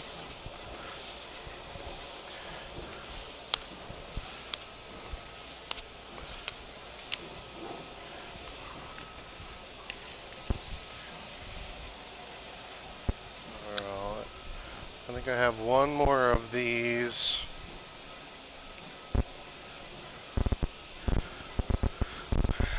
I seem to be a lot of people's inspiration lately. I don't know if that's a good thing or a bad thing.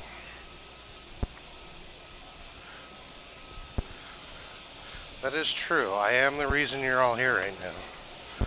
Very valid point, Bob.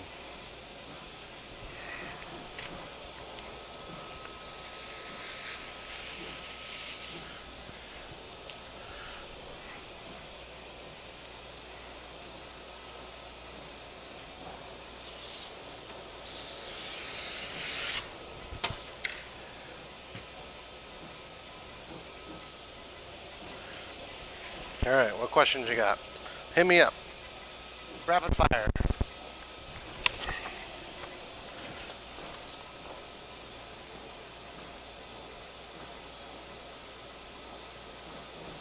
Rapid fire comments.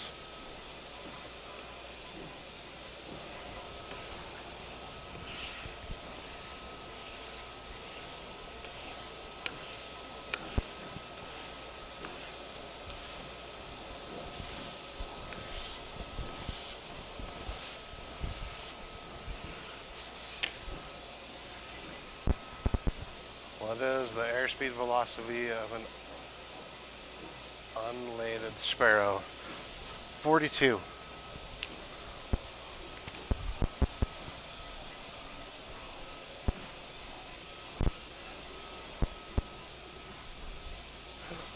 The guy came and picked up his stuff while the roofer was here, so we can actually get the cane cut out.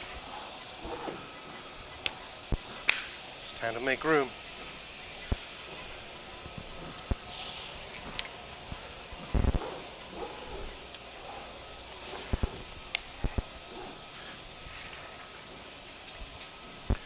Let's find a new spot for you guys.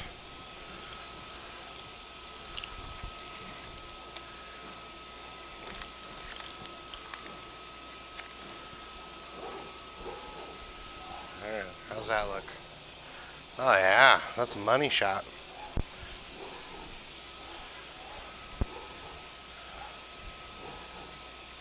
Got you guys on the clothes hanger.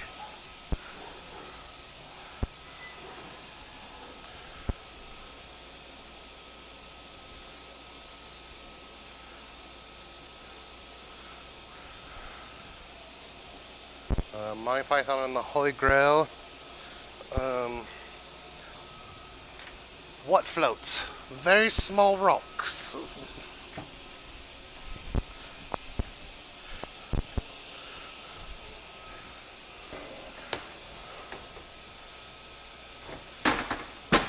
If you were starting out now with the knowledge you have from the past year, what equipment would you start with or have done differently?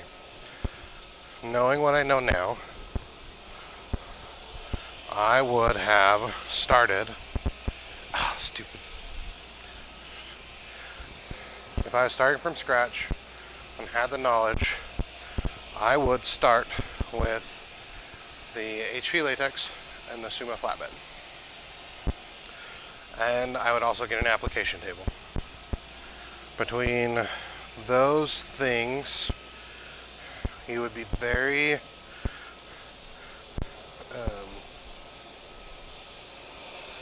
capable of doing a lot.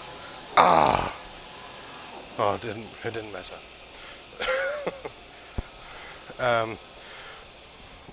You would have a lot of versatility in what you could do. So if I were starting now, HP latex, application table, and the flatbed cutter. By far. I would not touch paper or production printing, as I call it. I would outsource every bit of it.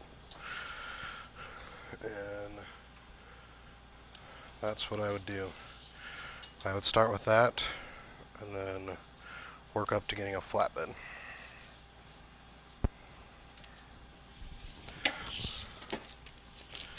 Alright, I know there were more comments.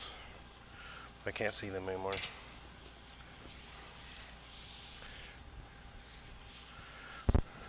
They were good questions.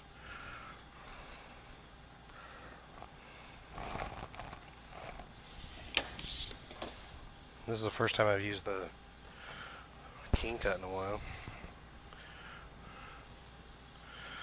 I kind of put these too close together.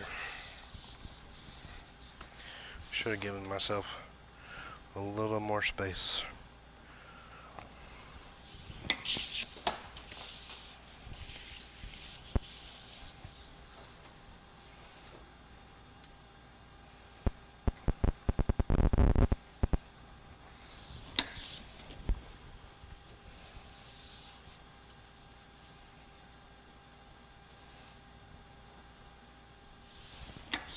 So the reason, in case you guys didn't know, the reason I got this King Cut was I wanted to be able to do 4x8 banners in-house.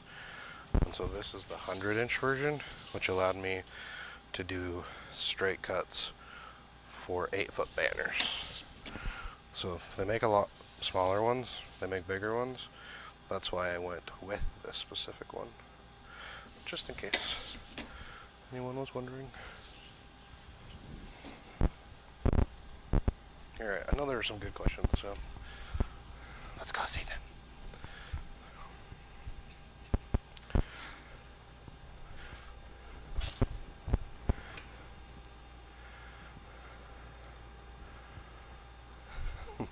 Bob used many different tapes.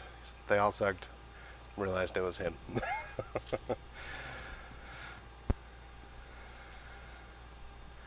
Mike, in his case, it's definitely the tape. He's done a lot of research. I don't do that much taping, so it hasn't been that big a deal for me. MCM, welcome back. Robert wants a King Cut, but they're pricey. They are, I think the 100-inch was $12.50.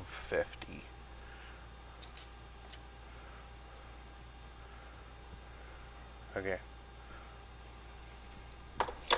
Well, there were not as many questions as I thought. Could you guys ask some more questions, please? I'm gonna go back and cut some more.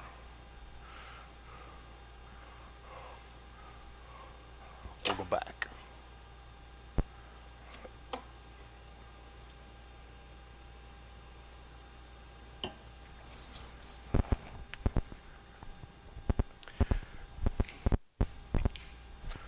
Alright.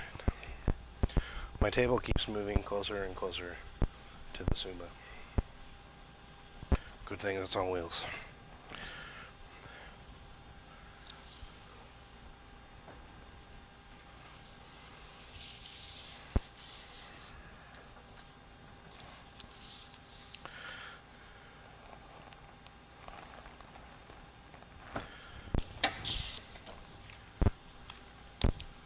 Okay, you think on your questions for a minute while I work on getting a few things cut.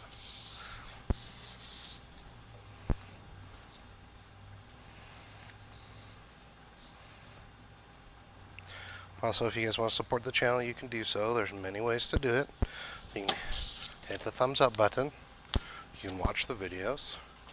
You can donate via Super Chat, via PayPal. You can buy stuff on Amazon that I donate to Cam, the video editor, because he is awesome and edits all the videos for free other than what I give him on Amazon. You can use the other affiliate links. You can participate by commenting. Lots of ways to support.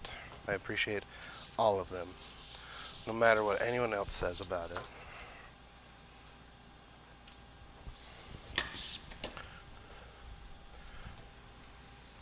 So think of your questions. And then as soon as I'm done cutting these, I'll go check. We'll pop them up and we'll answer them.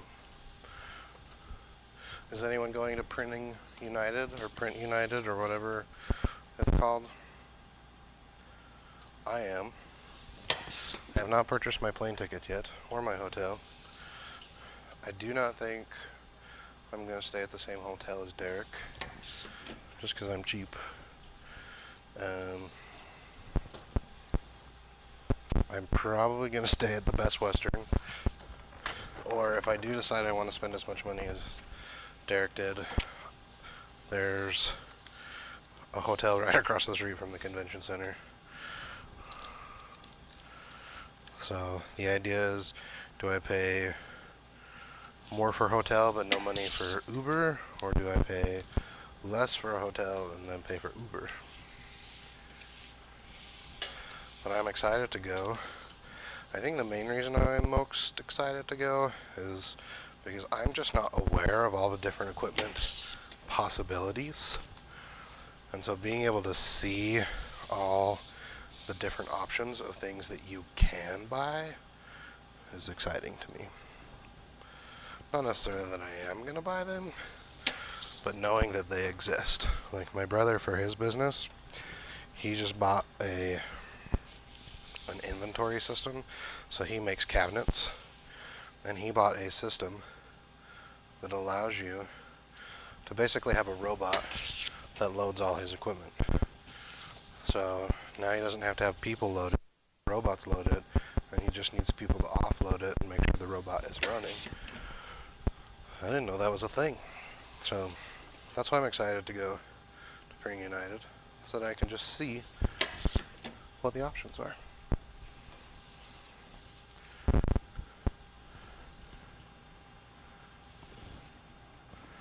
I'm also very thrilled with these cameras that I bought. We're going on like 4.5 hours of live streaming, and these cameras are wireless. The mic is wireless, and we still got battery. Now that I said that, though, they're going to die, and then I'm just going to only have my one thing. But make sure you're coming up with your questions. Oh, that one's broken. I about freaked out. I was like, oh no, it says fur. It's not a fire. That's the bad one. And then I ruined a bunch. And then I was angry. And I ate some sun chips. Now my breath smells like onion.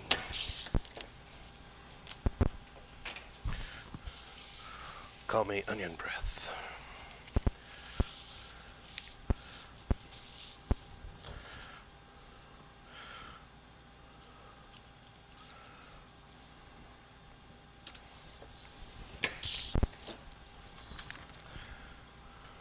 I see some comments going up. I hope they're good. Don't disappoint me.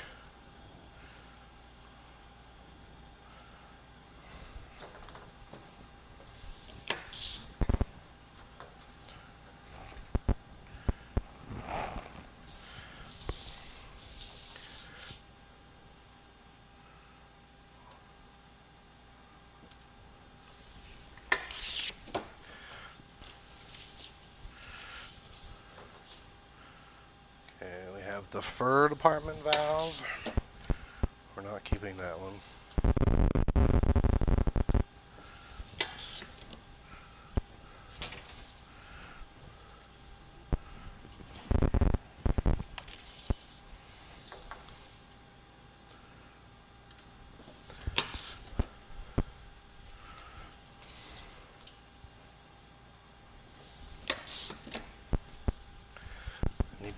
top of this one, there's some tape hanging over.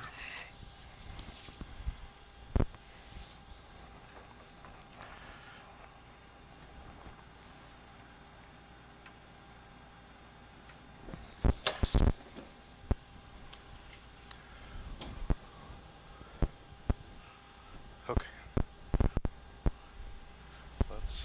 Where's my scissors? Oh, man.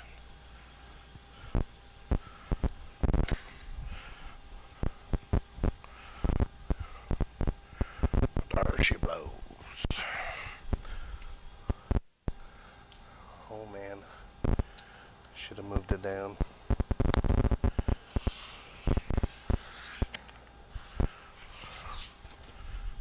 Well, I gotta find my weeding tool.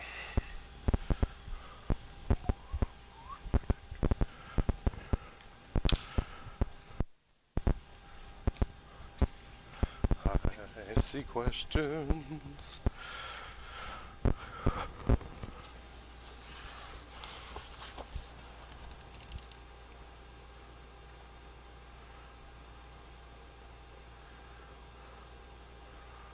Me too. That's awesome. Oh, I should probably switch. I like this table a lot. A lot, a lot.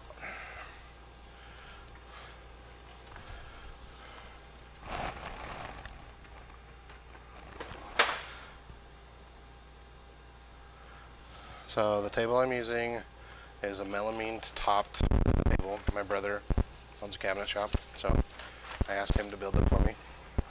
Super simple. I definitely, it's not easy to weed here. See the questions. Super convenient. Cost me about $400 to have him build it. Cameron asked if I have issues. I have not seen any color issues with my Konica. But I also, it's very rarely do I run big jobs like that. Usually I find, unless time is not permittable, I find it more affordable to outsource jobs of that size. But I have done jobs that size before, but I haven't seen color shifting, but I also don't have picky customers.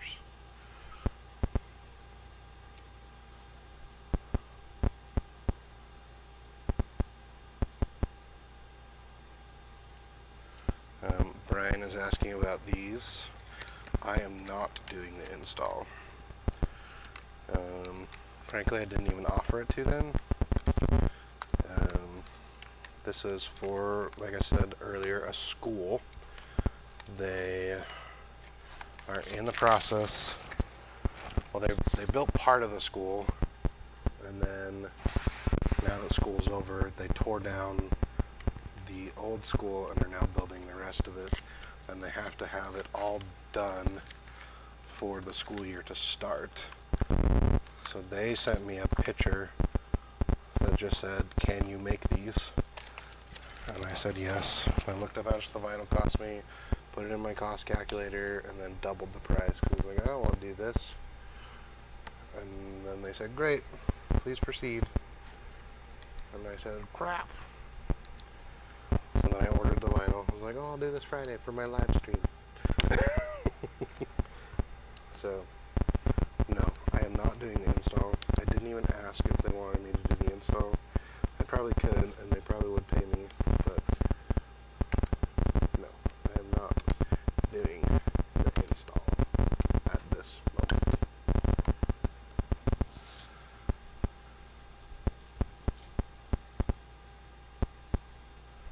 That's probably because my beard is hitting the microphone. I'm sorry.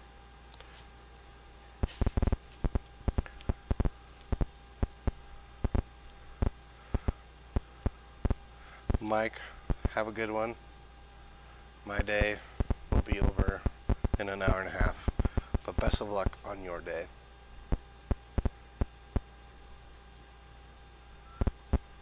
I have no idea. I probably could, but who knows. Way to go.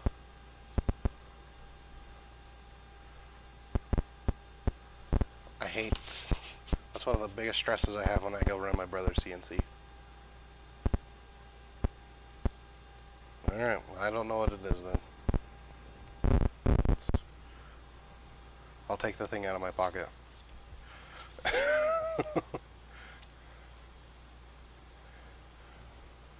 It is next to my, it was next to my phone in my pocket. I took it out. Hopefully that's better. And Andy, you're giving away your age by saying that you use a ham radio.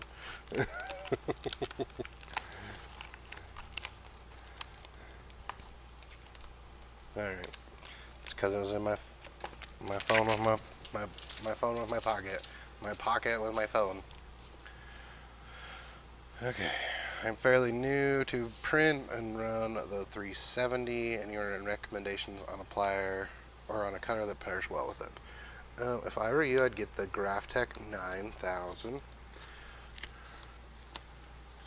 I think that would work. I'm not sure what width the 9000 is or what width the 370 is. I haven't heard of the 370. There's the 365 and the 570.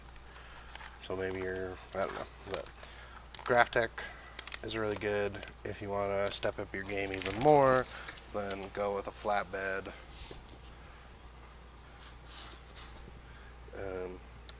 I love my flatbed. It's the bomb. Bomb.com.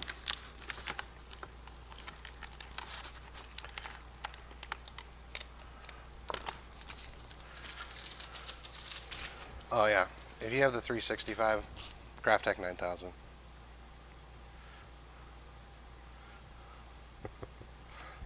And like Bob said, if you buy it, I would appreciate if you use an affiliate link. You can get them from Heat Press Nation, Heat Transfer Warehouse. You can get them from Garrett, Grimco.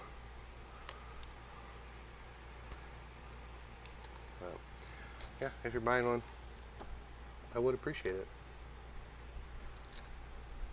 I do get a commission if you buy it from Grimco. I also get a commission if you buy it from Heat Transfer Warehouse or Heat Press Nation.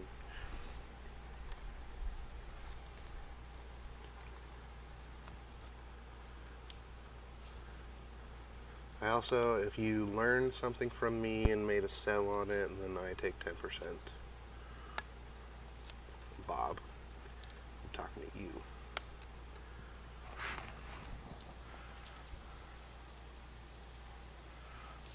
The 8000 series has the 2 channels. The reason I like the 9000 is it also includes the bar cut, or the bar code. But the 8000 would work too, 7000 would work. But when I ran the roll cutter all the time, my favorite feature was the barcode.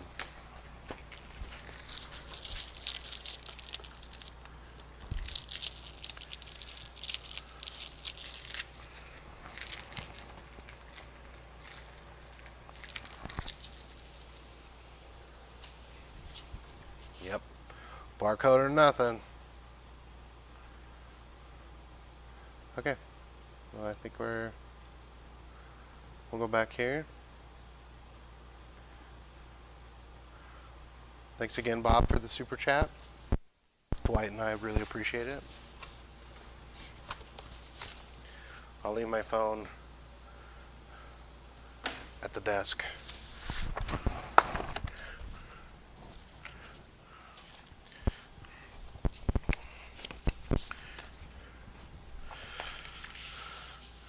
Let's see if I have enough transfer tape to finish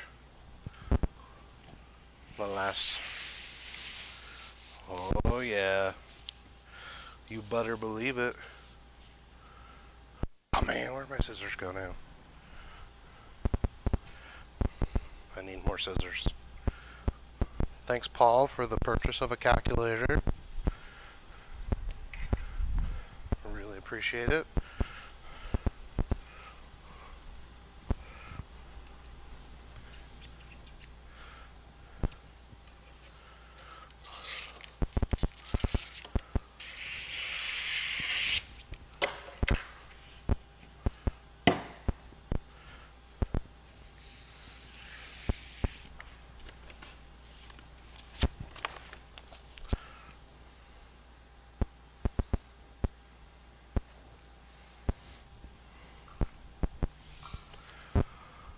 I like my crappy off-brand cutter where I set it all up and hit cut and it shoots to the other side and then cuts what it wants. I do need to add some scissors to my wish list.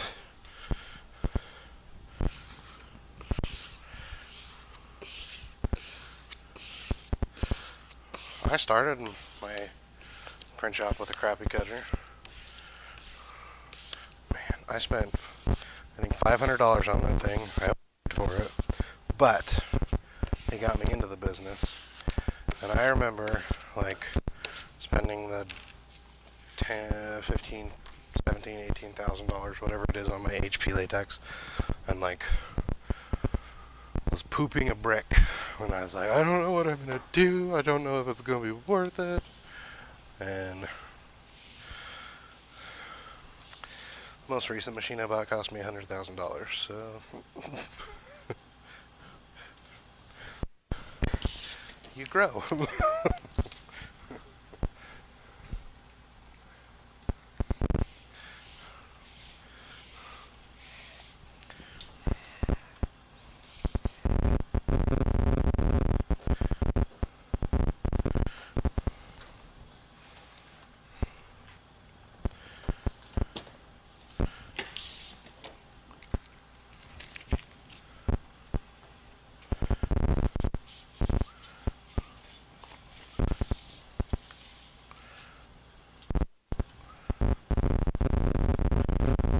Compare all my purchases to my car. This is how much more than my car cost me. No, I don't do that. I don't even really care. How did your issue? So I have the three. Oh wait, you're not talking to me. You're talking to Minecraft. Okay, do you guys' thing in the comments. Do your thing in the chat. I don't need to be involved. Minecraft did have, Andy had a tough time with his, but I'm not a big fan of US Cutter. I have bought some things from them, but I definitely don't think I could buy a big piece of equipment from them. That's one of the reasons I like Grimco, is they're such a big company that they have a lot of resources behind them. Like with my Summa flatbed, there's a dedicated phone number for people from Grimco to call Summa. So like they're that big that Summa provides their own number for people to call. Which is either good or bad. Could be that Summa cusses out every time. Although a couple of them have sent me their email address, so I just email them now. Alright, 2 more sheets.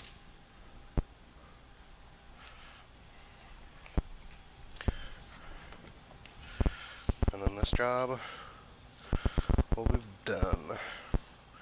Probably still wasn't even worth it at the price I charged.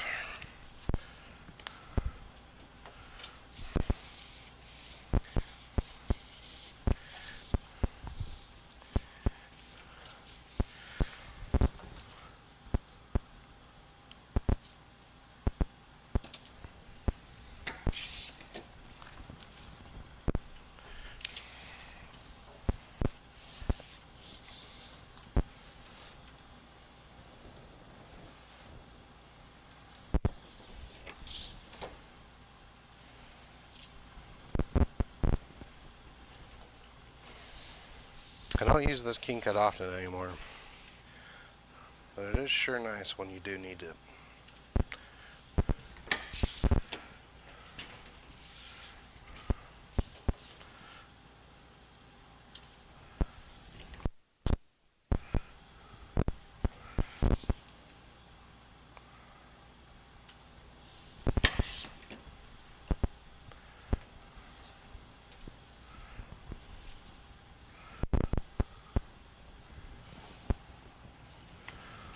I'm also at the point that I keep thinking fire is spelled wrong.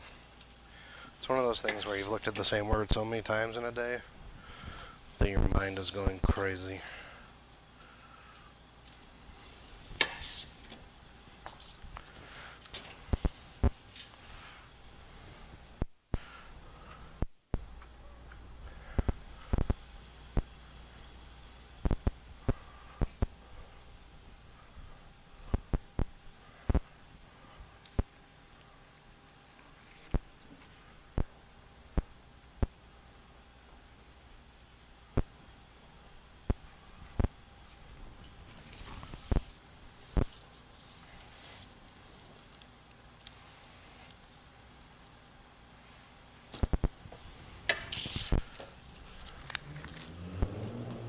Oh, this is the bad one. I don't need to do this one.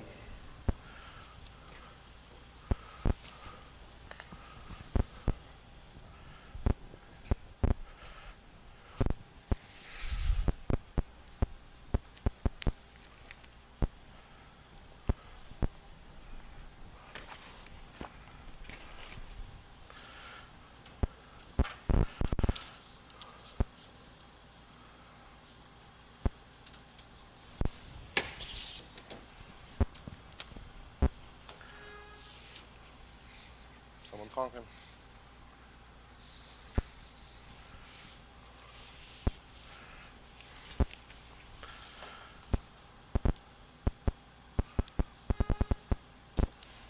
Honking again.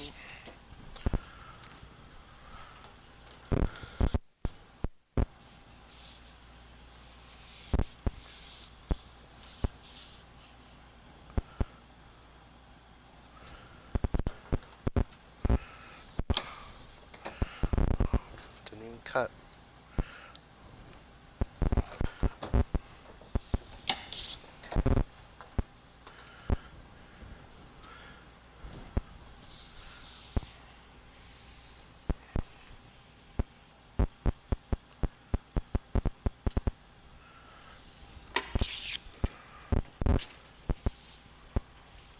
I did, now that I'm thinking about it, speaking of US Cutter, I almost bought my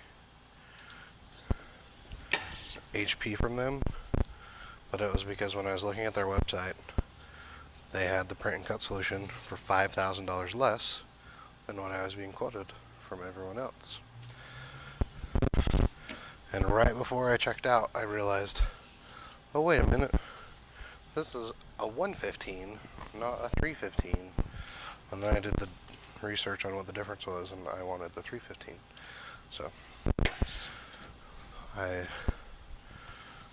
then got two companies to bid against each other and realized that the take-up reel was optional. And now I wish I would have bought it.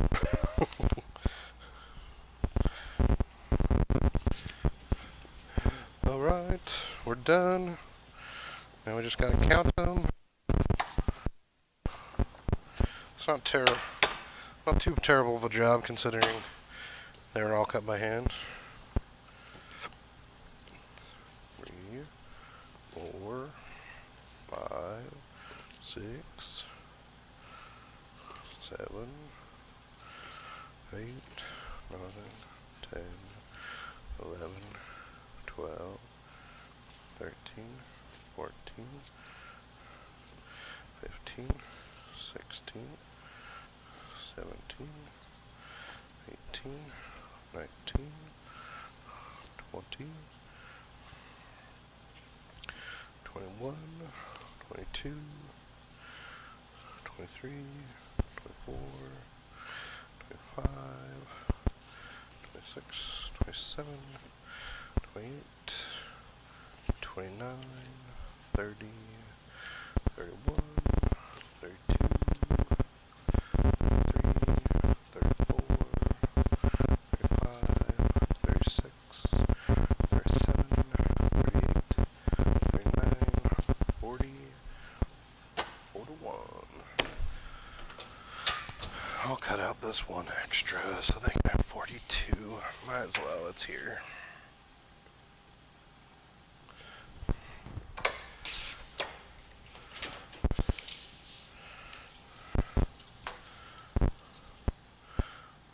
I do usually like to include, especially on this type of order, at least one extra, because I screw up all the time.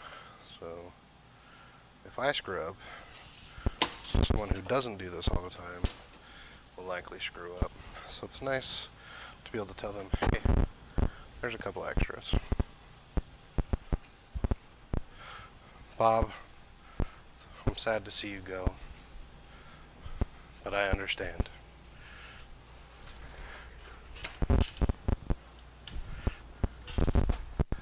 Now that you've made your millions.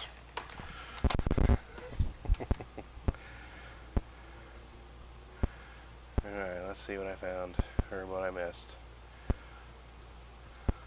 I would have bought it from Grimco. The US Cutter had it on hand. Makes sense.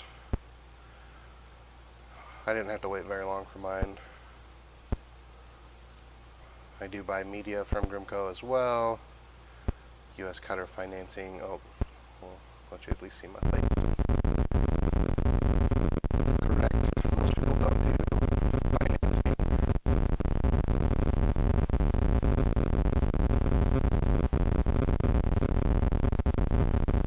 Yes, the 360 does come with a big grill. I have the 315.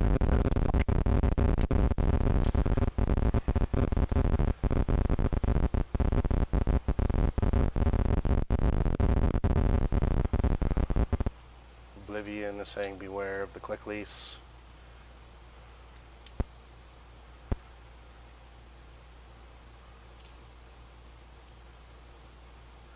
I can see how that is an advantage, being able to actually see someone.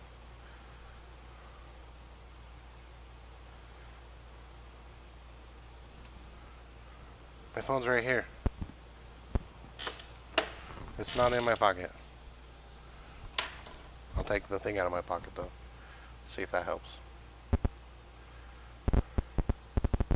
Let me know if that fixed it.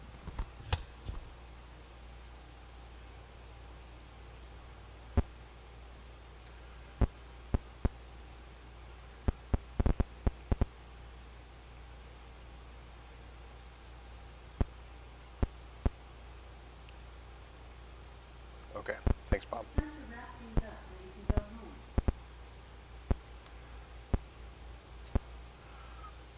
It's my speaker telling me I need to go home.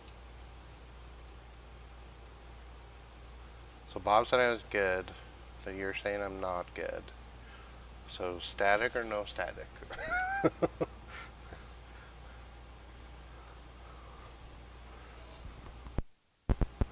I wonder if it's because the battery's dying.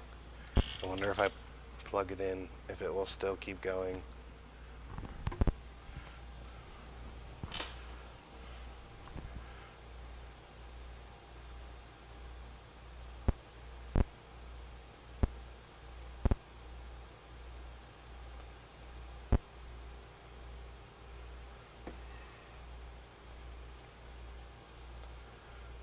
Let's pull up the live stream on my phone.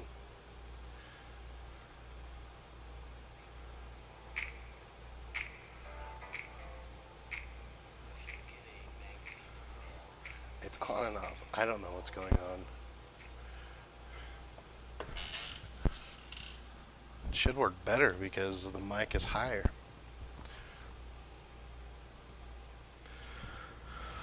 Well, we've been rocking the stream for 5 hours now.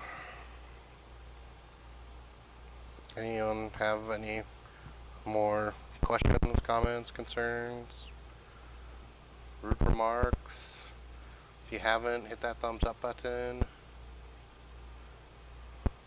Happy to answer any questions. But if not, it's probably about time for me to wrap things up, do my garbages, and go fix some cameras.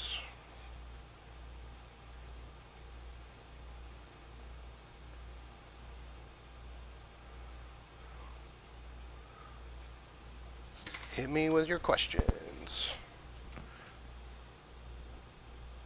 I'm here for you.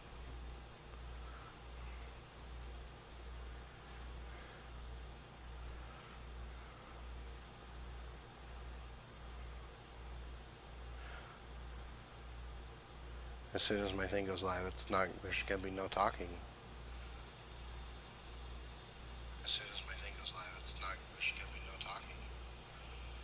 Oh. As soon as my thing goes live, it's not, there's gonna be no talking. Sorry for the clickiness. The popping and noises and sorry.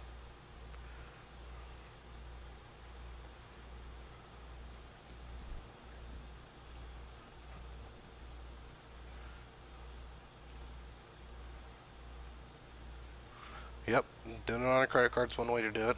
Sometimes if you can pay it off fast enough, it's cheaper than financing. but sometimes it's not. Financing usually has a lower percentage, but if you can pay it off quick, then on a credit card. I did my eye color on a credit card, but paid it off in 2 months, and my Melco I was able to pay off immediately, but I put that on a credit card.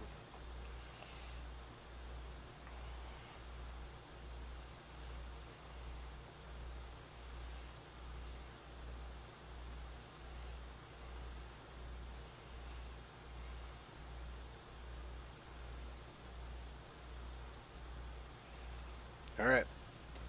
Well, it seems like everyone's just chilling like I am. So unless you do really have some last questions, I think I'll call it a live stream and finish up a few things and go fix some cameras and go home.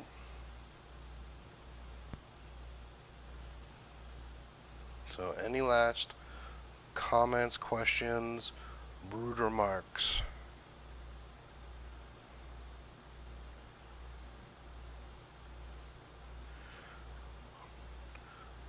That is good to hear, Andy.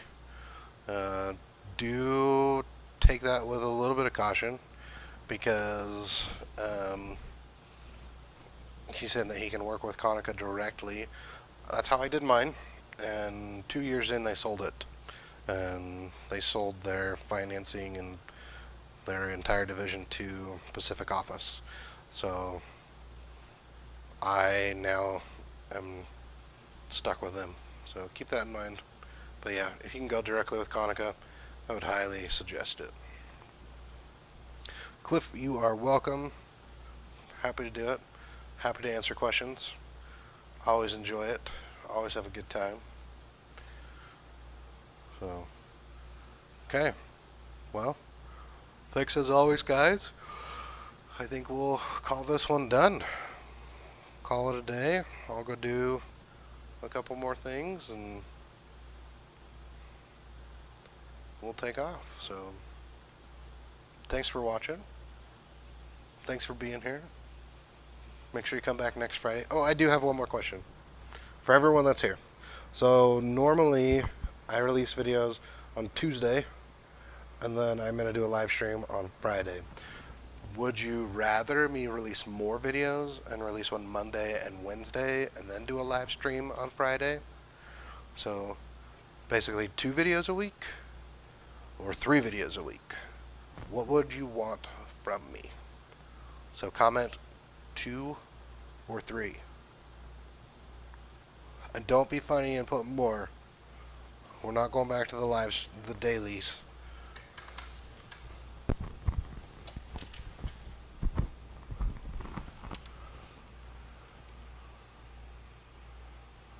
But do you want to see 3 videos a week from me? Or 2 videos a week from me?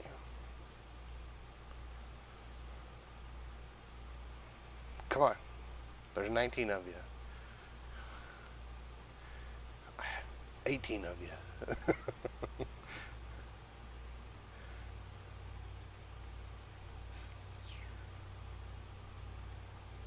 Brian wants 3.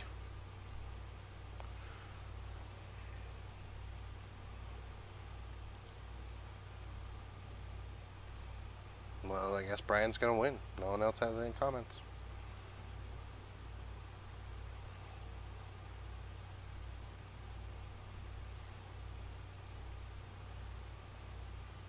Alright. Brian, you're the winner, I guess. I guess we're gonna do Monday, Wednesday, Friday now.